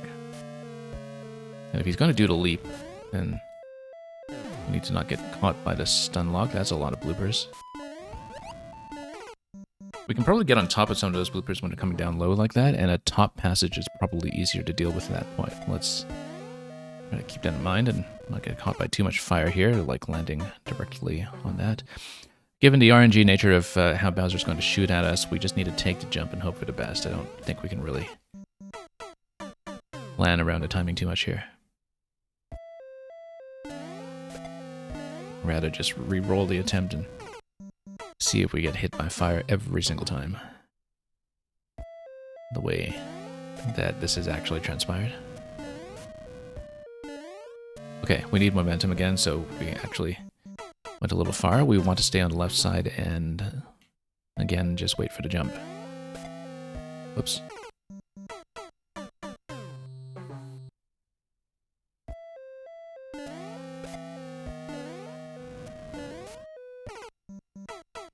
And again, we'll just get caught by the one and only fireball.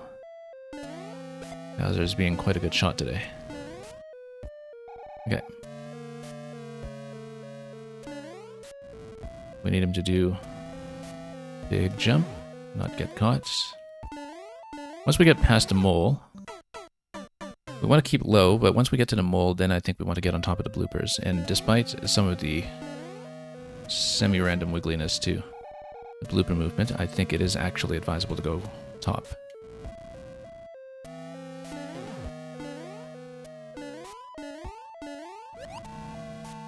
Okay. There we go.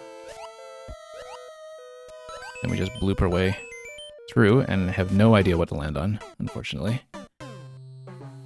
So yeah, we probably don't want to guess blindly there. We might want to remain in camera view of the bridge, even with all those jumps. I didn't think the blooper would get me that far. I guess if you go over to the last blooper and go straight down, then we might be able to land still within the bridge zone, depending on what their spawn positions are. And we'll just land that accordingly. Oh, whoops, overshot. Let's go back. Oh, got caught by the sun. That's okay, we'll just go back to the left. And do this again. Let's wait for the next one.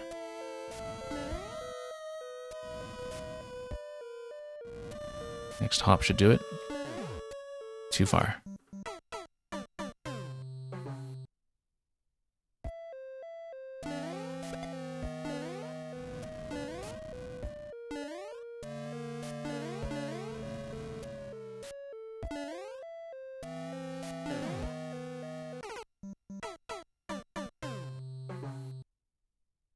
And we'll try that again.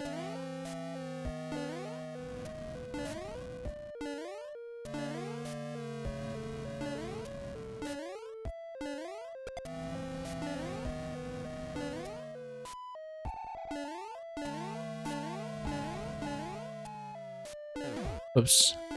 Not enough of a runway there. Let's just head back and have another try. We need to lead him a little further. Actually, we have enough of a runway that we could have probably just run from this side, but let's try to get back to a reliable method since we want to go with what works. Next hop should do it. Nope. Not close enough to the edge.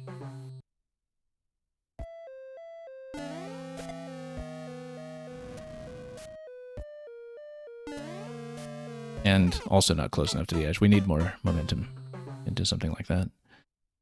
Let's just stay focused here.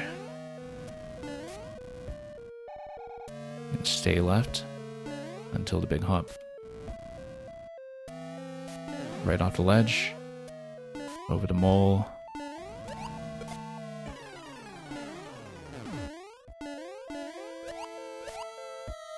So, we do want bloopers up. When we get to the last blooper, we go straight down. And that actually gives you the perfect landing position, except we got a little bit rushed by the spiny off the side and got caught by the burner timing immediately. However, the jump distance to the burner seems pretty okay to me. It is pretty reachable as long as we don't get caught by the spinies, essentially. And the thing is, a lot of that's going to be guesswork. We're so far off camera at that point from taking the bloopers upwards that we have no visual reference other than the fact that the last blooper is still above a safe zone.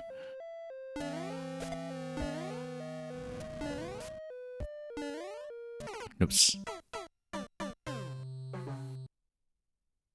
So we'll just see. I mean, you know, when you have a level like this, you just have very little contextual information in the background art to locate where you are, so you really just have to read what you can from what is on screen. Nope. Okay, I thought that might be a problem. Let's take a moment here. And just readjust. Nope. I was going to get stunned there before I reached the corner, so that was not worth it. Let's do this again. Nope, again, not enough distance. Let's lead him.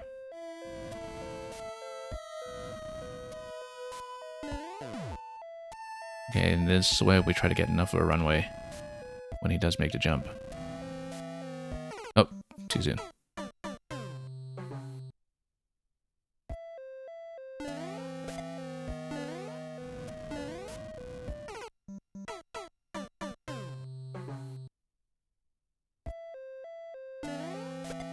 Yeah, I mean, you know, it's possible to stall slightly here for the sound effect on the first volley, but it's still very difficult to see where the positioning of Bowser's first shot is going to be, so... Okay, that time was fine. That was clearly pretty doable here. But we did get a bit trapped. I was trying to find a good position to get up to one of the bloopers as they sank down, but we just didn't find that this time, and so it did obstruct us from up top, unfortunately.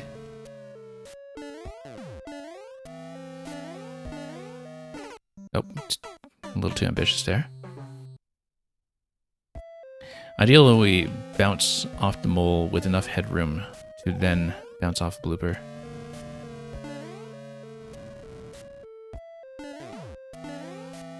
We did find a pretty good method for this before and didn't have trouble previously, but now we're running into the mole every time. Whoops.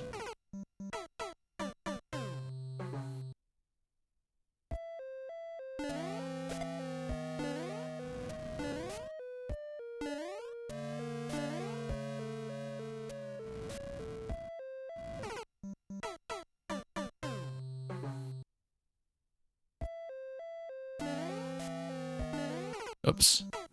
That's why we have to rush down the hammer immediately.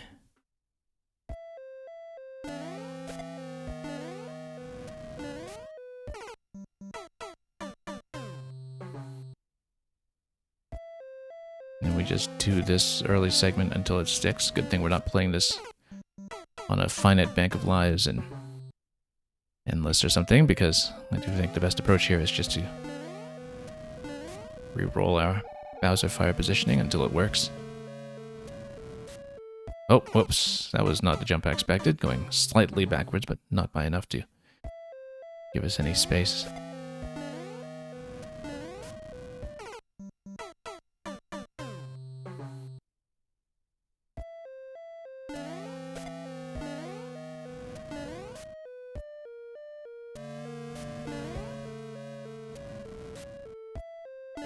Okay. Barely escaped that timing there. Let's watch out for this mole, but not with that high jump. Yeah, we only started running into trouble there a few attempts ago. It seemed like the method we had did work, that we get up onto bloopers as soon as we're able. Lost too much momentum there, but we still made it. Good. No, it got a little bit trapped there that time. We want to hit the mole nice and early since there is a gap above it in its initial position if we don't let it run over too soon.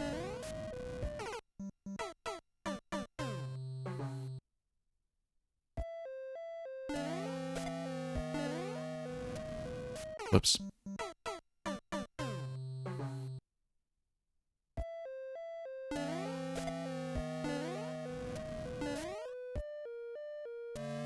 Okay, let's let him drop down this way. And never mind the mole, it's just, whoops, completely missed the bloopers as I was trying to jump on top. I guess that's the issue with trying to jump onto bloopers, is that they will have a little bit of randomization to their movement that we need to deal with. And usually, well, you've got such long trails in the bloopers with the little miniature baby bloopers that shouldn't be a problem. Now, this should be enough of a runway that we just run off of this when we're on Bowser's right side, so it's fine if we flank him that way.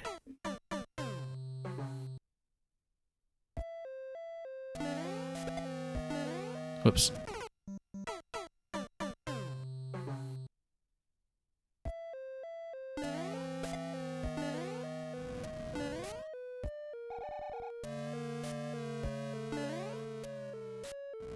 Again, let's just wait for the jump, not get caught by the stun. Mind that first mole here. Now, if we miss, we go straight up to the bloopers. Chain these And of course, just land at precisely the worst location. That's the issue with having to bridge off screen, I guess. That if you're going for the bloopers, you don't know what you're going to drop into.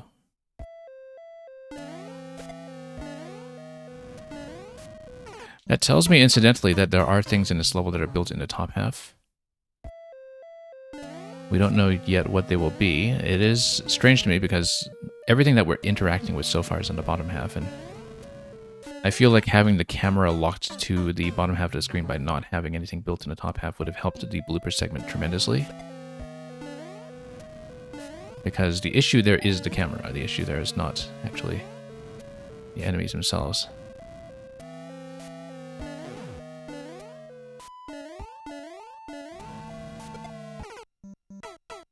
And of course, the cheap cheeps will throw me off from time to time. I mean, I guess the intention is for the player to feel trapped under the bloopers, and we're just deliberately defying that, but...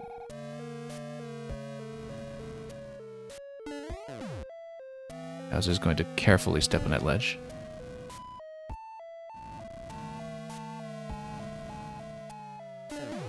Okay, got him this way. Okay, good. Now we're a little more settled. Pick up all these 1-ups for Endless. Let's veer left a little bit here. Great, got the burner timing. For the first time, really. We have to take this part just very patiently. I'm gonna dash through it. Now there's so many of these that I was about to say I'm expecting some kind of nasty surprise at the end. No, there's no nasty surprise. It's just falling off the ledge before a very simple standard jump up to the Wiggler, assuming that we have the momentum to get there. You know, if you have forward momentum jumping over Bowser, we might just be able to rush him out that way too, but we'll see. We've been taking it pretty carefully.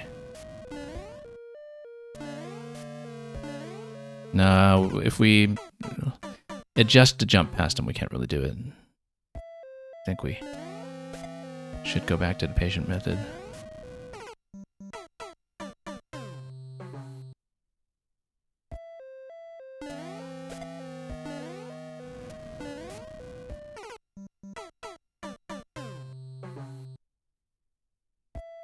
And we'll come back here and keep on going.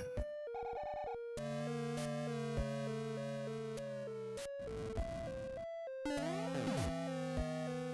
we'll just wait for the next jump on him here, assuming he doesn't crowd me out on the left side first. Nope, he is going to crowd me out. That's okay. If he's all the way there, then we just make the jump immediately and try not to get caught by Bowser Fire following us all the way. Unfortunately, the bloopers weren't quite so cooperative this time.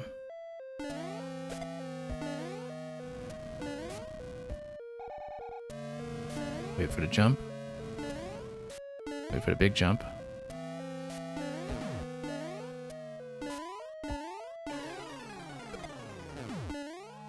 Okay, once you get on top, then we're mostly in the clear, as long as we actually land the bounces, of course.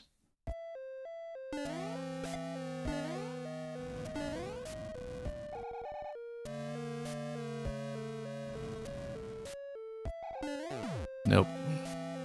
That was not going to go. Let's just wait here. Also notice it's a 300-second timer on this level. We can't absolutely take forever, depending on the scale of what is to come. And of course the cheap cheeps just keep throwing me off from underneath, which I think is very much the intention.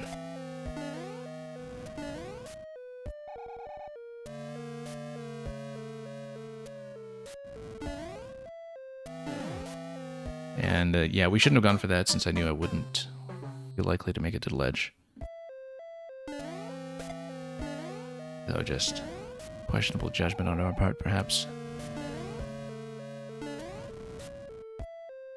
And that will be easily cleared this time, though, and we'll get on top of the bloopers. Great. Yeah, we'll get to the end of where bloopers are positioned, except we need to drop a little more gracefully. I do know that I need to drop slightly down to the left, and we hope that spinies are not obstructing at that point. Nope, lost too much momentum.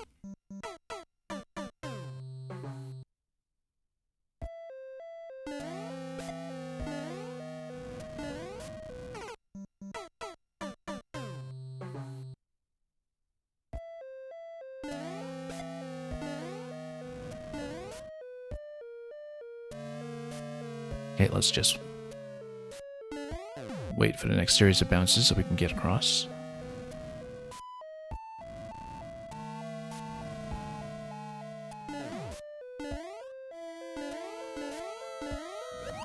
Nope.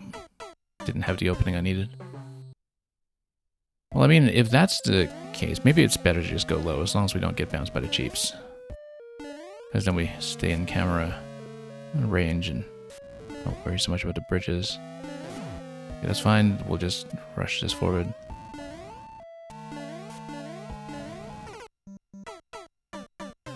And try not to get caught by the mole every single time, the way we've been doing recently. Oh. You know what? Let's just clear enough of a runway to get over here, and unfortunately, same kind of positioning there with the blooper lunging left. Can't depend too much on that gap being available.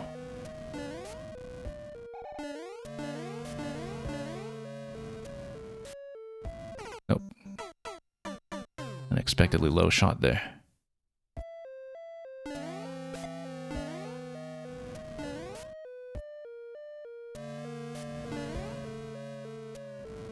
Nope. Well, we need him to give me a little bit more room, so let's lead him back a bit. Nope. That's okay. We have enough of a runway now to just go, as long as we don't get caught by fire. You know, I was about to say let's take the low path this time. There is a second mole to deal with, though, and the bloopers do dip very low at that point, such that we should be able to reach one of them directly with a jump rather than trying to bounce towards them. That is once again assuming we don't get thrown off by a cheap from underneath or something.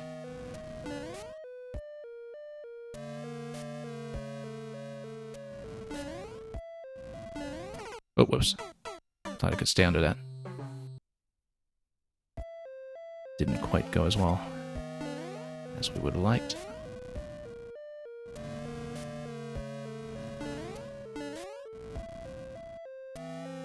Okay, that time was clean.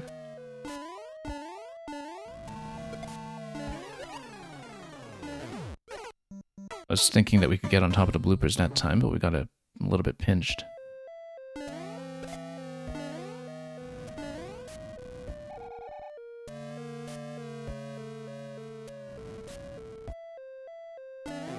Okay, let's just take advantage of the runway here and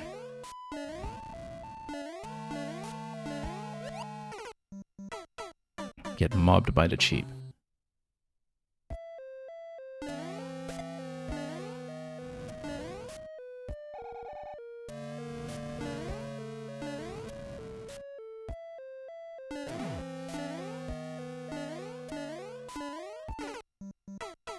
Nope, not really good landing spot there. It's definitely a consistently difficult location there, with both the mole and the cheap and the bloopers being in a low position all coming in at once. That's known to be a trouble spot for us at this point.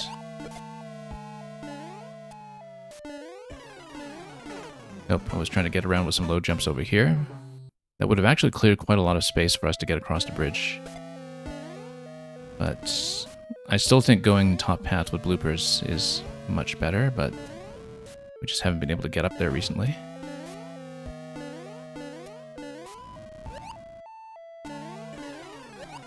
There we go. Let's be careful not to get caught by any of them dipping down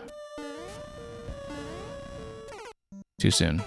I was hoping that burner timing would expire early enough for us to get there, because, again, we did have issues with Spinies coming in to the left. If we do have issues with Spinies coming in to the left, I think the approach is to drop a donut block to stop them and turn them back. As long as we don't get bloopers coming down towards us too close.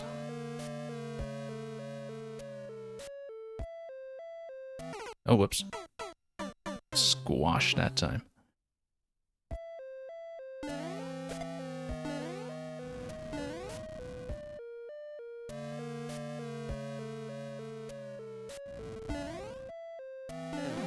That's fine, we've got enough room to just dash here if we go off the corner.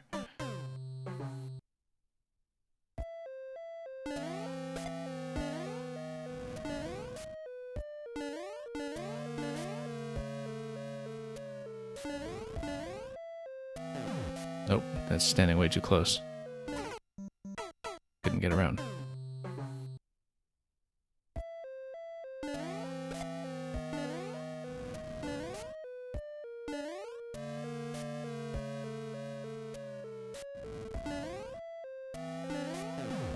Let's wait for the next round.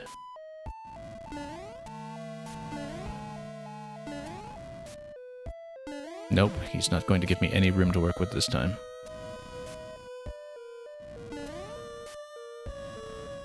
Yeah, there's a lot of stuff in this level that's very RNG dependent sometimes, I think, in terms of having to plan around movements that won't always go the way I want.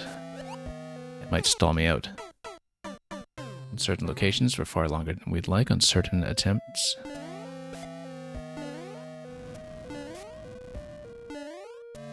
Oh.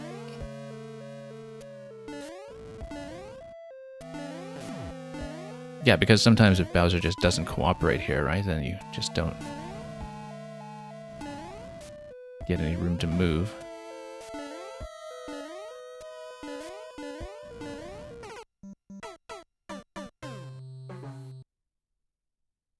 That mole is really earning his keep here, and Bowser's army just charging into Toadette's face every single time.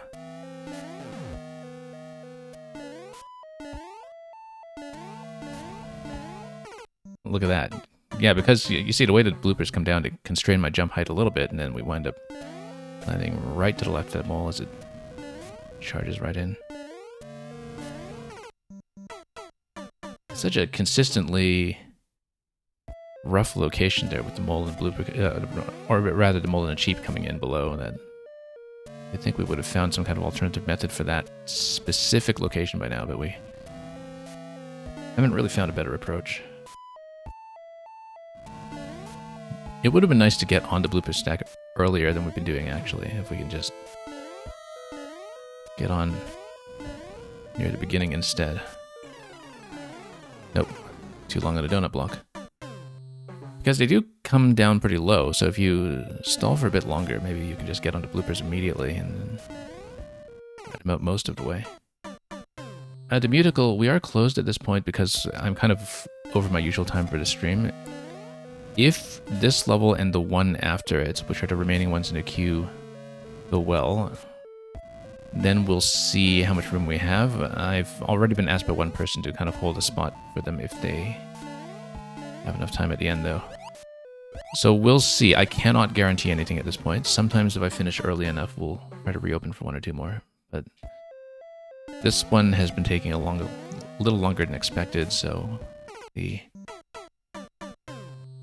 priority right now is for me to get through to people who did get their codes in before closing. But we will try to be flexible and see who's here at the end.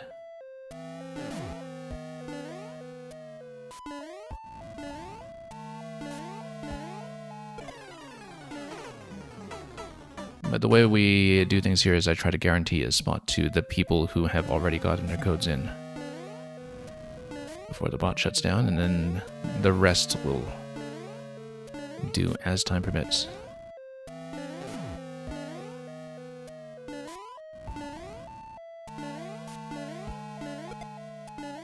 Nope. Yeah, getting bumped by that first cheap actually does throw off a lot of plans past that point, so we maybe should not do that. We just haven't found a good working pattern for that spot yet. Oh no, that was going to stun. Now we don't have enough room to work with, so let's try to get him to hop nice and far to the left.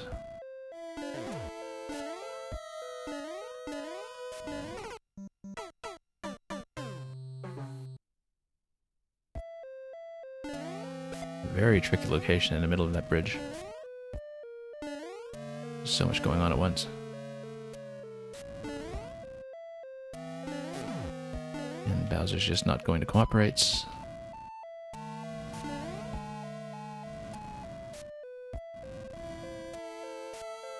okay, this spot is good. It gives us lots of room to run. Oh, we actually did hit that mole, just maybe not the way I'd like.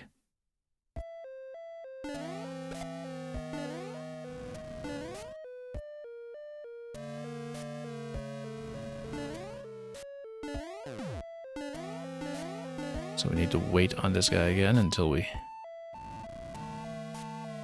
see a clear opportunity. That would have been a clear opportunity had I made that jump, but we hesitated a little too long in that, not expecting him to go straight up and down.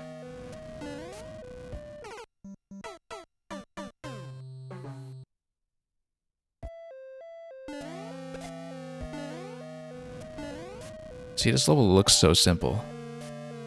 It's all just, you know, standard jumps against a standard enemy set without much going on with the platforming, and yet we have had some consistently troublesome locations. We did get out this time. I'm gonna raise all the bloopers nice and high. And look at that, Bowser Fire, because it was pointed my way. As we ran ahead of him, Bowser Fire was a factor that time in a way that it wasn't usually. So yeah, if you run past him and point him to the right, then he can still shoot you from that far off screen, and so we just didn't account for that as being a possibility. And just one of many things with the Bowser usage here that leads to consistency issues, I think. So we do want to run past him with him facing left if we can, just to avoid that issue, but sometimes we really can't take our pick. Nope. Again, I keep trying to bounce off that mold to go up to the bloopers immediately, but it rarely works the way I would like, and so I think maybe that's turned out to be a relatively bad idea.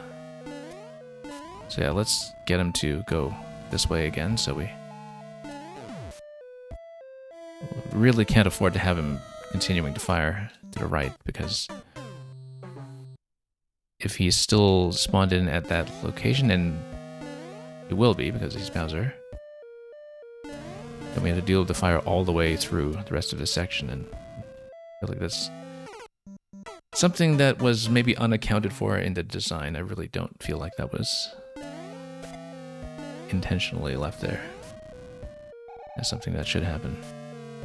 That's the risk of having a very early Bowser like this and having lots of level left to go at about the same height. Yeah, we'll probably have to deal with that now since we ran too early.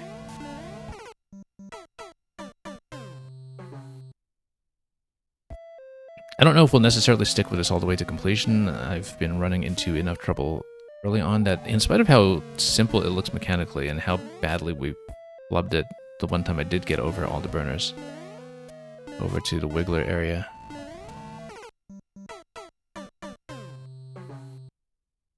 nothing that interesting has happened in recent attempts. We've just been failing at the same location. So it's been a while since we've actually managed to get to the end of the bridge to approach the burner area, so we'll see what we can do. I mean, everything mechanically is simple and doable. It's just that when you put it together, there are some issues with consistency and visibility that we have been trying to negotiate. I shouldn't have stalled there. I was thinking that maybe we can get a really early entry to the bloopers before we get to the moles. I think maybe if I took the time to find that, we could find a method that would work in that location, and then we could just skip the moles entirely. But it might be even fussier to do it that way, and that's the risk currently. Yeah, really unfortunate that we had an attempt that was lost to just Bowser facing the wrong way. And continuing to shoot us down. Slightly avoidable if everything there were just placed higher, I guess, such that Bowser wouldn't be within range of continuing to shoot the bridge if he were turned the wrong way. If that inconsistency in behavior is going to exist, then it might as well be accommodated that way. Especially with the player going so far off camera, regardless that the building clearly hasn't been constrained to the bottom half.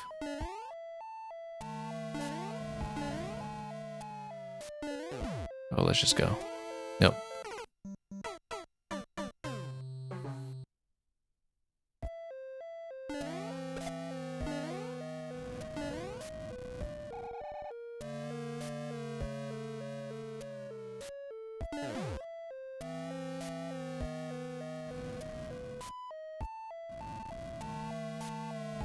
Nope.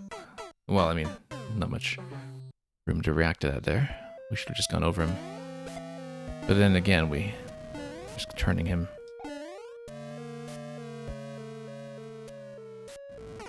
And yeah, standing too close.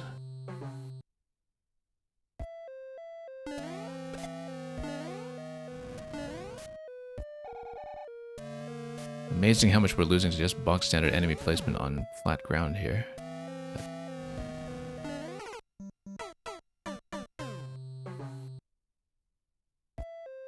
He's surprisingly difficult to deal with. Especially because we lose part of our attempts anyway on the fire being so far off screen as to be rather illegible.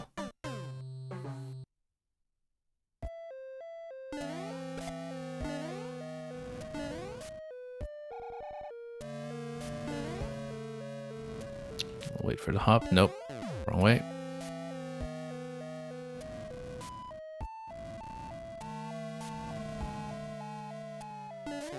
Yeah, some of these attempts you just need to wait through for so long for the RNG to cooperate.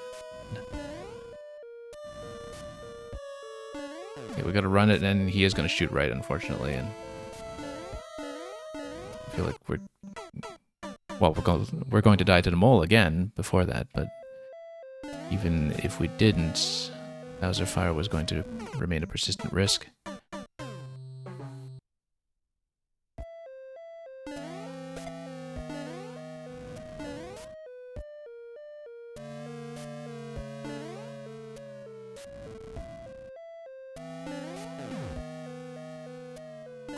And we just have to sit here again until RNG plays nicely. And Bowser did get turned to the right, and that's going to be a risk factor and the mole every single time, but we just cannot catch that. Because again, the bloopers coming down from up top do restrict our jump height in such a way that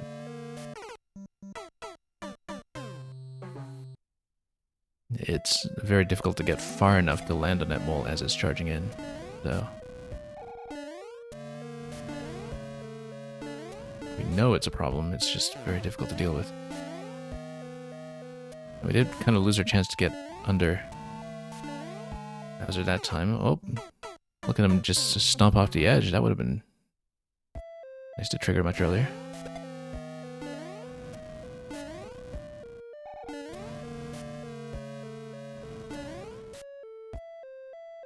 Nope.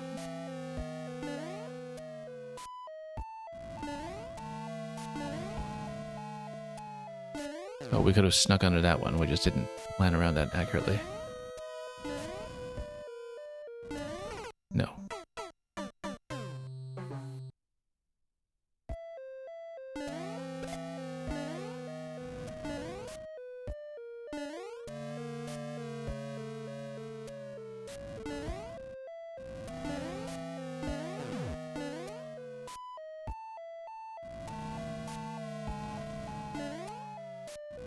Okay, at least he's turned to the left, and of course we just blew that attempt.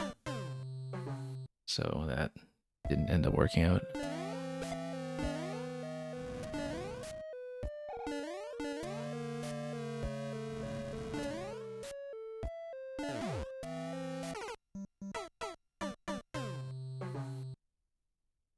Now I don't want to keep Snivels waiting too long if Snivels is still here. So we might even rotate the order a bit, but we'll see what happens.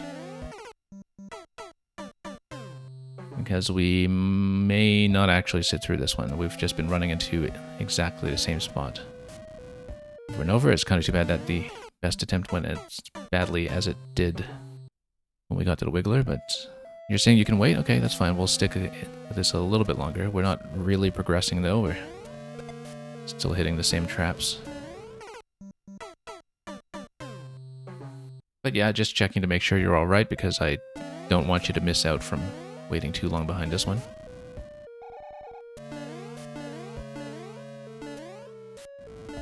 Oh, whoops. Given how badly we're playing it.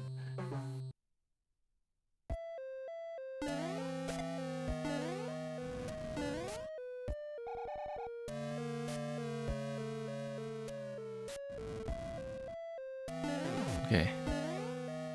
Unfortunately, we're just going to have to let him shoot to the right, and I was trying to jump quickly off that mole, but again, we didn't make it. Maybe going fast through that area rather than trying to set up a blooper jump is the way to do it. Now, we did have enough momentum there to continue smoothly that time, which we should have just done, but... So obviously you can do this consistently enough somehow that the Beast was able to get the 26-second record, although of course that's the Beast too. Makes much cleaner jumps in this game than I do. Yeah, because if you just rush this and just run into the same hole every time, it does seem like we hear the sound effect for Bowser spilling off the edge too, which would be helpful. We should actually just try to rush Bowser. If we're consistent enough about his spawning location, depending on the fire, then... Why don't we just jump directly off? No, it doesn't do it. I was hoping it would, but... Because then at least we could have a consistent entrance here, but the hammer is just slightly too far to the left to make that work.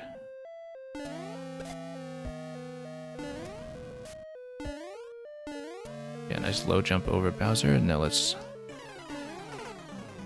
watch out here. I was trying to jump high enough to wait for that mole, but of course the bloopers become a problem if we do that.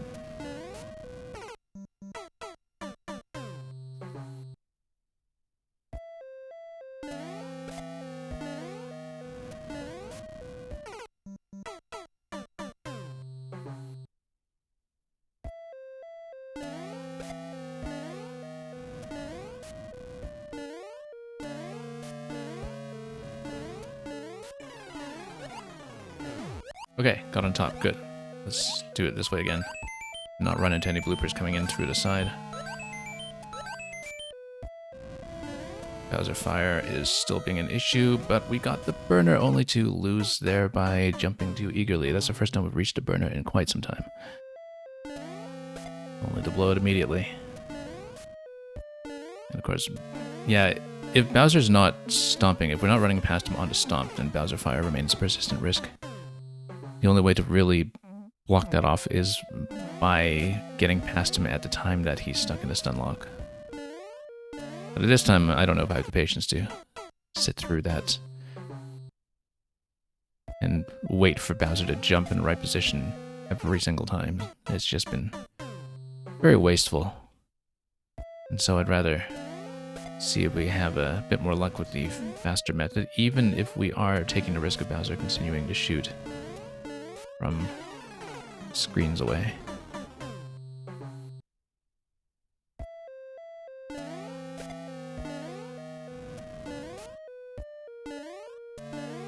Yeah, I'd rather just go quickly.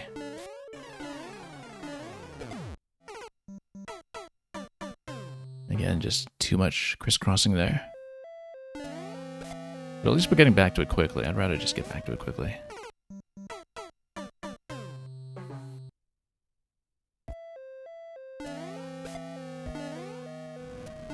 Even after so many attempts, we do have to be willing to change our approaches sometimes just to get things to behave. There we go, got onto bloopers. As long as we gain enough height to not get trapped by other bloopers, I think do alright. Just need to drop down where the burners remain visible.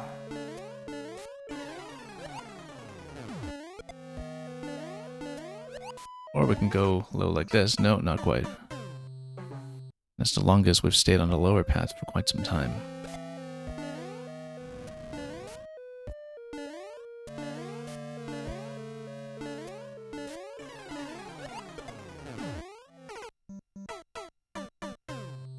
Again, just too much intersecting in that location.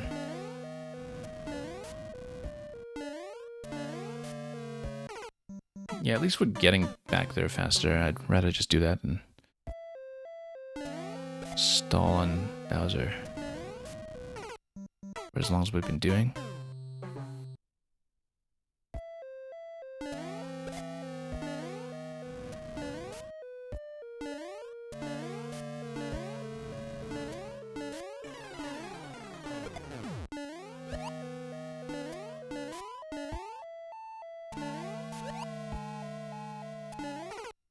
I was thinking that maybe we could have stayed on camera for the lower path there, but we did underestimate the persistent risk from the Cheep Cheeps.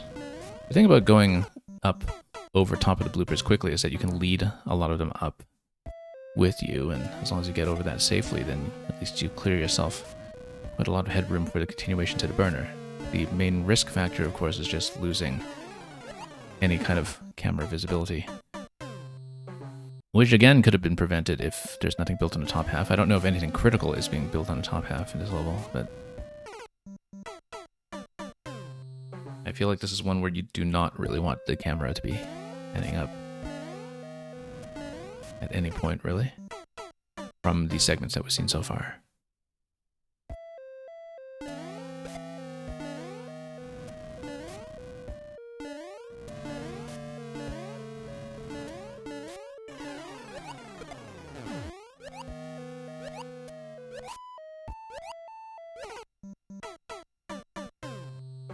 Yeah, not very good positioning there, unfortunately. Should have been an easy series of jumps. But at least we're making it back to the bloopers more consistently without dealing with so much Bowser trouble.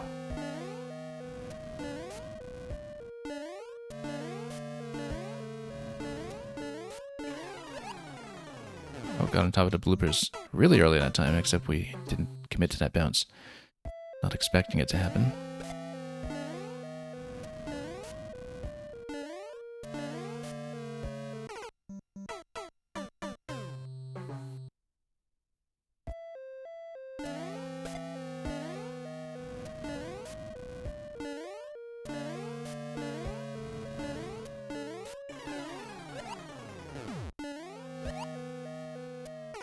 Nope, didn't think I'd missed the bloopers there.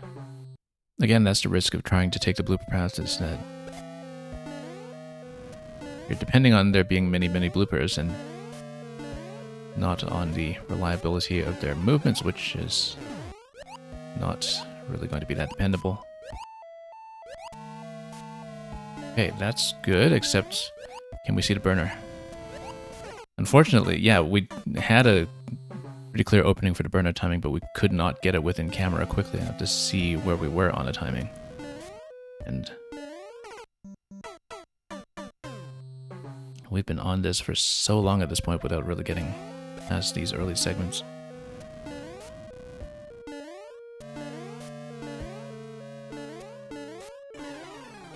Such a deceptive level too, because everything here is just, you know, standard traditional jumping. It's just on an extremely busy screen in certain places, and it's not even that it's busy, it's that it's unreliable.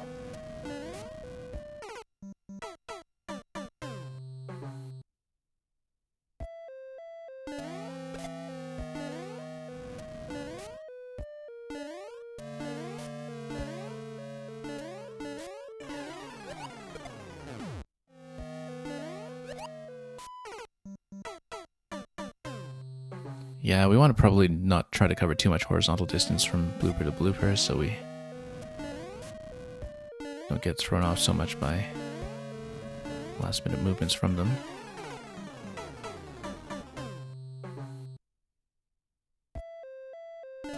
Okay, I probably said quite some time ago that I would only put in a few more attempts on this, and yeah, we're still here. Because we're occasionally progressing and trying new things, but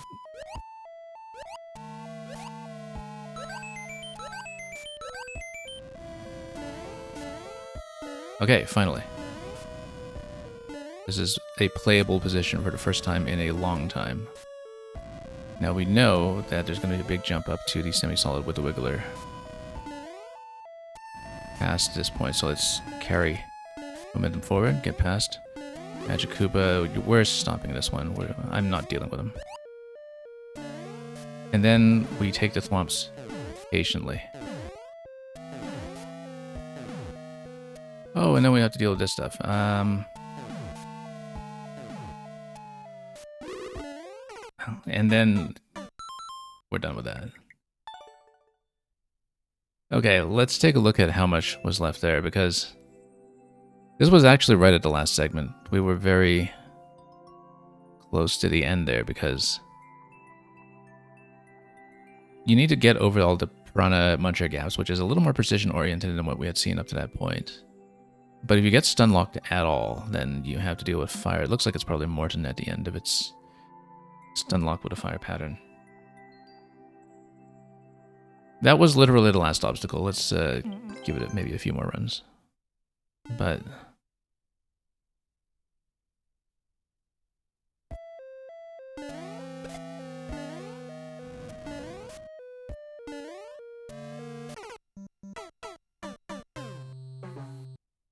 that cat showing us that the Pokemon still believe.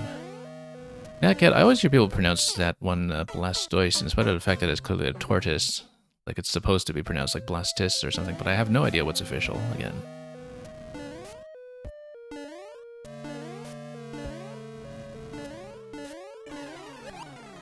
Because it's clearly named for being a tortoise, right? Or being close enough to one. In the whole turtle starter set. The first one I said is correct. Blastoise or Blastoise?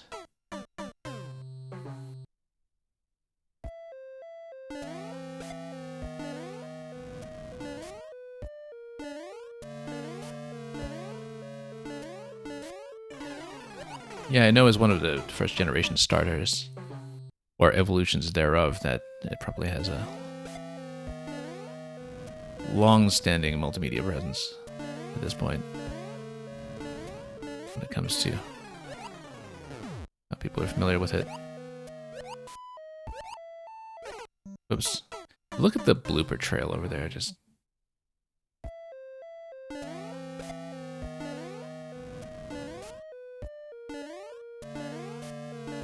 catching us off guard that way.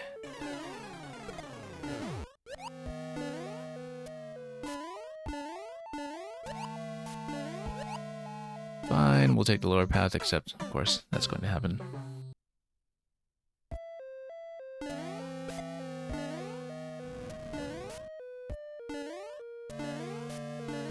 I don't know, that Morton Piranha segment at the end looks pretty miserable, so... we'll see. Natcat, you are saying they should add all of the OG Pokemon as Twitch emotes. I don't know how many of them are covered at this point. You seem to have quite a lot of them that you're bringing in.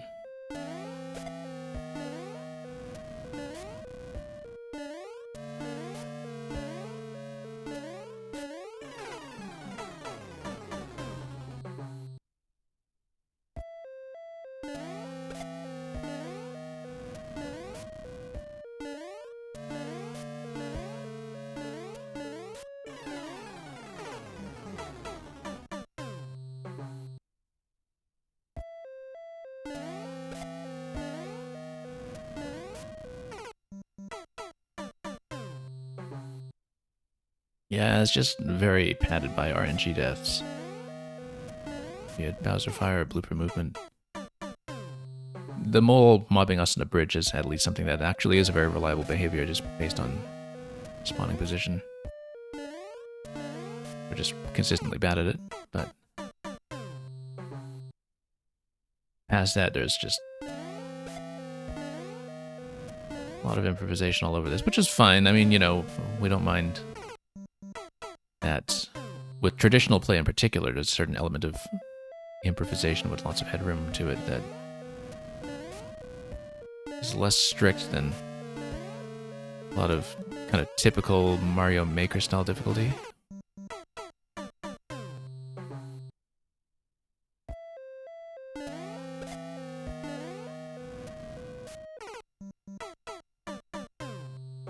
But we are occasionally getting mobbed by a lot of movements that we can't really read reliably.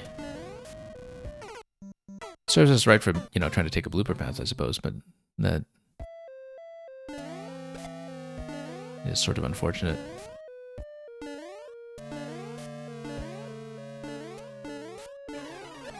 Okay, got on top quickly. That's ideal. Very ideal, in fact. Oh, even got over here quickly. Let's mine those moles and spinies and try to land accurately there. That's good. Except, of course, the Cheep is going to follow us.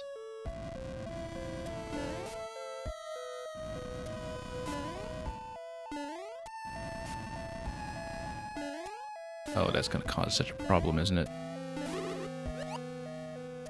See what I mean about behaviors that are not totally reliable is you have stuff like this where the cheap potentially spoils the party. Anyway, thwomps are easy enough.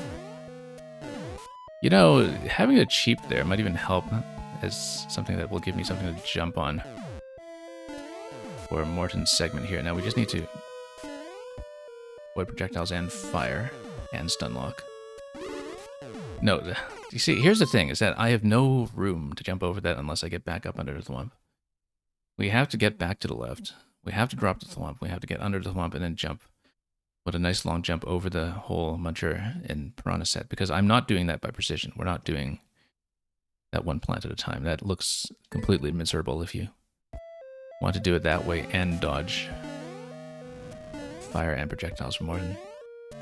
You have to jump from the thwomp, but you have to get everything on camera first, which is one of the issues.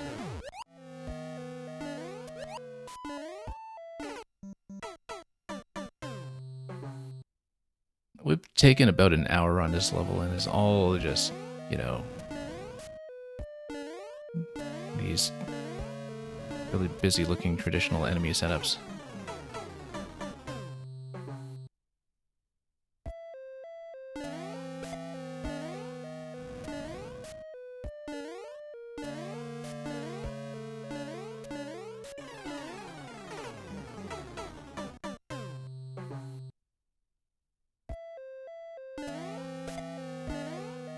I don't know why we let the encouragement of a Pokemon rope us back into this.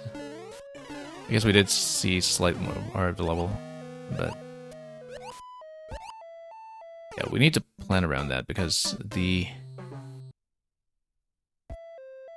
way over to Morton is going to be from an audacious jump from under the thwomp. It's not going to be from trying to skip over the Piranha Plants and Munchers individually. I'm not playing this precision style. I refuse to do it.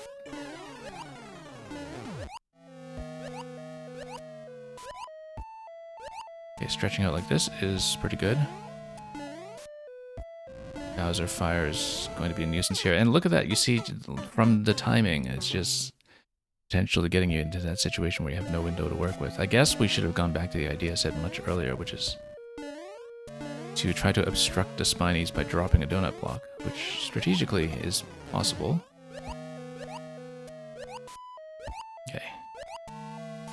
You lean pretty far right and give yourself lots of space on the bloopers, actually. That does potentially work out. Let's get on the burner.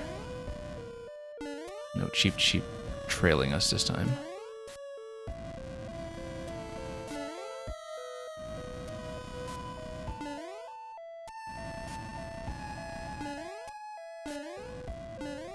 Make out a Magikoopa.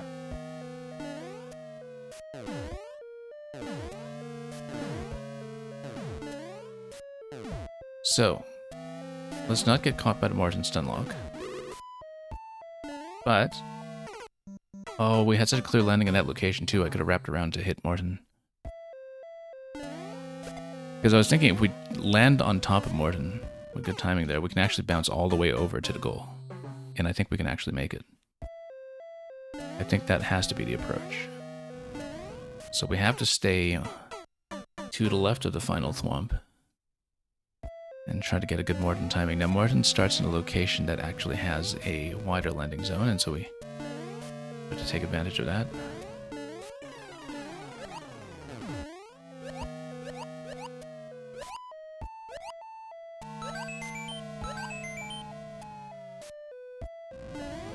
Timing's not going to cooperate at all this time. Rather, it was clear, but we couldn't see how far it was and whether it was clear. So I had to wait an additional cycle for it.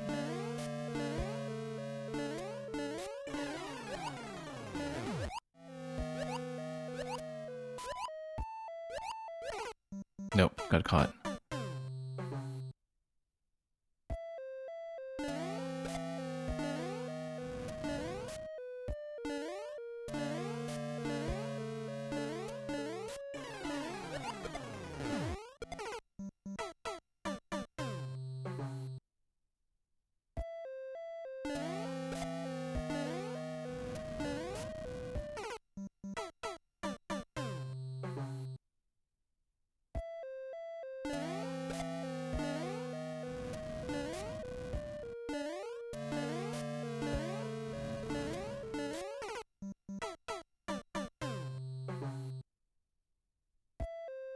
Well, I mean, there isn't really anything else interesting to talk about at this point. As far as the level is concerned, until we get to trying to figure out tactics for getting past Morton. Everything up to that point is just, you know, re-rolling this until the bloopers cooperate.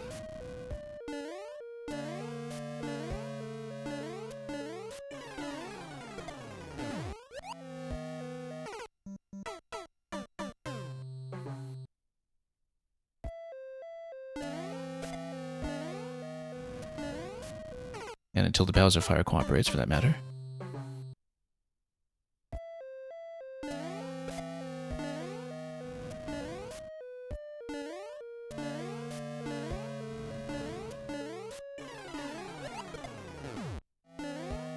Nope, no room.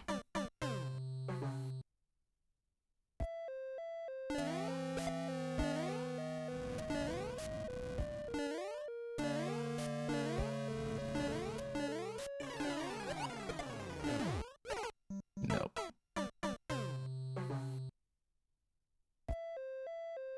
It's a lot of bloopers to read at once, and some of them do have movements that are staggered away from the others. Okay, got on top. Good. Lead them nice and high. Okay, oh, nope. That was a problem because the burner was just getting started. Yeah, Cat, you said you don't see levels of bloopers out of water very often. There was a really good one by Shearwater last year for the anniversary set that was all about jumping on controlled mini blooper trails. That's the best blooper level I've seen in a very long time. And that one was all bloopers out of water. Okay, we do want to lead the Spinies off. Unfortunately, we just got caught by the Bowser Fire, which we knew all along was a bit of a risk of skipping over Bowser this early without stalling him.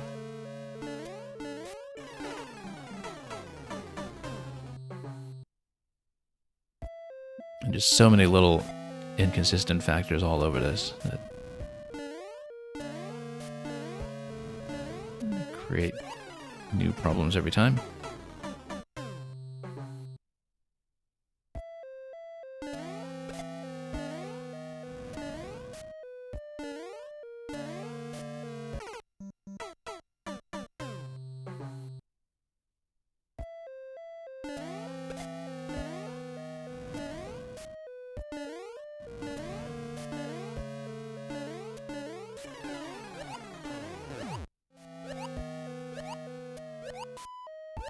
Okay, let's not get caught too low on the mini blooper trail so we don't get mobbed by the big bloopers.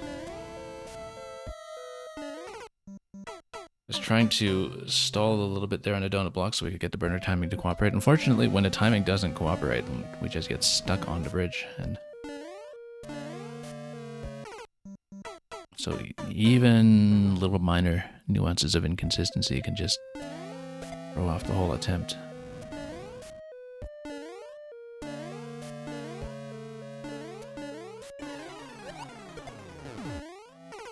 Because with the way the blooper movement works, you know, you're just not going to get a consistent path over them, right? So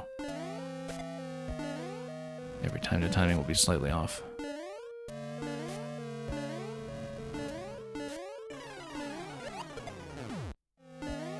Yeah, no, and you see, because of the movement there, we just didn't get the spacing we were looking for that time either.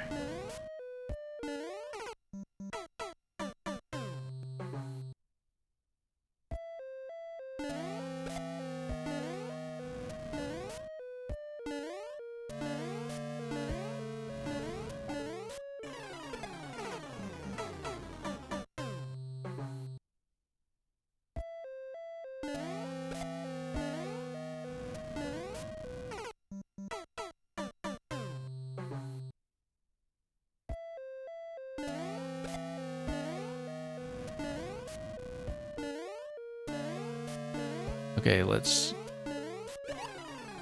get a nice entry onto the bloopers. Only to spoil it immediately. It was actually a pretty clear opportunity that time that we summarily lost. Actually, just going up the diagonal to this blooper immediately skips over some issues. It's just that we need to maintain position after that.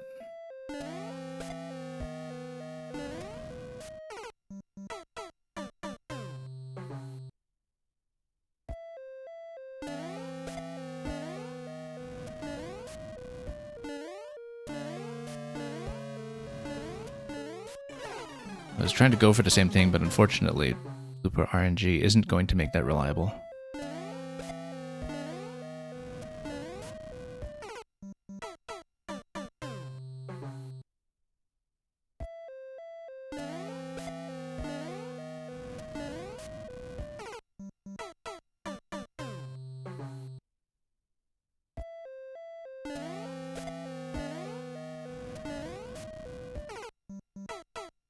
And yeah, Bowser Fire is just going to very inconveniently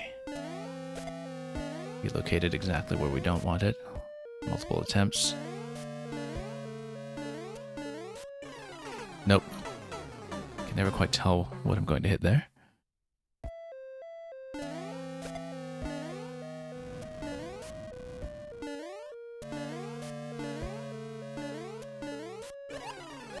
Okay, got on top, but we need to maintain position here before we get mobbed by Cheep Cheep jumping from below.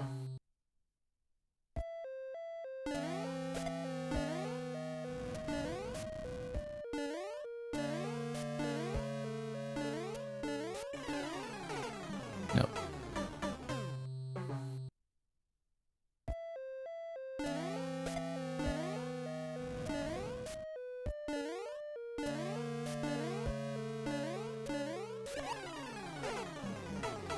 And yeah, when the bloopers are dipping down like that, then we just get caught by the trails on the side, and so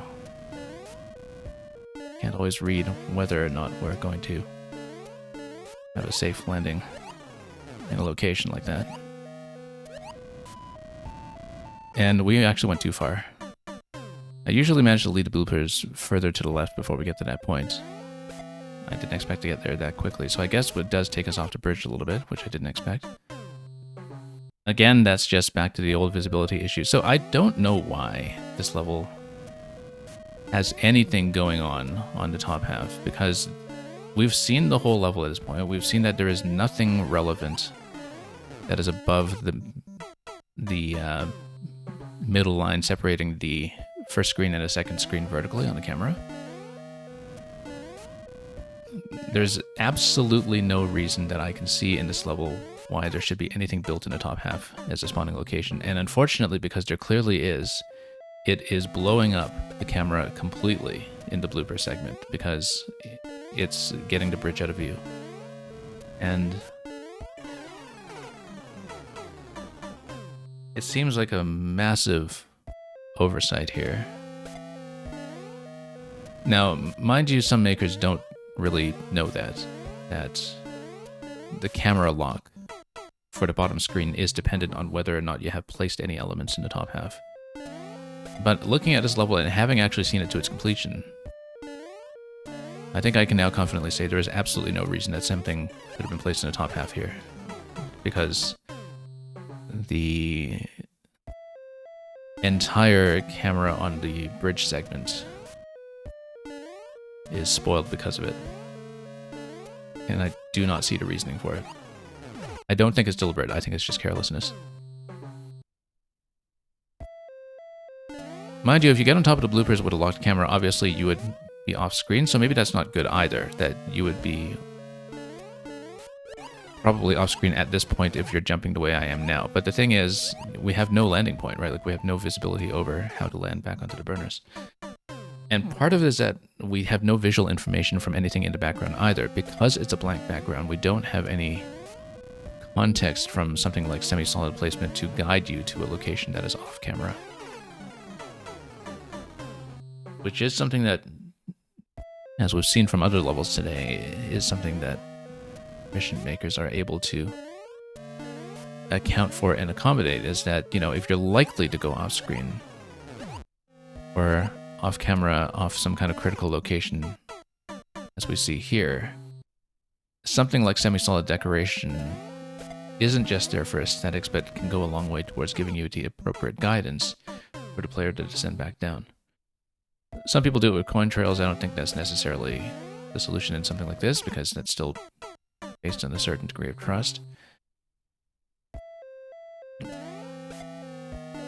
But you see, that's why you do backgrounds instead of just leaving them blank, which I guess thematically is part of what this is going for. This is a ghost town with nothing, and this is deliberately trying to be nothing and to give you insufficient information for jumping around, but it does mean that you have massive camera issues with playability when it comes to the bridge itself.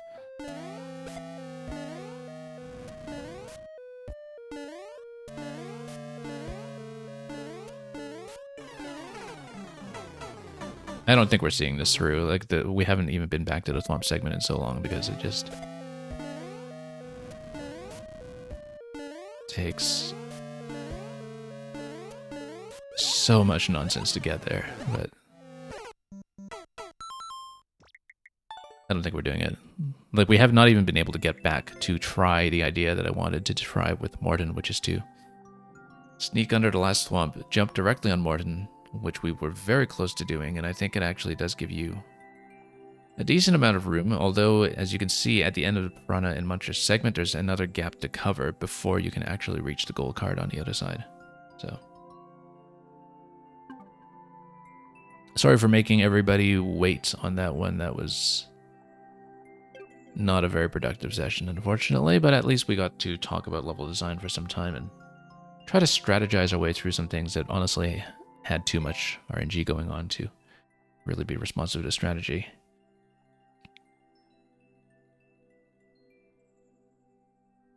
We're bringing in Snivel's level. I know that I usually wait for a check-in, but out of consideration for Snivel's waiting that long, we'll play this one regardless.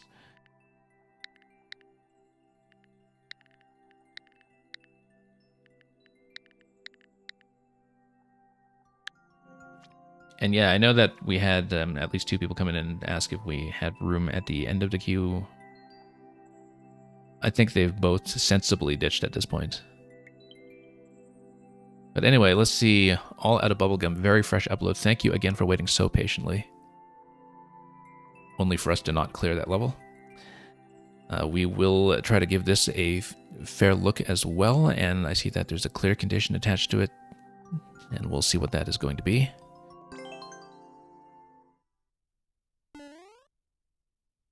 And let's give you a proper playthrough here. Reach the goal after grabbing all 5 50 coins. Okay, so 200 seconds here. Not too much in the way of immediate time pressure, but we would need to find a path through with the bombs in the appropriate locations. We'll want to bomb the top left corner to grab the P-switch. The P-switch is going to get us over to the right side. We don't know if past that screen there's going to be much more to deal with at this point. We haven't even seen any of the 50 coins yet, so obviously we do need to get through here. Either path looks fine. This path looks more walkable, though, so we'll take it. Probably didn't need to burn that much time talking about this instead of playing, but we'll take this and not get locked behind. No, we don't do that. We have to drop it to the left side. It's clearly left side opening. There's no reason to take out the question block in the top corner there. Actually, yeah, we don't want to blow this up because you can't actually cross. So this is all about looking at the branching paths carefully and dropping the bombs in the appropriate locations. And doing so quickly enough that we don't run into time issues later on.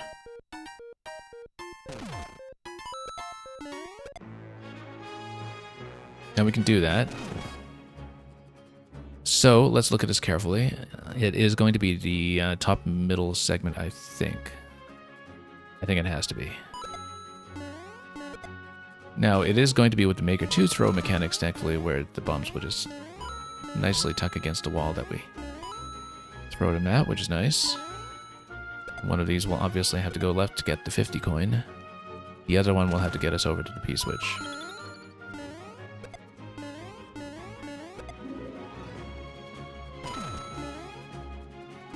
Let's carry the P-switch until we need it, which may not be for some time. Well, what we did with the P-switch drop on the right, but we need to scroll further to see if there are any P-switch needs beyond that. Let's not blow those up yet until we know what they're for. We actually want to drop one bomb on top of the cloud here, because that way we... Ooh. Actually, that's a problem. No, that's fine. We open this one up first. Then we take the other bomb over here and drop it on top of the cloud to open up the bottom passage.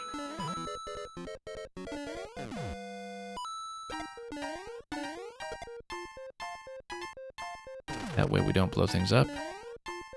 Unless we really want to. This one's going to the 50. But then we get stuck here. So that was not well placed.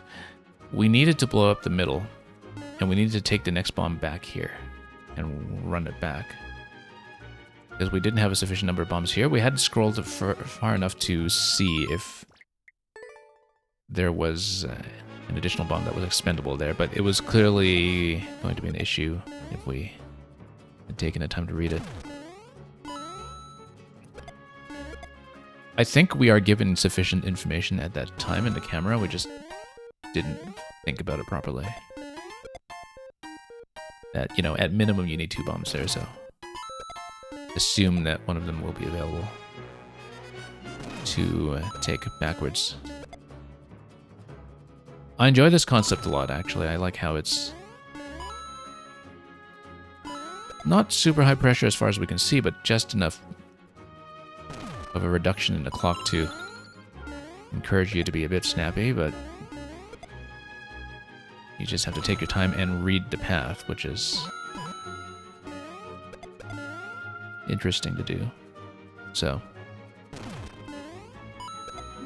yeah, and this time we don't need to take so long looking at this bomb because we've already mapped out this thing here, and we also know that the P-switch isn't necessary past this point. So it's going to be bottom middle on this guy. We'll try not to have the bomb blow up in our face. That was too close. Oh, that's going to blow up in our face, I bet. Yeah, no. Took too long to jump with that one. So it gets to the point where, you know, execution is going to matter a little bit. Just to get the bombs at the right place.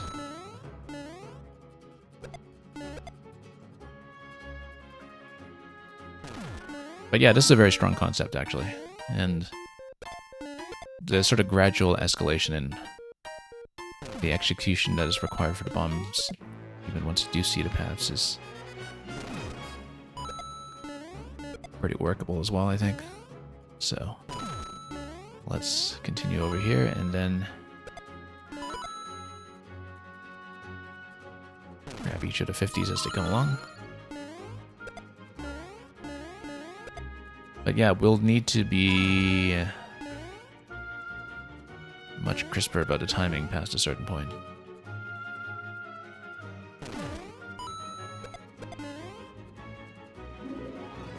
You're saying the time actually is going to be tight, okay. We'll need to be strategic about the throws then. 200 is going to be tight on us. That's okay, that just means that we need to map out the paths effectively.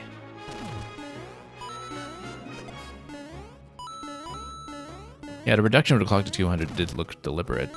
We just didn't know how deliberate, necessarily, in terms of how tight we're going to run. But let's open this up.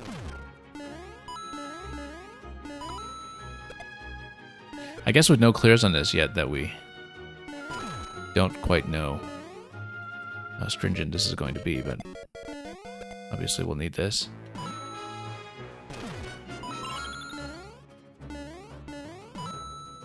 Oh, did not expect that. That comes as a bit of a surprise.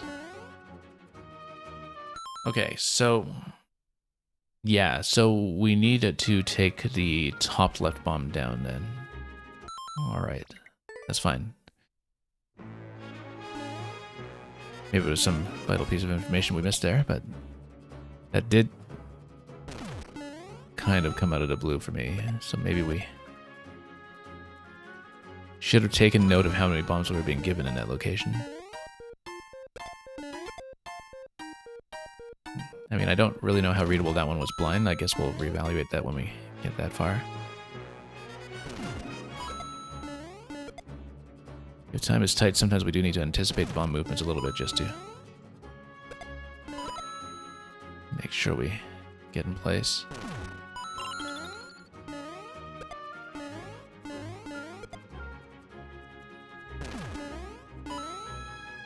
Oh, missed it. Come on. We'll need to do a nice clean throw on this side then, if that's the case.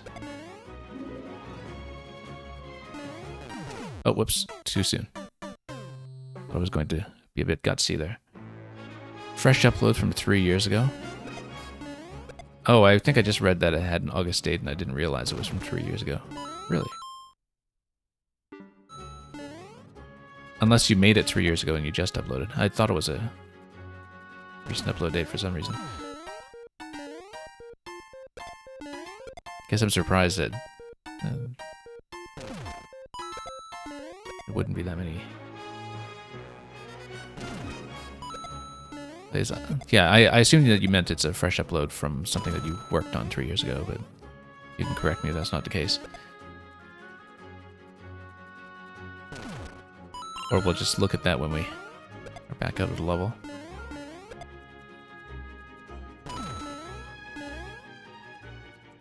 Okay, let's go over here. Dropping this one immediately. Let's just drop on this like that.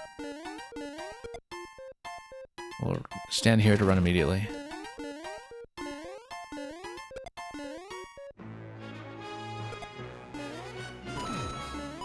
And we'll try to do this one accurately.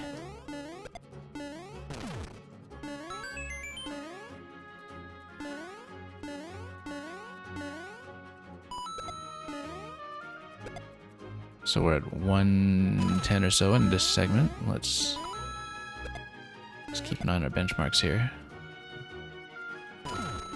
This 50 coin, we're reaching... Oh. Here. So we're hitting that segment right at around 100. Go. Got that coin at about 80. We needed to hit this bomb much earlier on our way through, actually. We didn't need to stall on that bomb. We could have hit that one really early with time to spare. Oh. So if we're tight on time, that's one of the things we'll have to improve. I don't know. No, we can't actually get up through here, can we? Or... No, we don't have enough bombs if we do this. Yeah, we need to go forward a little bit and unlock 2 bombs. So essentially, when you blow up the middle segment here, you're trading 1 bomb for 2 bombs, right? So we need to think about trading up like that because we need 2 additional bombs in this spot. So that's just something we'll have to strategize around. Let's just buy ourselves enough time to look at that, since there will be a certain amount of losing the time while we learn things the first time. Look at them properly. We'll just need to budget for that.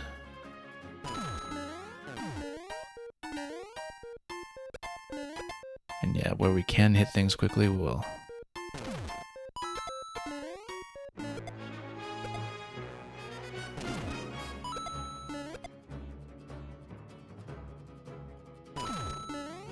Okay. I do like the steady increase in complexity that you go from, you know, just using the next bomb to having to plan around the next 2 and then the next 3.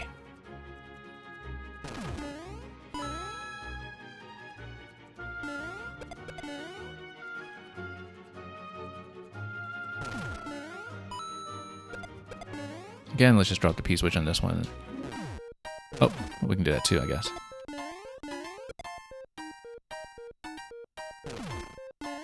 Stand right there.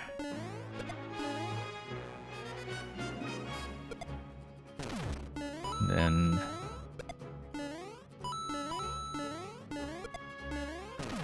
here we'll just dash across.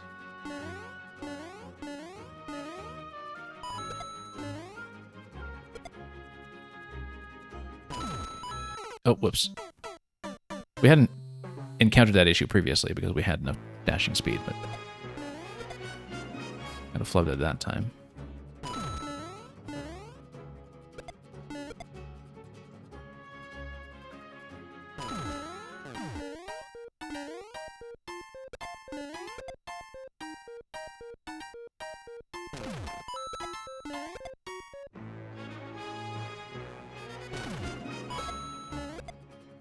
That's okay, we've got time on a bomb, let's just fix that.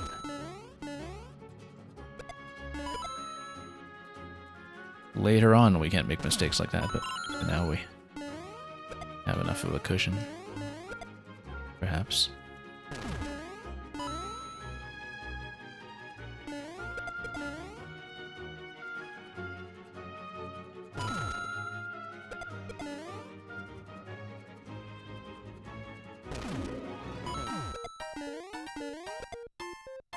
So I was over here, that's around 140. I think we've been somewhat consistent about that.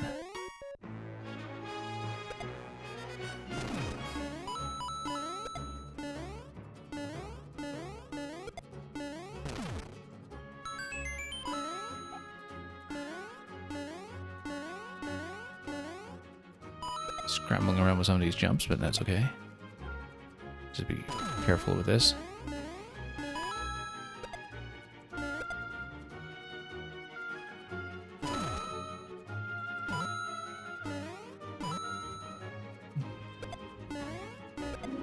Oops. This probably wasn't a very time-efficient way of doing that, but let's just tap this now and then go for a coin while it blows up. I feel like that's a slight gain in efficiency, potentially. But we'll see. Still not ideal, still not optimal by any means, but we're finding some ways to save a little bit of time here, perhaps. Yeah, good.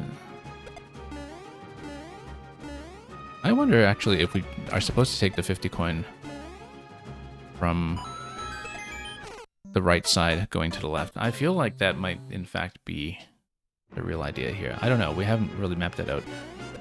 And we're low enough on time there that I might have to pause and figure that out when we get to that screen. But we'll see, because I haven't mapped out the solution yet at this point, and we haven't really gone far enough on that screen to see about the possibility of wrapping from the right side instead, which I'm actually increasingly convinced might be the case.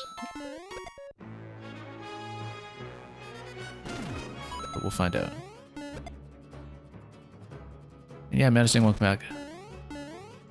We'll see. This is the last one in the queue currently, so if yours is comparatively short, we'll see if we have time, but it depends on how quickly we can clear this one, since we're not really through to the end yet.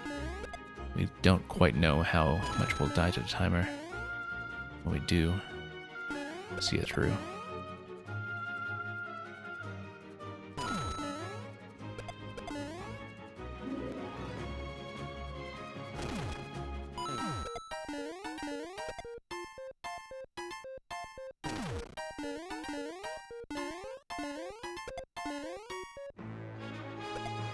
Oh, whoops. Yeah, we are, just to be clear, a little ways over our usual time for the stream now. But we typically go way over for viewer level. I mean, we try to run the stream usually about 4 hours at a time, and viewer levels consistently takes us well beyond that. Because we get absorbed in things, you know, like, whoops, jumped too early. Thought we had enough time there. That was blowing up at about 100. I feel like we have done this faster before, but we'll find out.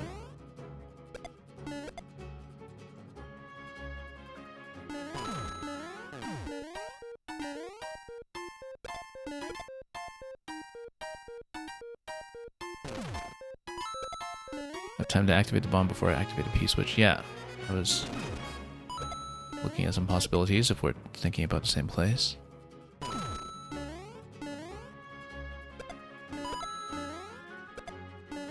We can even take this one out a bit. Not sure how much more efficient that is. As long as we don't accidentally pick up, of course.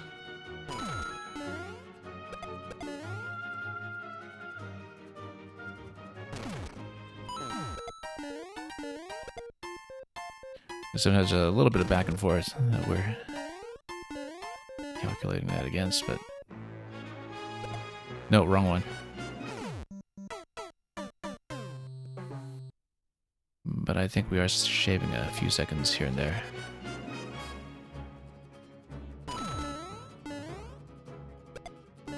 It's interesting that you have the Galaxy music here because, of course, Galaxy has that bomb cleanup minigame.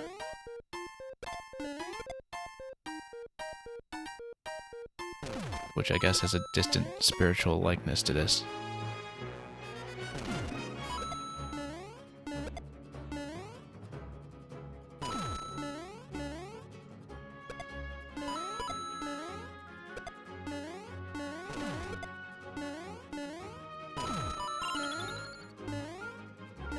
Oops, getting stuck around too many corners here.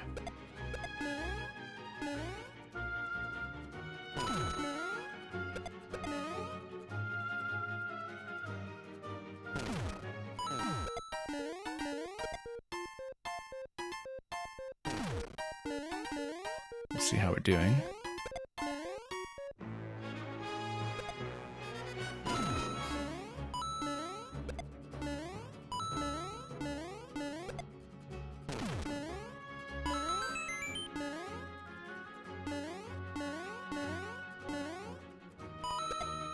$20 going into this area.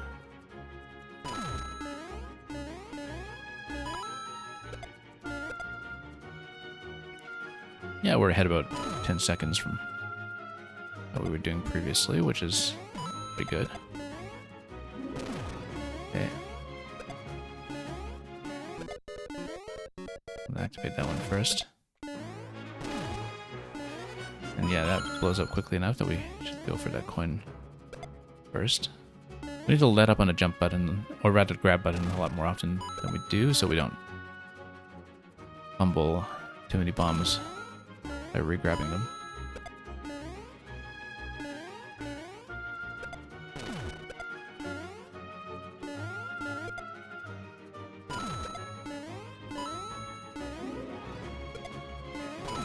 This bomb is so far out of position of doing anything for us at this point that... Oh, come on.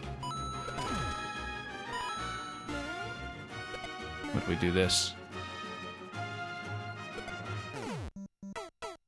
No, that's short by 1. I don't know if that works. We haven't had enough time to look at that to count bombs to figure out how many we need to get across that passage.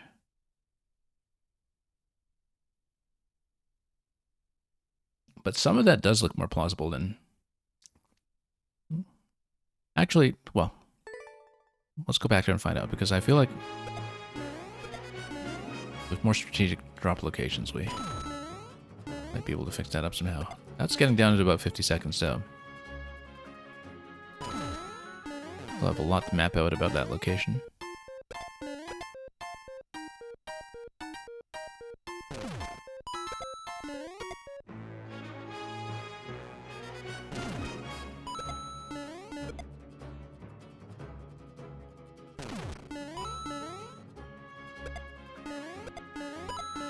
But let's just take that quickly.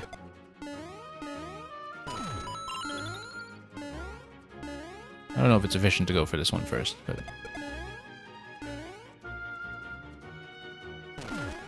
Oh. Using too much here. That's okay, as long as we get back early enough to see what's going on later.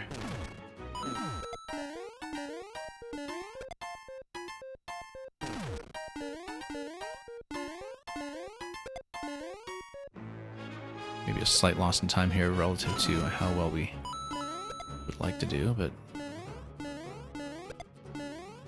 deal with it.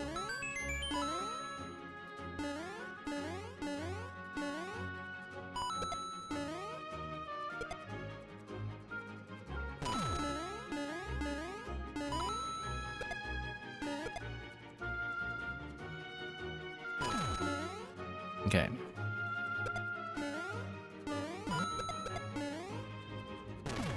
Yeah, this totally does catch the player by surprise, that bit.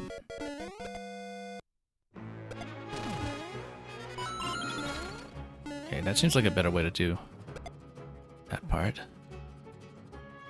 Oh, whoop, nope. Hang on, that was so dangerous.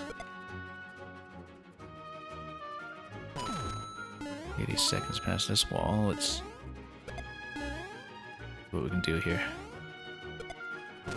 That's too far over. It's very inefficient.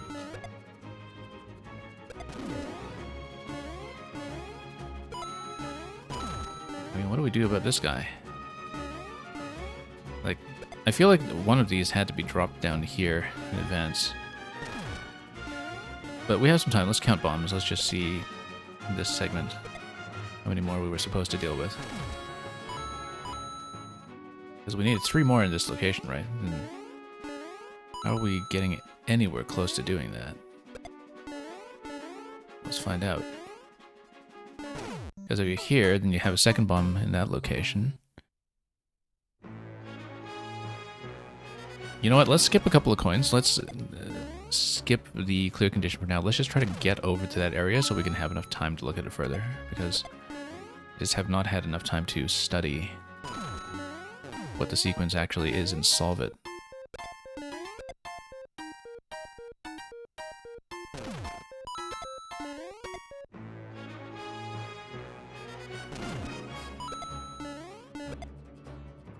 So let's just forget about the timer and the coins for a moment. Let's just pass through and see what we can do here.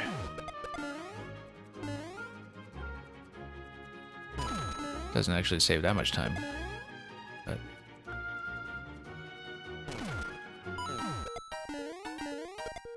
we can at least understand what is supposed to happen. So in this segment, for instance, we can just bust through immediately. If we don't get stuck here...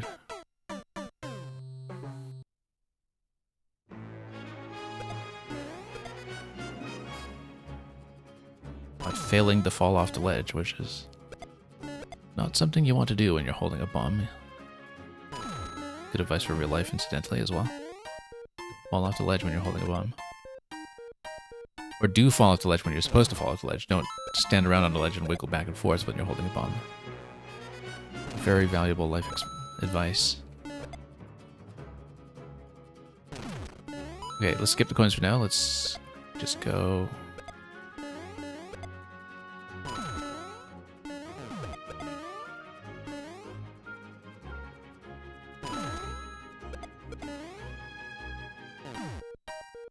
Oh, no, that's too soon. That's okay, we've got time to toss.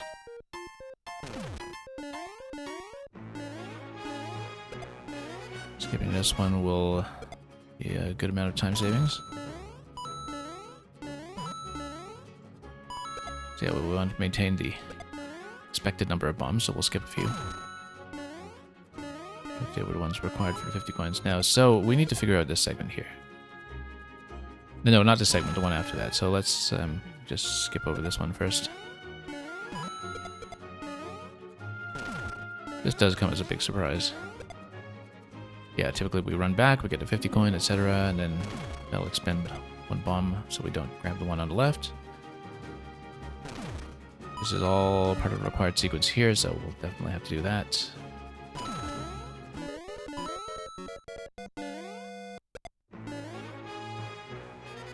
What if we dropped this?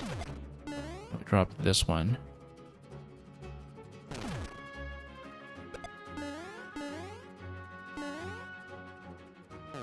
Nope, dropped it too late.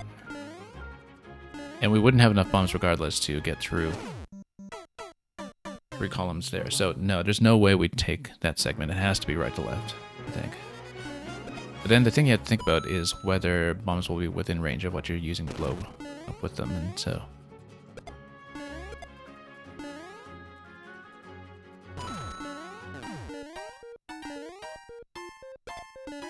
Need to go back and puzzle that out. Solve it properly.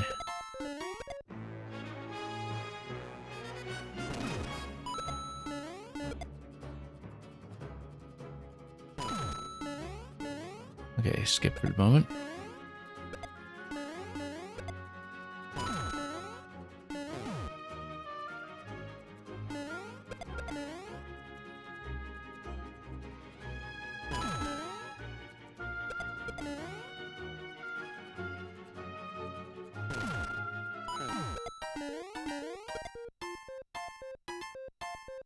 And then just buy ourselves time to read the final area once we get there.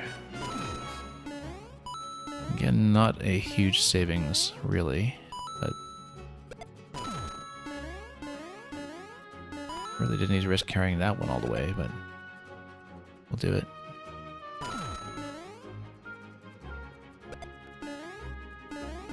Yeah, what a fake out this little block is.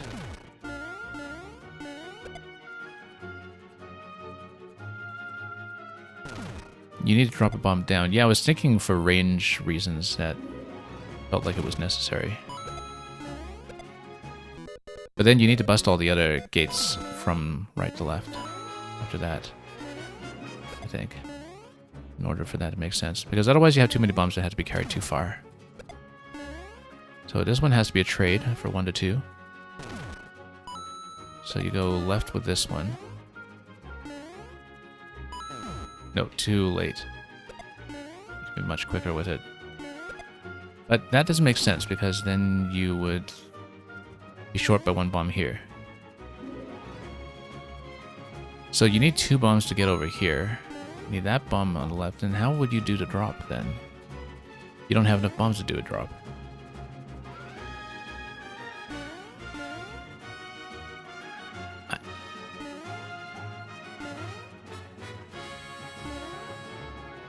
You need to off-screen the bomb so it doesn't blow. I had not even considered that mechanic. Let's,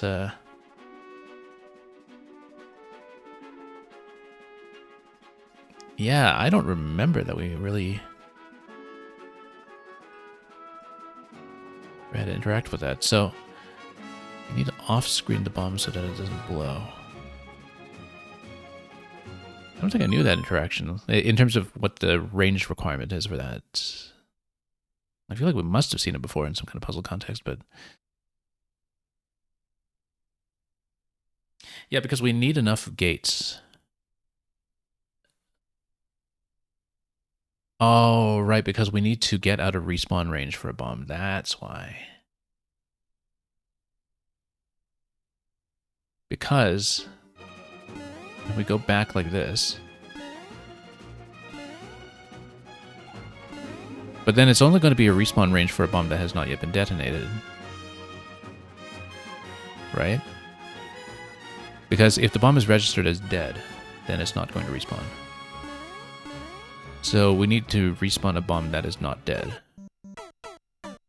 I would never have considered that.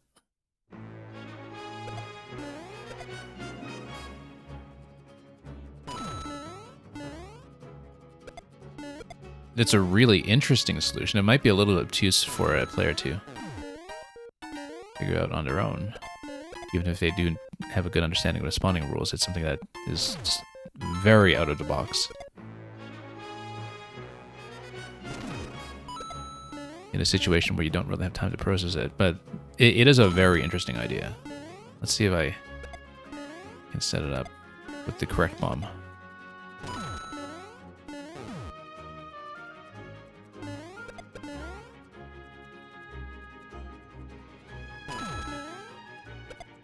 Yeah, let's see if we can figure out which bomb it's going to happen with.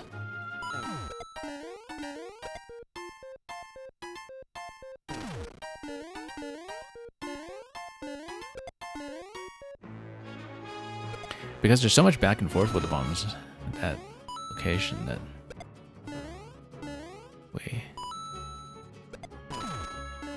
we'll need to see. Okay, so getting close to the relevant area. Almost. We need to blow this one up first.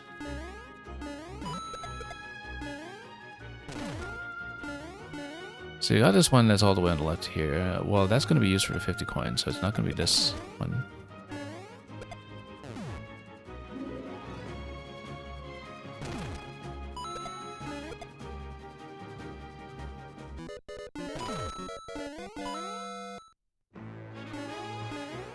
Because, let's say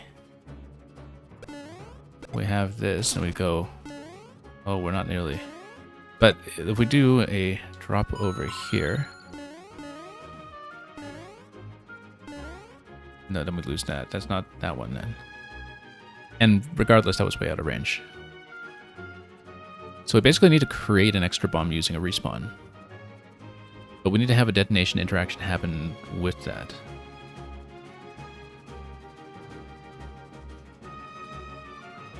And then...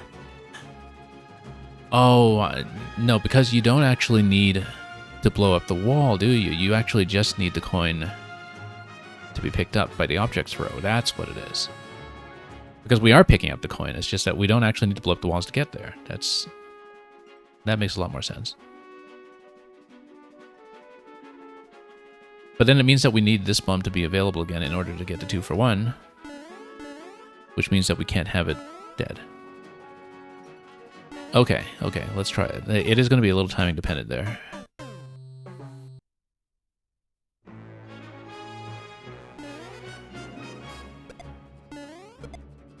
Because we need to run way out of range for that to actually happen. That's a very interesting solution.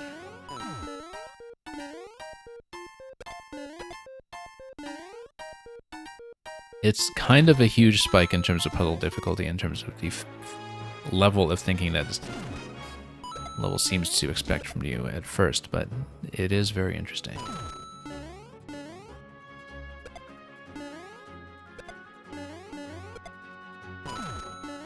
It's one of those things where you do kind of need to understand the game from the maker's eye view, as with many advanced puzzle mechanics.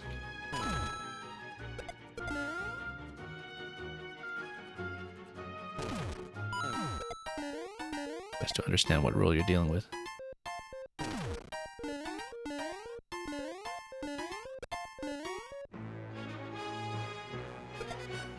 Yeah, for some reason I hadn't even thought about how we can just pick up the coin with an object drop. We don't actually need to.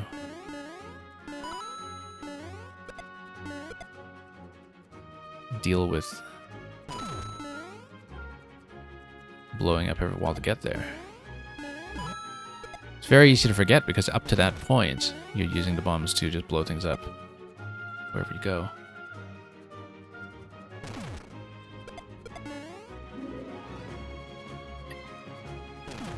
Yeah, because you need the throw interaction in order to pick up the coin. So you need a throw interaction with the wall bounce on the left side here. You run way out. That is interesting. Very tricky.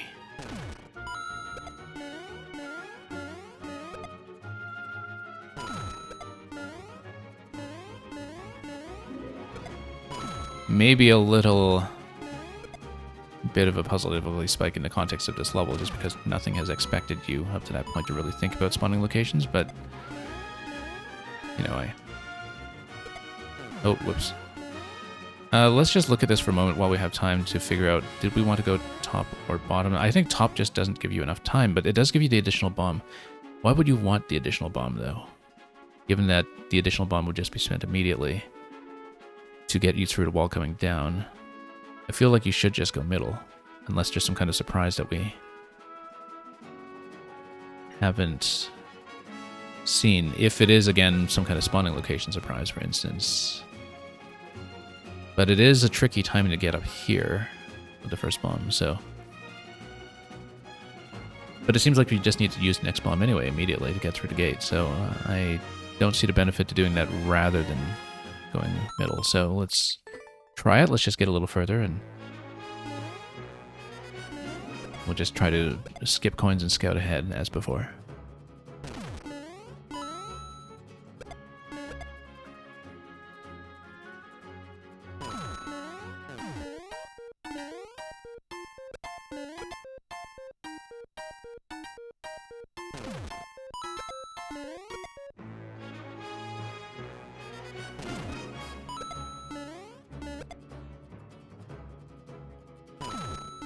Okay, let's once again just speed on through. And we'll stitch together the proper timing on everything after the fact.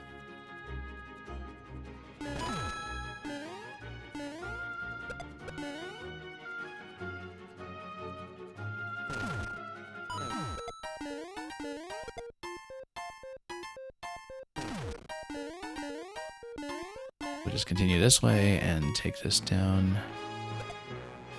And we'll skip this interaction. Instead of taking a risk of taking the other bomb this far forward.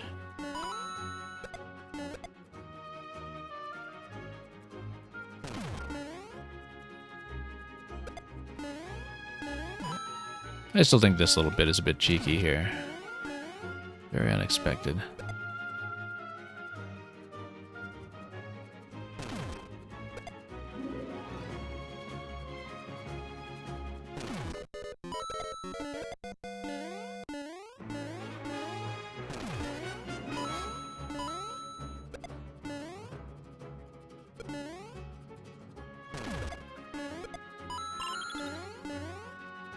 I'll screen it all the way to the end just to be safe.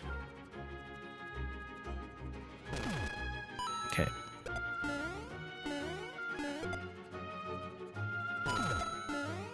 Yeah, it makes sense to blow it up on the right side.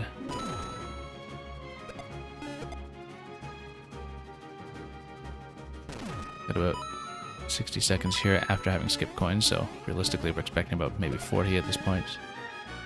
Let's take the middle. See if there were any unforeseen surprises here. We know that bomb will just not be accessible. Oh, there's a lot going on over here. P-switch. I mean, the P-switch would affect the blocks on the left side if that's something that's supposed to be available, but...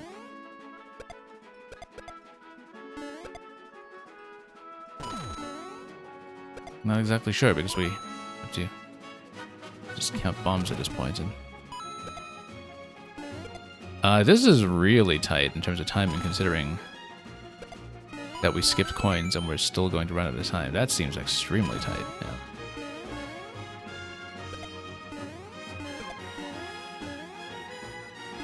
I don't know how we'll make the timer now, actually, given...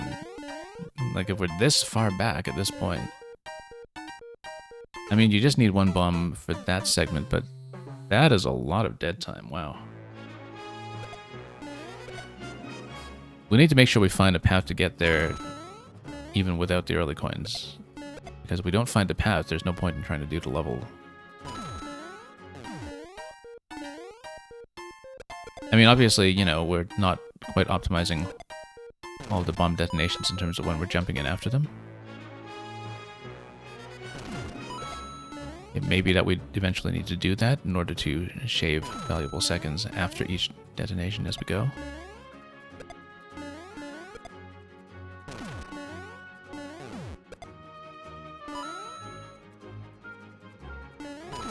Whoops.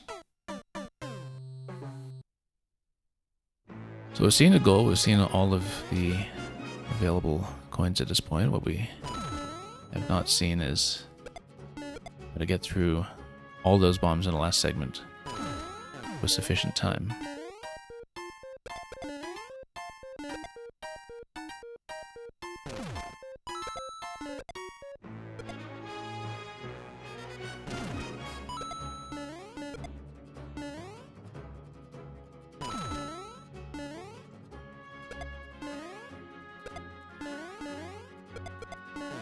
Nope. We should actually jump up immediately when we do that, like this one, and jump immediately to the next one. This will be a dead attempt at this point, obviously, since we're not going to be able to get through this gap. So yeah, let's find the optimizations first before accounting for coins. Just so we can check that we have a chance of getting to that timer. A gold card.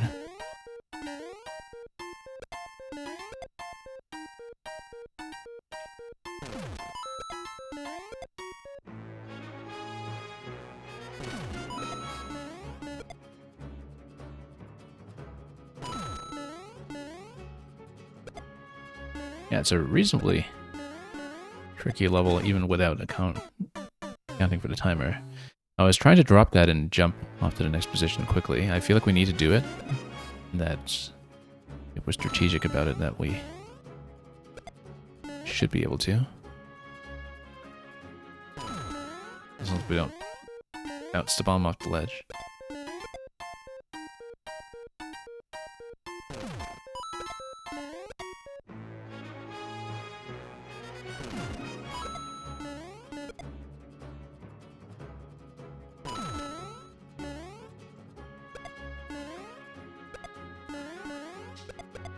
No, unfortunately we did bounce it. Yeah, because if you try to turn around, that doesn't work.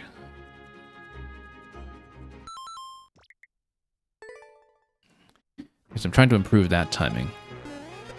If we can do both of those in a row, that would be ideal. Like if we do a bit of a soft drop on that bomb as we're going up. Or a toss to the left. We'll figure out the method.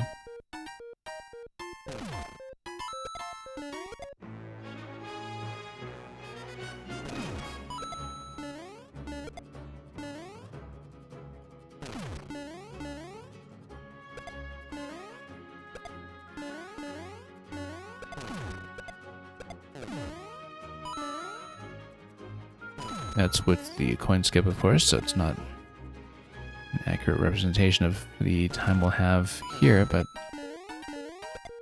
we'll just try to buy as much time as we can just as a test.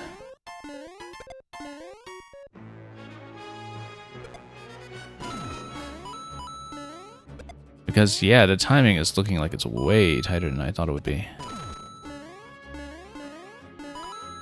To the extent that I don't know if we can clear it today. Like, I'd like to puzzle through everything and find a path, but...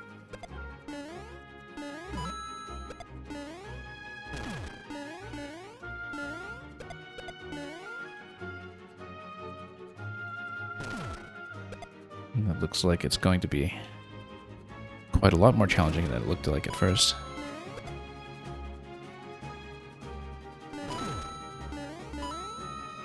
Whoops, losing too much time here. Yeah, this one, well, we'll leave through this one the standard way because we really need to try it. Maybe we're jumping too far there? I don't know.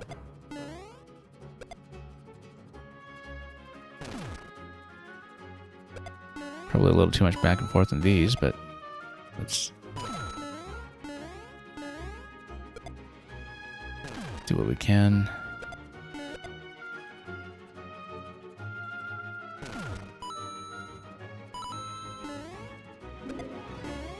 In that case, absolutely the middle segment.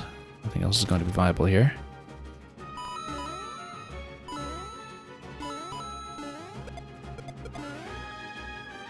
Yeah, that other bomb looks like it's just bait. Here we just need to go one segment to the next and be quick.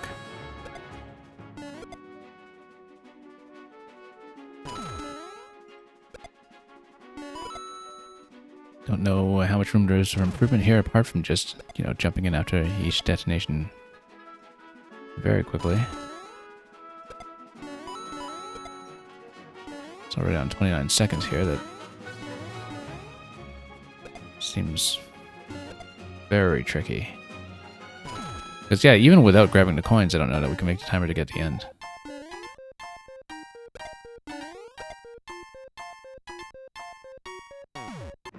Wait. Oh, that's the fake hard block that looks like the... Or rather, the fake ground block that looks like the hard block. That is a feature of SMB3, isn't it?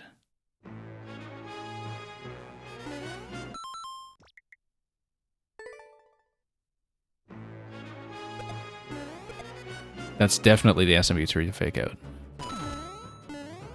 With the one that looks like it's the end of a track. It's actually a little ground block nub. Wait, but then how come that wasn't within range of something breakable in between? Oh, maybe that's... Oh, we'll have to think about it. Let's go back and take a look.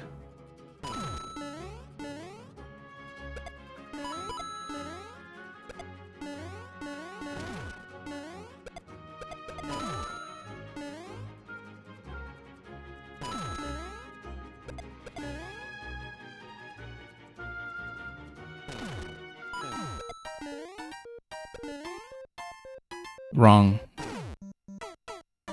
Wasn't even thinking about that at the time. I was already thinking ahead to another segment.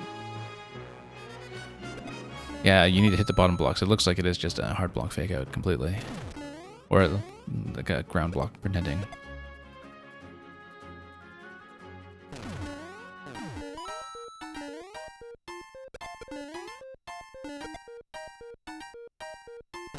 I mean, that one's quite funny.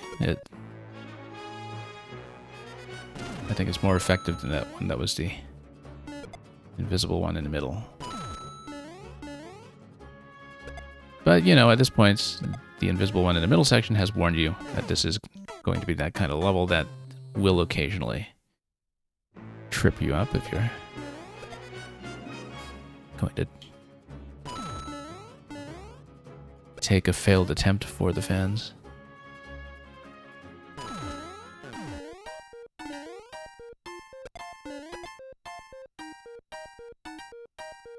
Yeah, I don't know that we'll get the clear today, just given the stringent timing, but we'll try to at least map out the finish. And that will be significant progress, even though I feel like the timing is tight enough that we need to jump after bombs aggressively to chase them at the last possible moment. I don't have the precision to do that. I can tell you that right now. We need to basically watch the clock to do that and be very precise about the timing. But I don't see another way that we can shave that much time because we're so far behind at this time. That it's clearly because of all the seconds that we're losing from one bomb to another that is creating a major setback, but we'll see what to do.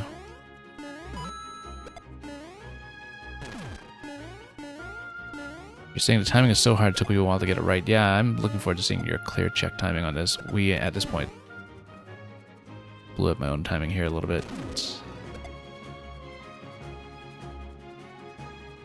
Because, yeah, if the timing is that tight, it looks like I have to chase bombs such that I'm always kind of 3 tiles out and on my way in when they detonate, which I think the best way to do that is actually to watch the clock. Like, if your other movements are consistent enough, then you just watch the clock for detonation time, which is what we do with P-switch levels, where P-switch timing is down to half a second or something.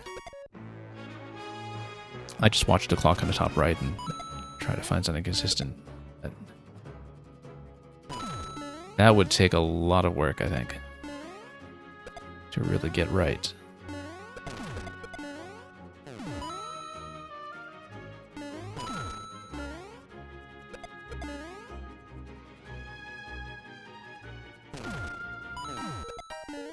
Well, it's still very satisfying to figure out what we have, even if we're not making it much further.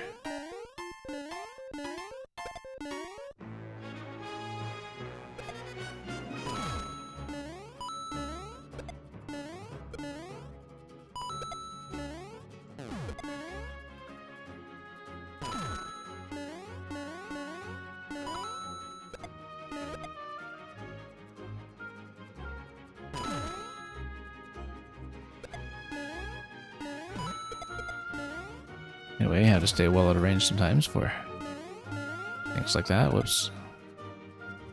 Rukowski, welcome.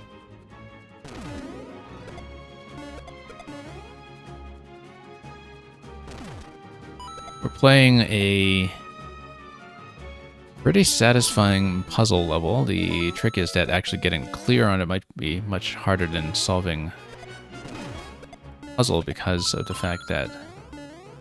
Oh, and it blew up. So it's not going to respawn.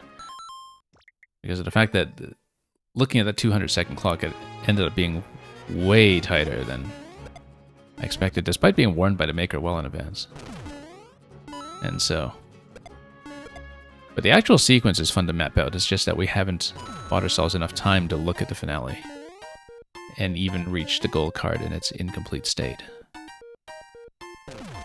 Because we're probably, what, something like 20 seconds behind pace at this point with the way I've been playing, if we do in fact go for the clear condition. And yeah, it's about learning what can be done, as you were saying, and I do appreciate that. I am not somebody who's sort of obsessed with clearing every level and showing that I can get to flag, but I do like knowing what you put in there and trying to figure out the structure of what's going on. And it makes the first clear when it comes eventually all the more impressive. That, you know, I don't have the execution to do this, but I like the routing, and I have enjoyed figuring out the sequence itself. And Luca, welcome as well.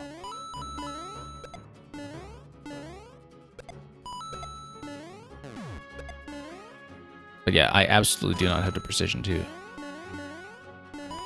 the clock with something like this, I think. I wouldn't even mind an easy mode version that just has an additional, I don't know, 30 seconds, 50 seconds, who knows.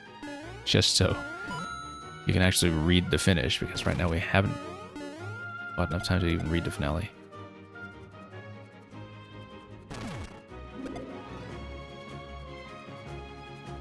Because I think even an easy mode version that has the single difference of a slightly relaxed timer would actually still be very enjoyable. Not that we're complaining, mind you.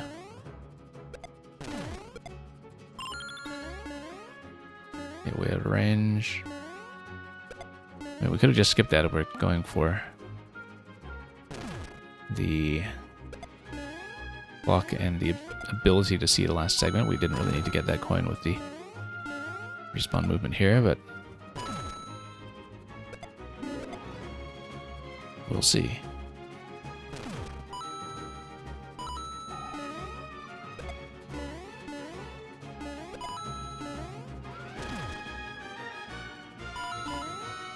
Yeah, that bomb's just a fake out.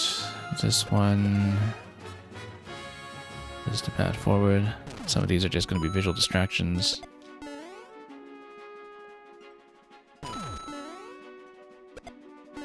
We're down to 40 already, so... Again, by the time we get to the piece, which we're already down to 20 usually, and we just have no time to look at what's even happening.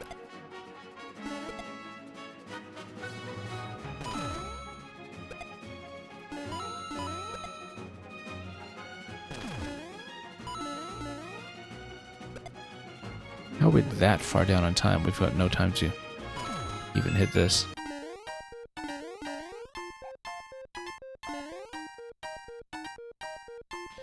Okay, let's take a look at this, because I don't know that we'll be able to even route it to this last segment here. Because this bomb, you could potentially break the right side, but then how would you get to 50 coin from that segment? I'm not quite sure. But then you can get to the gold card just fine, as far as I can tell.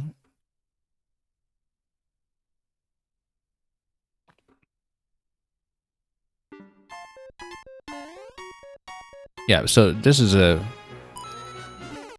something fake over here. But then how do you even get the last 50 coin? You would need to blow up from the right side, but then there's nothing to stand on there. Oh, unless those are also hard block fake outs, and then... Yeah, because if that's the nature of the troll, then...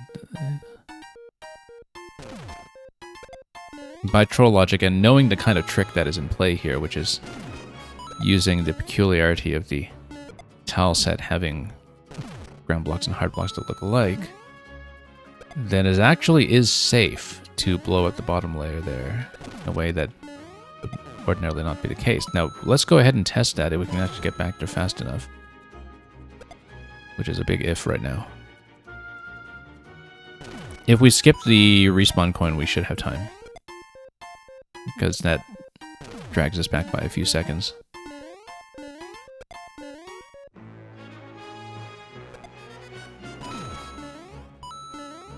You know, we take this one all the way up, and actually saves a bit of time as well, since we're not doing the real clear right now. That actually gets us through a bit faster due to the earlier bomb activation. Well, and then of course we'll just lose valuable time doing this. We'll get through the first troll here.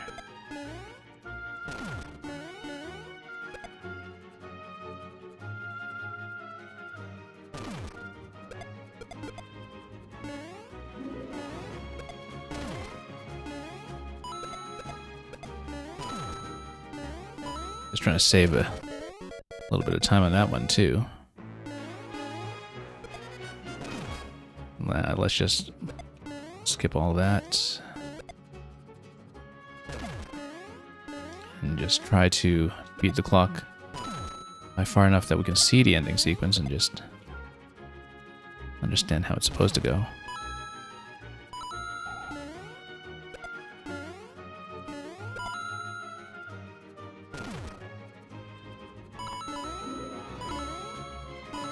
So it has to be top like this. Yeah, in that case, if we don't skip to 50s, we don't have enough time to actually look at the end of the level to figure it out. There's no thinking time that's budgeted for here.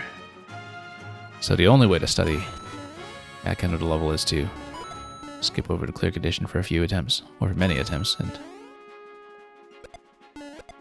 buy more time than we've been doing. This is still pretty far behind. We bought ourselves maybe 10 seconds at most.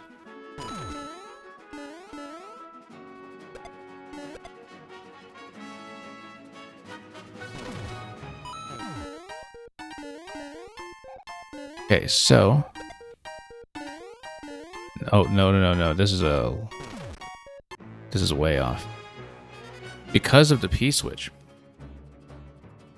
If the P-switch is active at that time... Well, it has to be active at that time because we can't get through the gate otherwise.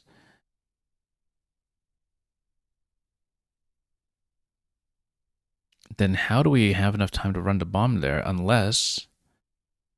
we wait until the P-switch is near expiry, then we take the bomb down through here, then we toss through here. We need to figure that out because the P-switch timing is going to enforce 10 seconds, right? But the bomb is not going to make it through the left side. It has to make it through the right. And so it has to be P-switch expiry followed by taking the bomb down. So there is going to be a slight waiting period there that... Again, even with all the 50 coin skips, I don't know that we can make it. We'll try to at least see what to do and prove it. We just can't do the level in its entirety under the current timer, not by any means. At least not in our current state of practice. Oh yeah, we should have activated that bit first.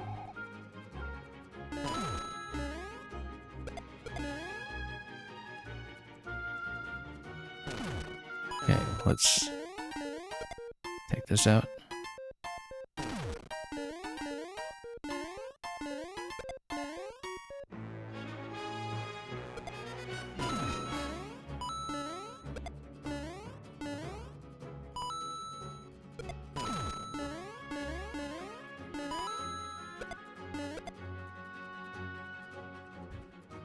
Oh, nope. Jumped in a bit too soon.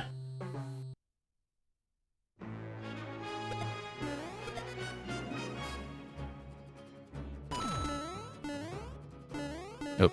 Losing so much time here. Let's just start over. Otherwise, we can't even see the ending, so...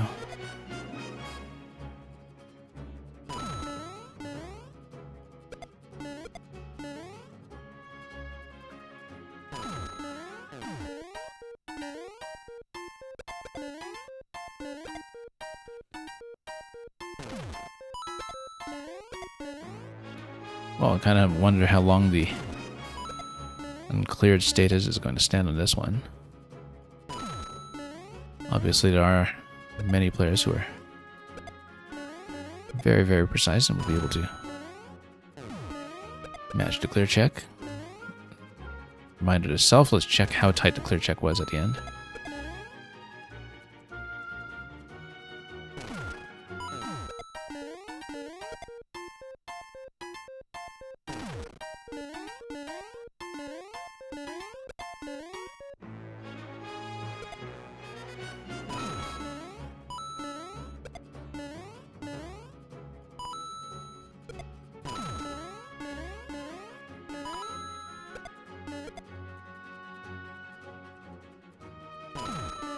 And let's try not to lose track of everything we have to do on the way there.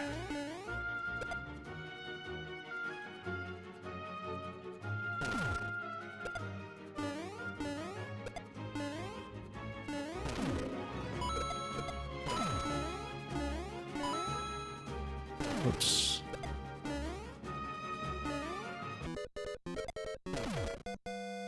Okay, let's think this through. Lost a bit of time here. I'm running back and forth.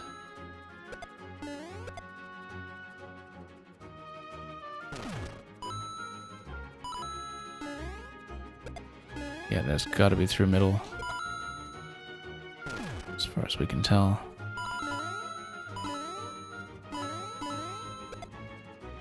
Let's not jump down. That would be disastrous. There's so much stalling in this segment that I think is just purely there for time retention, really. And also to check how precisely you can jump after each detonation. Because you'd have to master that and do it consistently over many bombs, just shaving as much time from bomb to bomb as you can.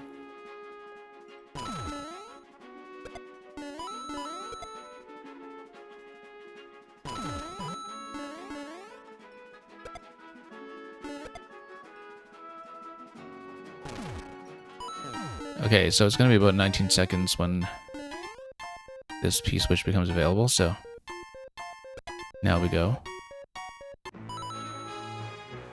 Nope. You see, I can't even run fast enough to get that down there, because I think we would need to kick it towards the wall and then run after it at full speed, but then you would need to weave through that really quickly, because we far behind by enough that I can't even get the throw to that location.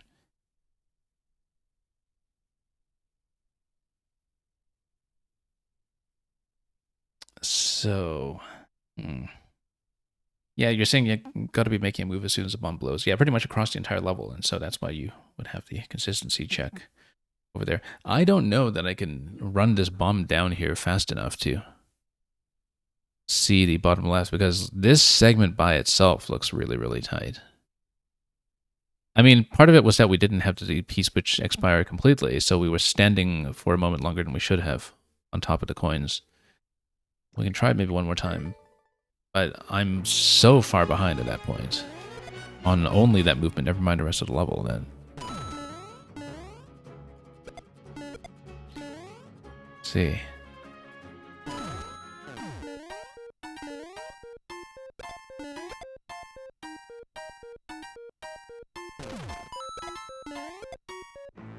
I guess you can kind of watch the animation to see when it stalls.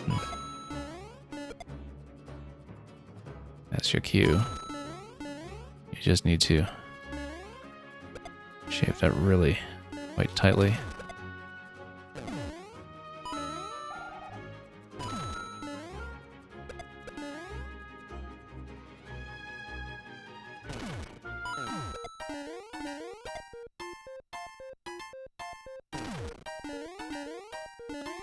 Well, we'll go back and see. I spent a lot of time on this at this point, but it has been very consistently satisfying.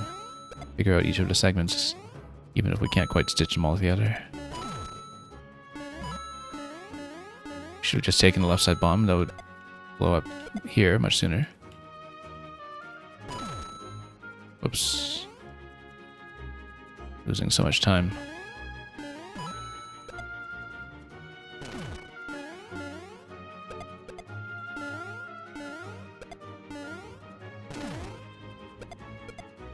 Sure, why not?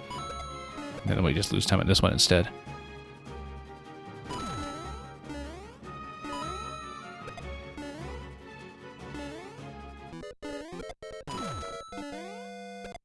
Yeah, we don't need those in the bottom, so let's just take these. Just try to buy enough time to scout ahead and reach that P-switch.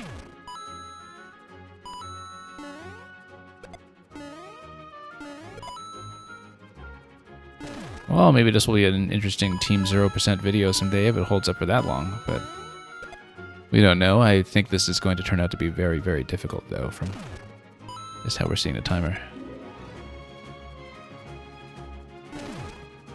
But the pathing has been fun to figure out, for sure. No complaints about that.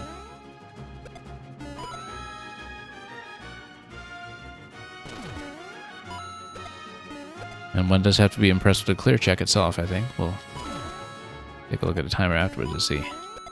That was tuned.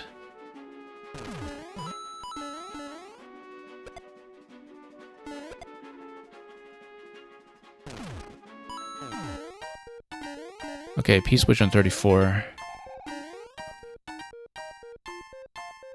Let's just basically let it expire. I mean, we're not going to beat the level at this point. I just want to see if we can get the bomb far enough. No, we can't even get the bomb far enough. I'm just stalling too much. Yeah, I feel like you kind of need to reverse on each of the walls, so you cut momentum on the walls and you don't stall quite so much as I've been doing. But even so, you might need to maybe kick the bomb ahead and sort of run after the bomb. And run it. I don't think I can do this bomb. That's the thing. And so I don't think I can show what's going on there with the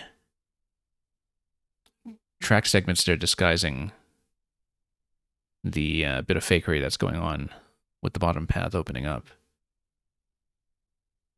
But you're saying once you find the most optimal route, it's about shaving time, not to stand too far from bombs. And yeah, you need to be so consistent about it with that whole bomb series near the end as well. I'm going to look at your clear check time, and I think we do have to call it for today. Because looking at the final bomb, I actually do not think I can get it. This is... Yeah, so... 3 minutes 17.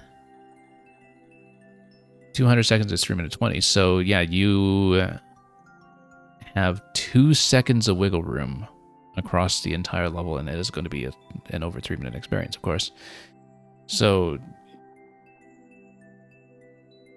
that sounds like some incredible consistency over this long a stretch, but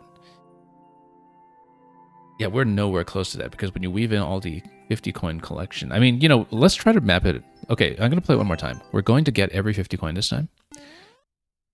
And I'm going to die to the timer, and I want to see how early we die to the timer on my current best route grabbing coins. I just want to demonstrate how much time we are losing.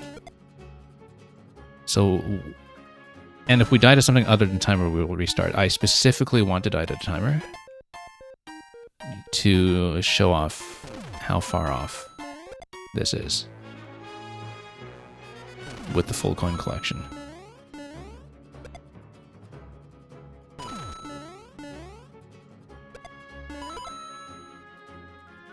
Oh, and we should have detonated that one in advance.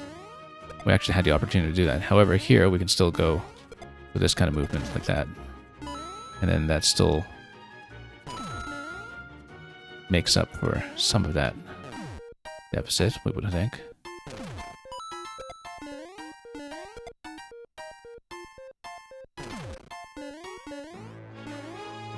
Because, yeah, this time we are going for every coin. And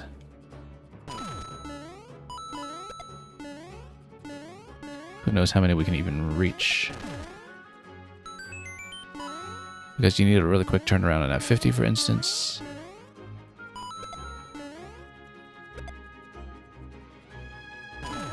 You do need to optimize your sequence of the bombs as well, to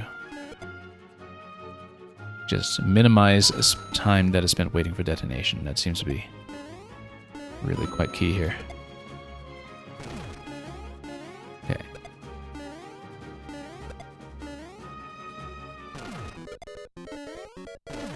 Yeah, we had a bit of back and forth there as we hesitated over whether to go for this one first. We probably should have.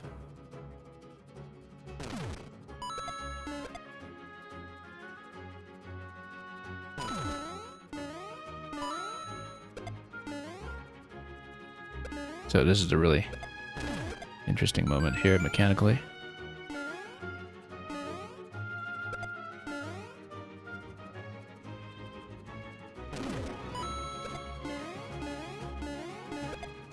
And you need to be quick about the throws too. You need to throw as soon as possible in locations like that.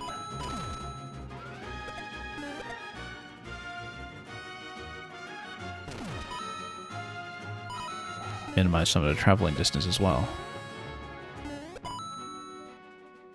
So we did get to 4 out of 5. This is the first time we've actually demonstrated it this far. And I just want to see how soon we hit timeout. We might not even get through this segment here.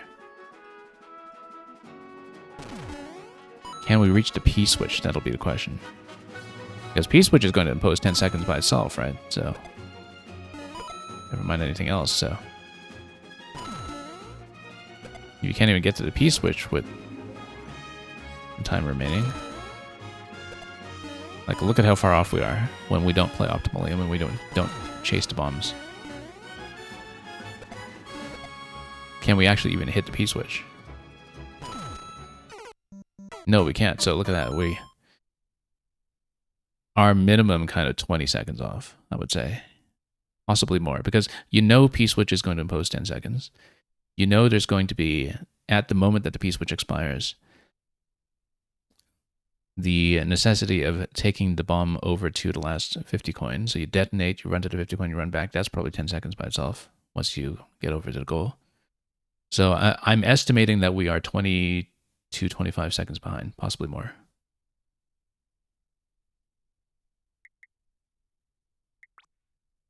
Yeah, really interesting level. I hope you get to see a clear on video at some point from someone else just to see them route through it properly. It will not be for me because I do not have the precision to do it. I can just tell you that right now. Even with things like the individual bomb segment at the very end. But this was actually a lot of fun to look at, so.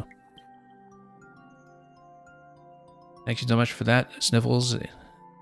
Even without a clear, that was a very pleasant experience. We will not have time for additional levels in the queue today. I think the people who were hoping probably stopped hoping some time ago, given how long we ran this in the end.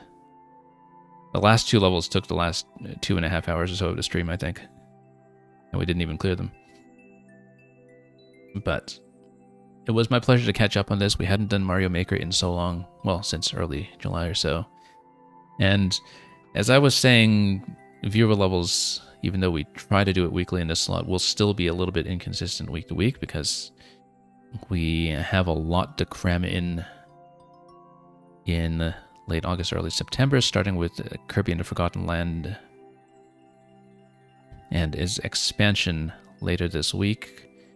And we are trying to cram that in as tightly as we can to get it done specifically before Silksong, which, as with a lot of people, I think we are kind of expecting that to take over for some time. But we will try to get back to Mario Maker when we can, and sometimes with an open queue, and possibly to do something for the 10th anniversary in September. I don't know yet, because once again, we might just be celebrating 10 years of Mario Maker by playing Silksong. But we'll talk about that when we get there. And once again, thank you for all the levels from the people who were both present as makers and suggesters today. We saw lots of interesting concepts on both counts. We'll send you folks on somewhere else very shortly. Likely to another Maker stream, but we'll scan around and find out what that will be. As always, thank you for watching, and thank you for the levels. Enjoy everything that you may be playing or watching or making or otherwise looking forward to. And as always, really well.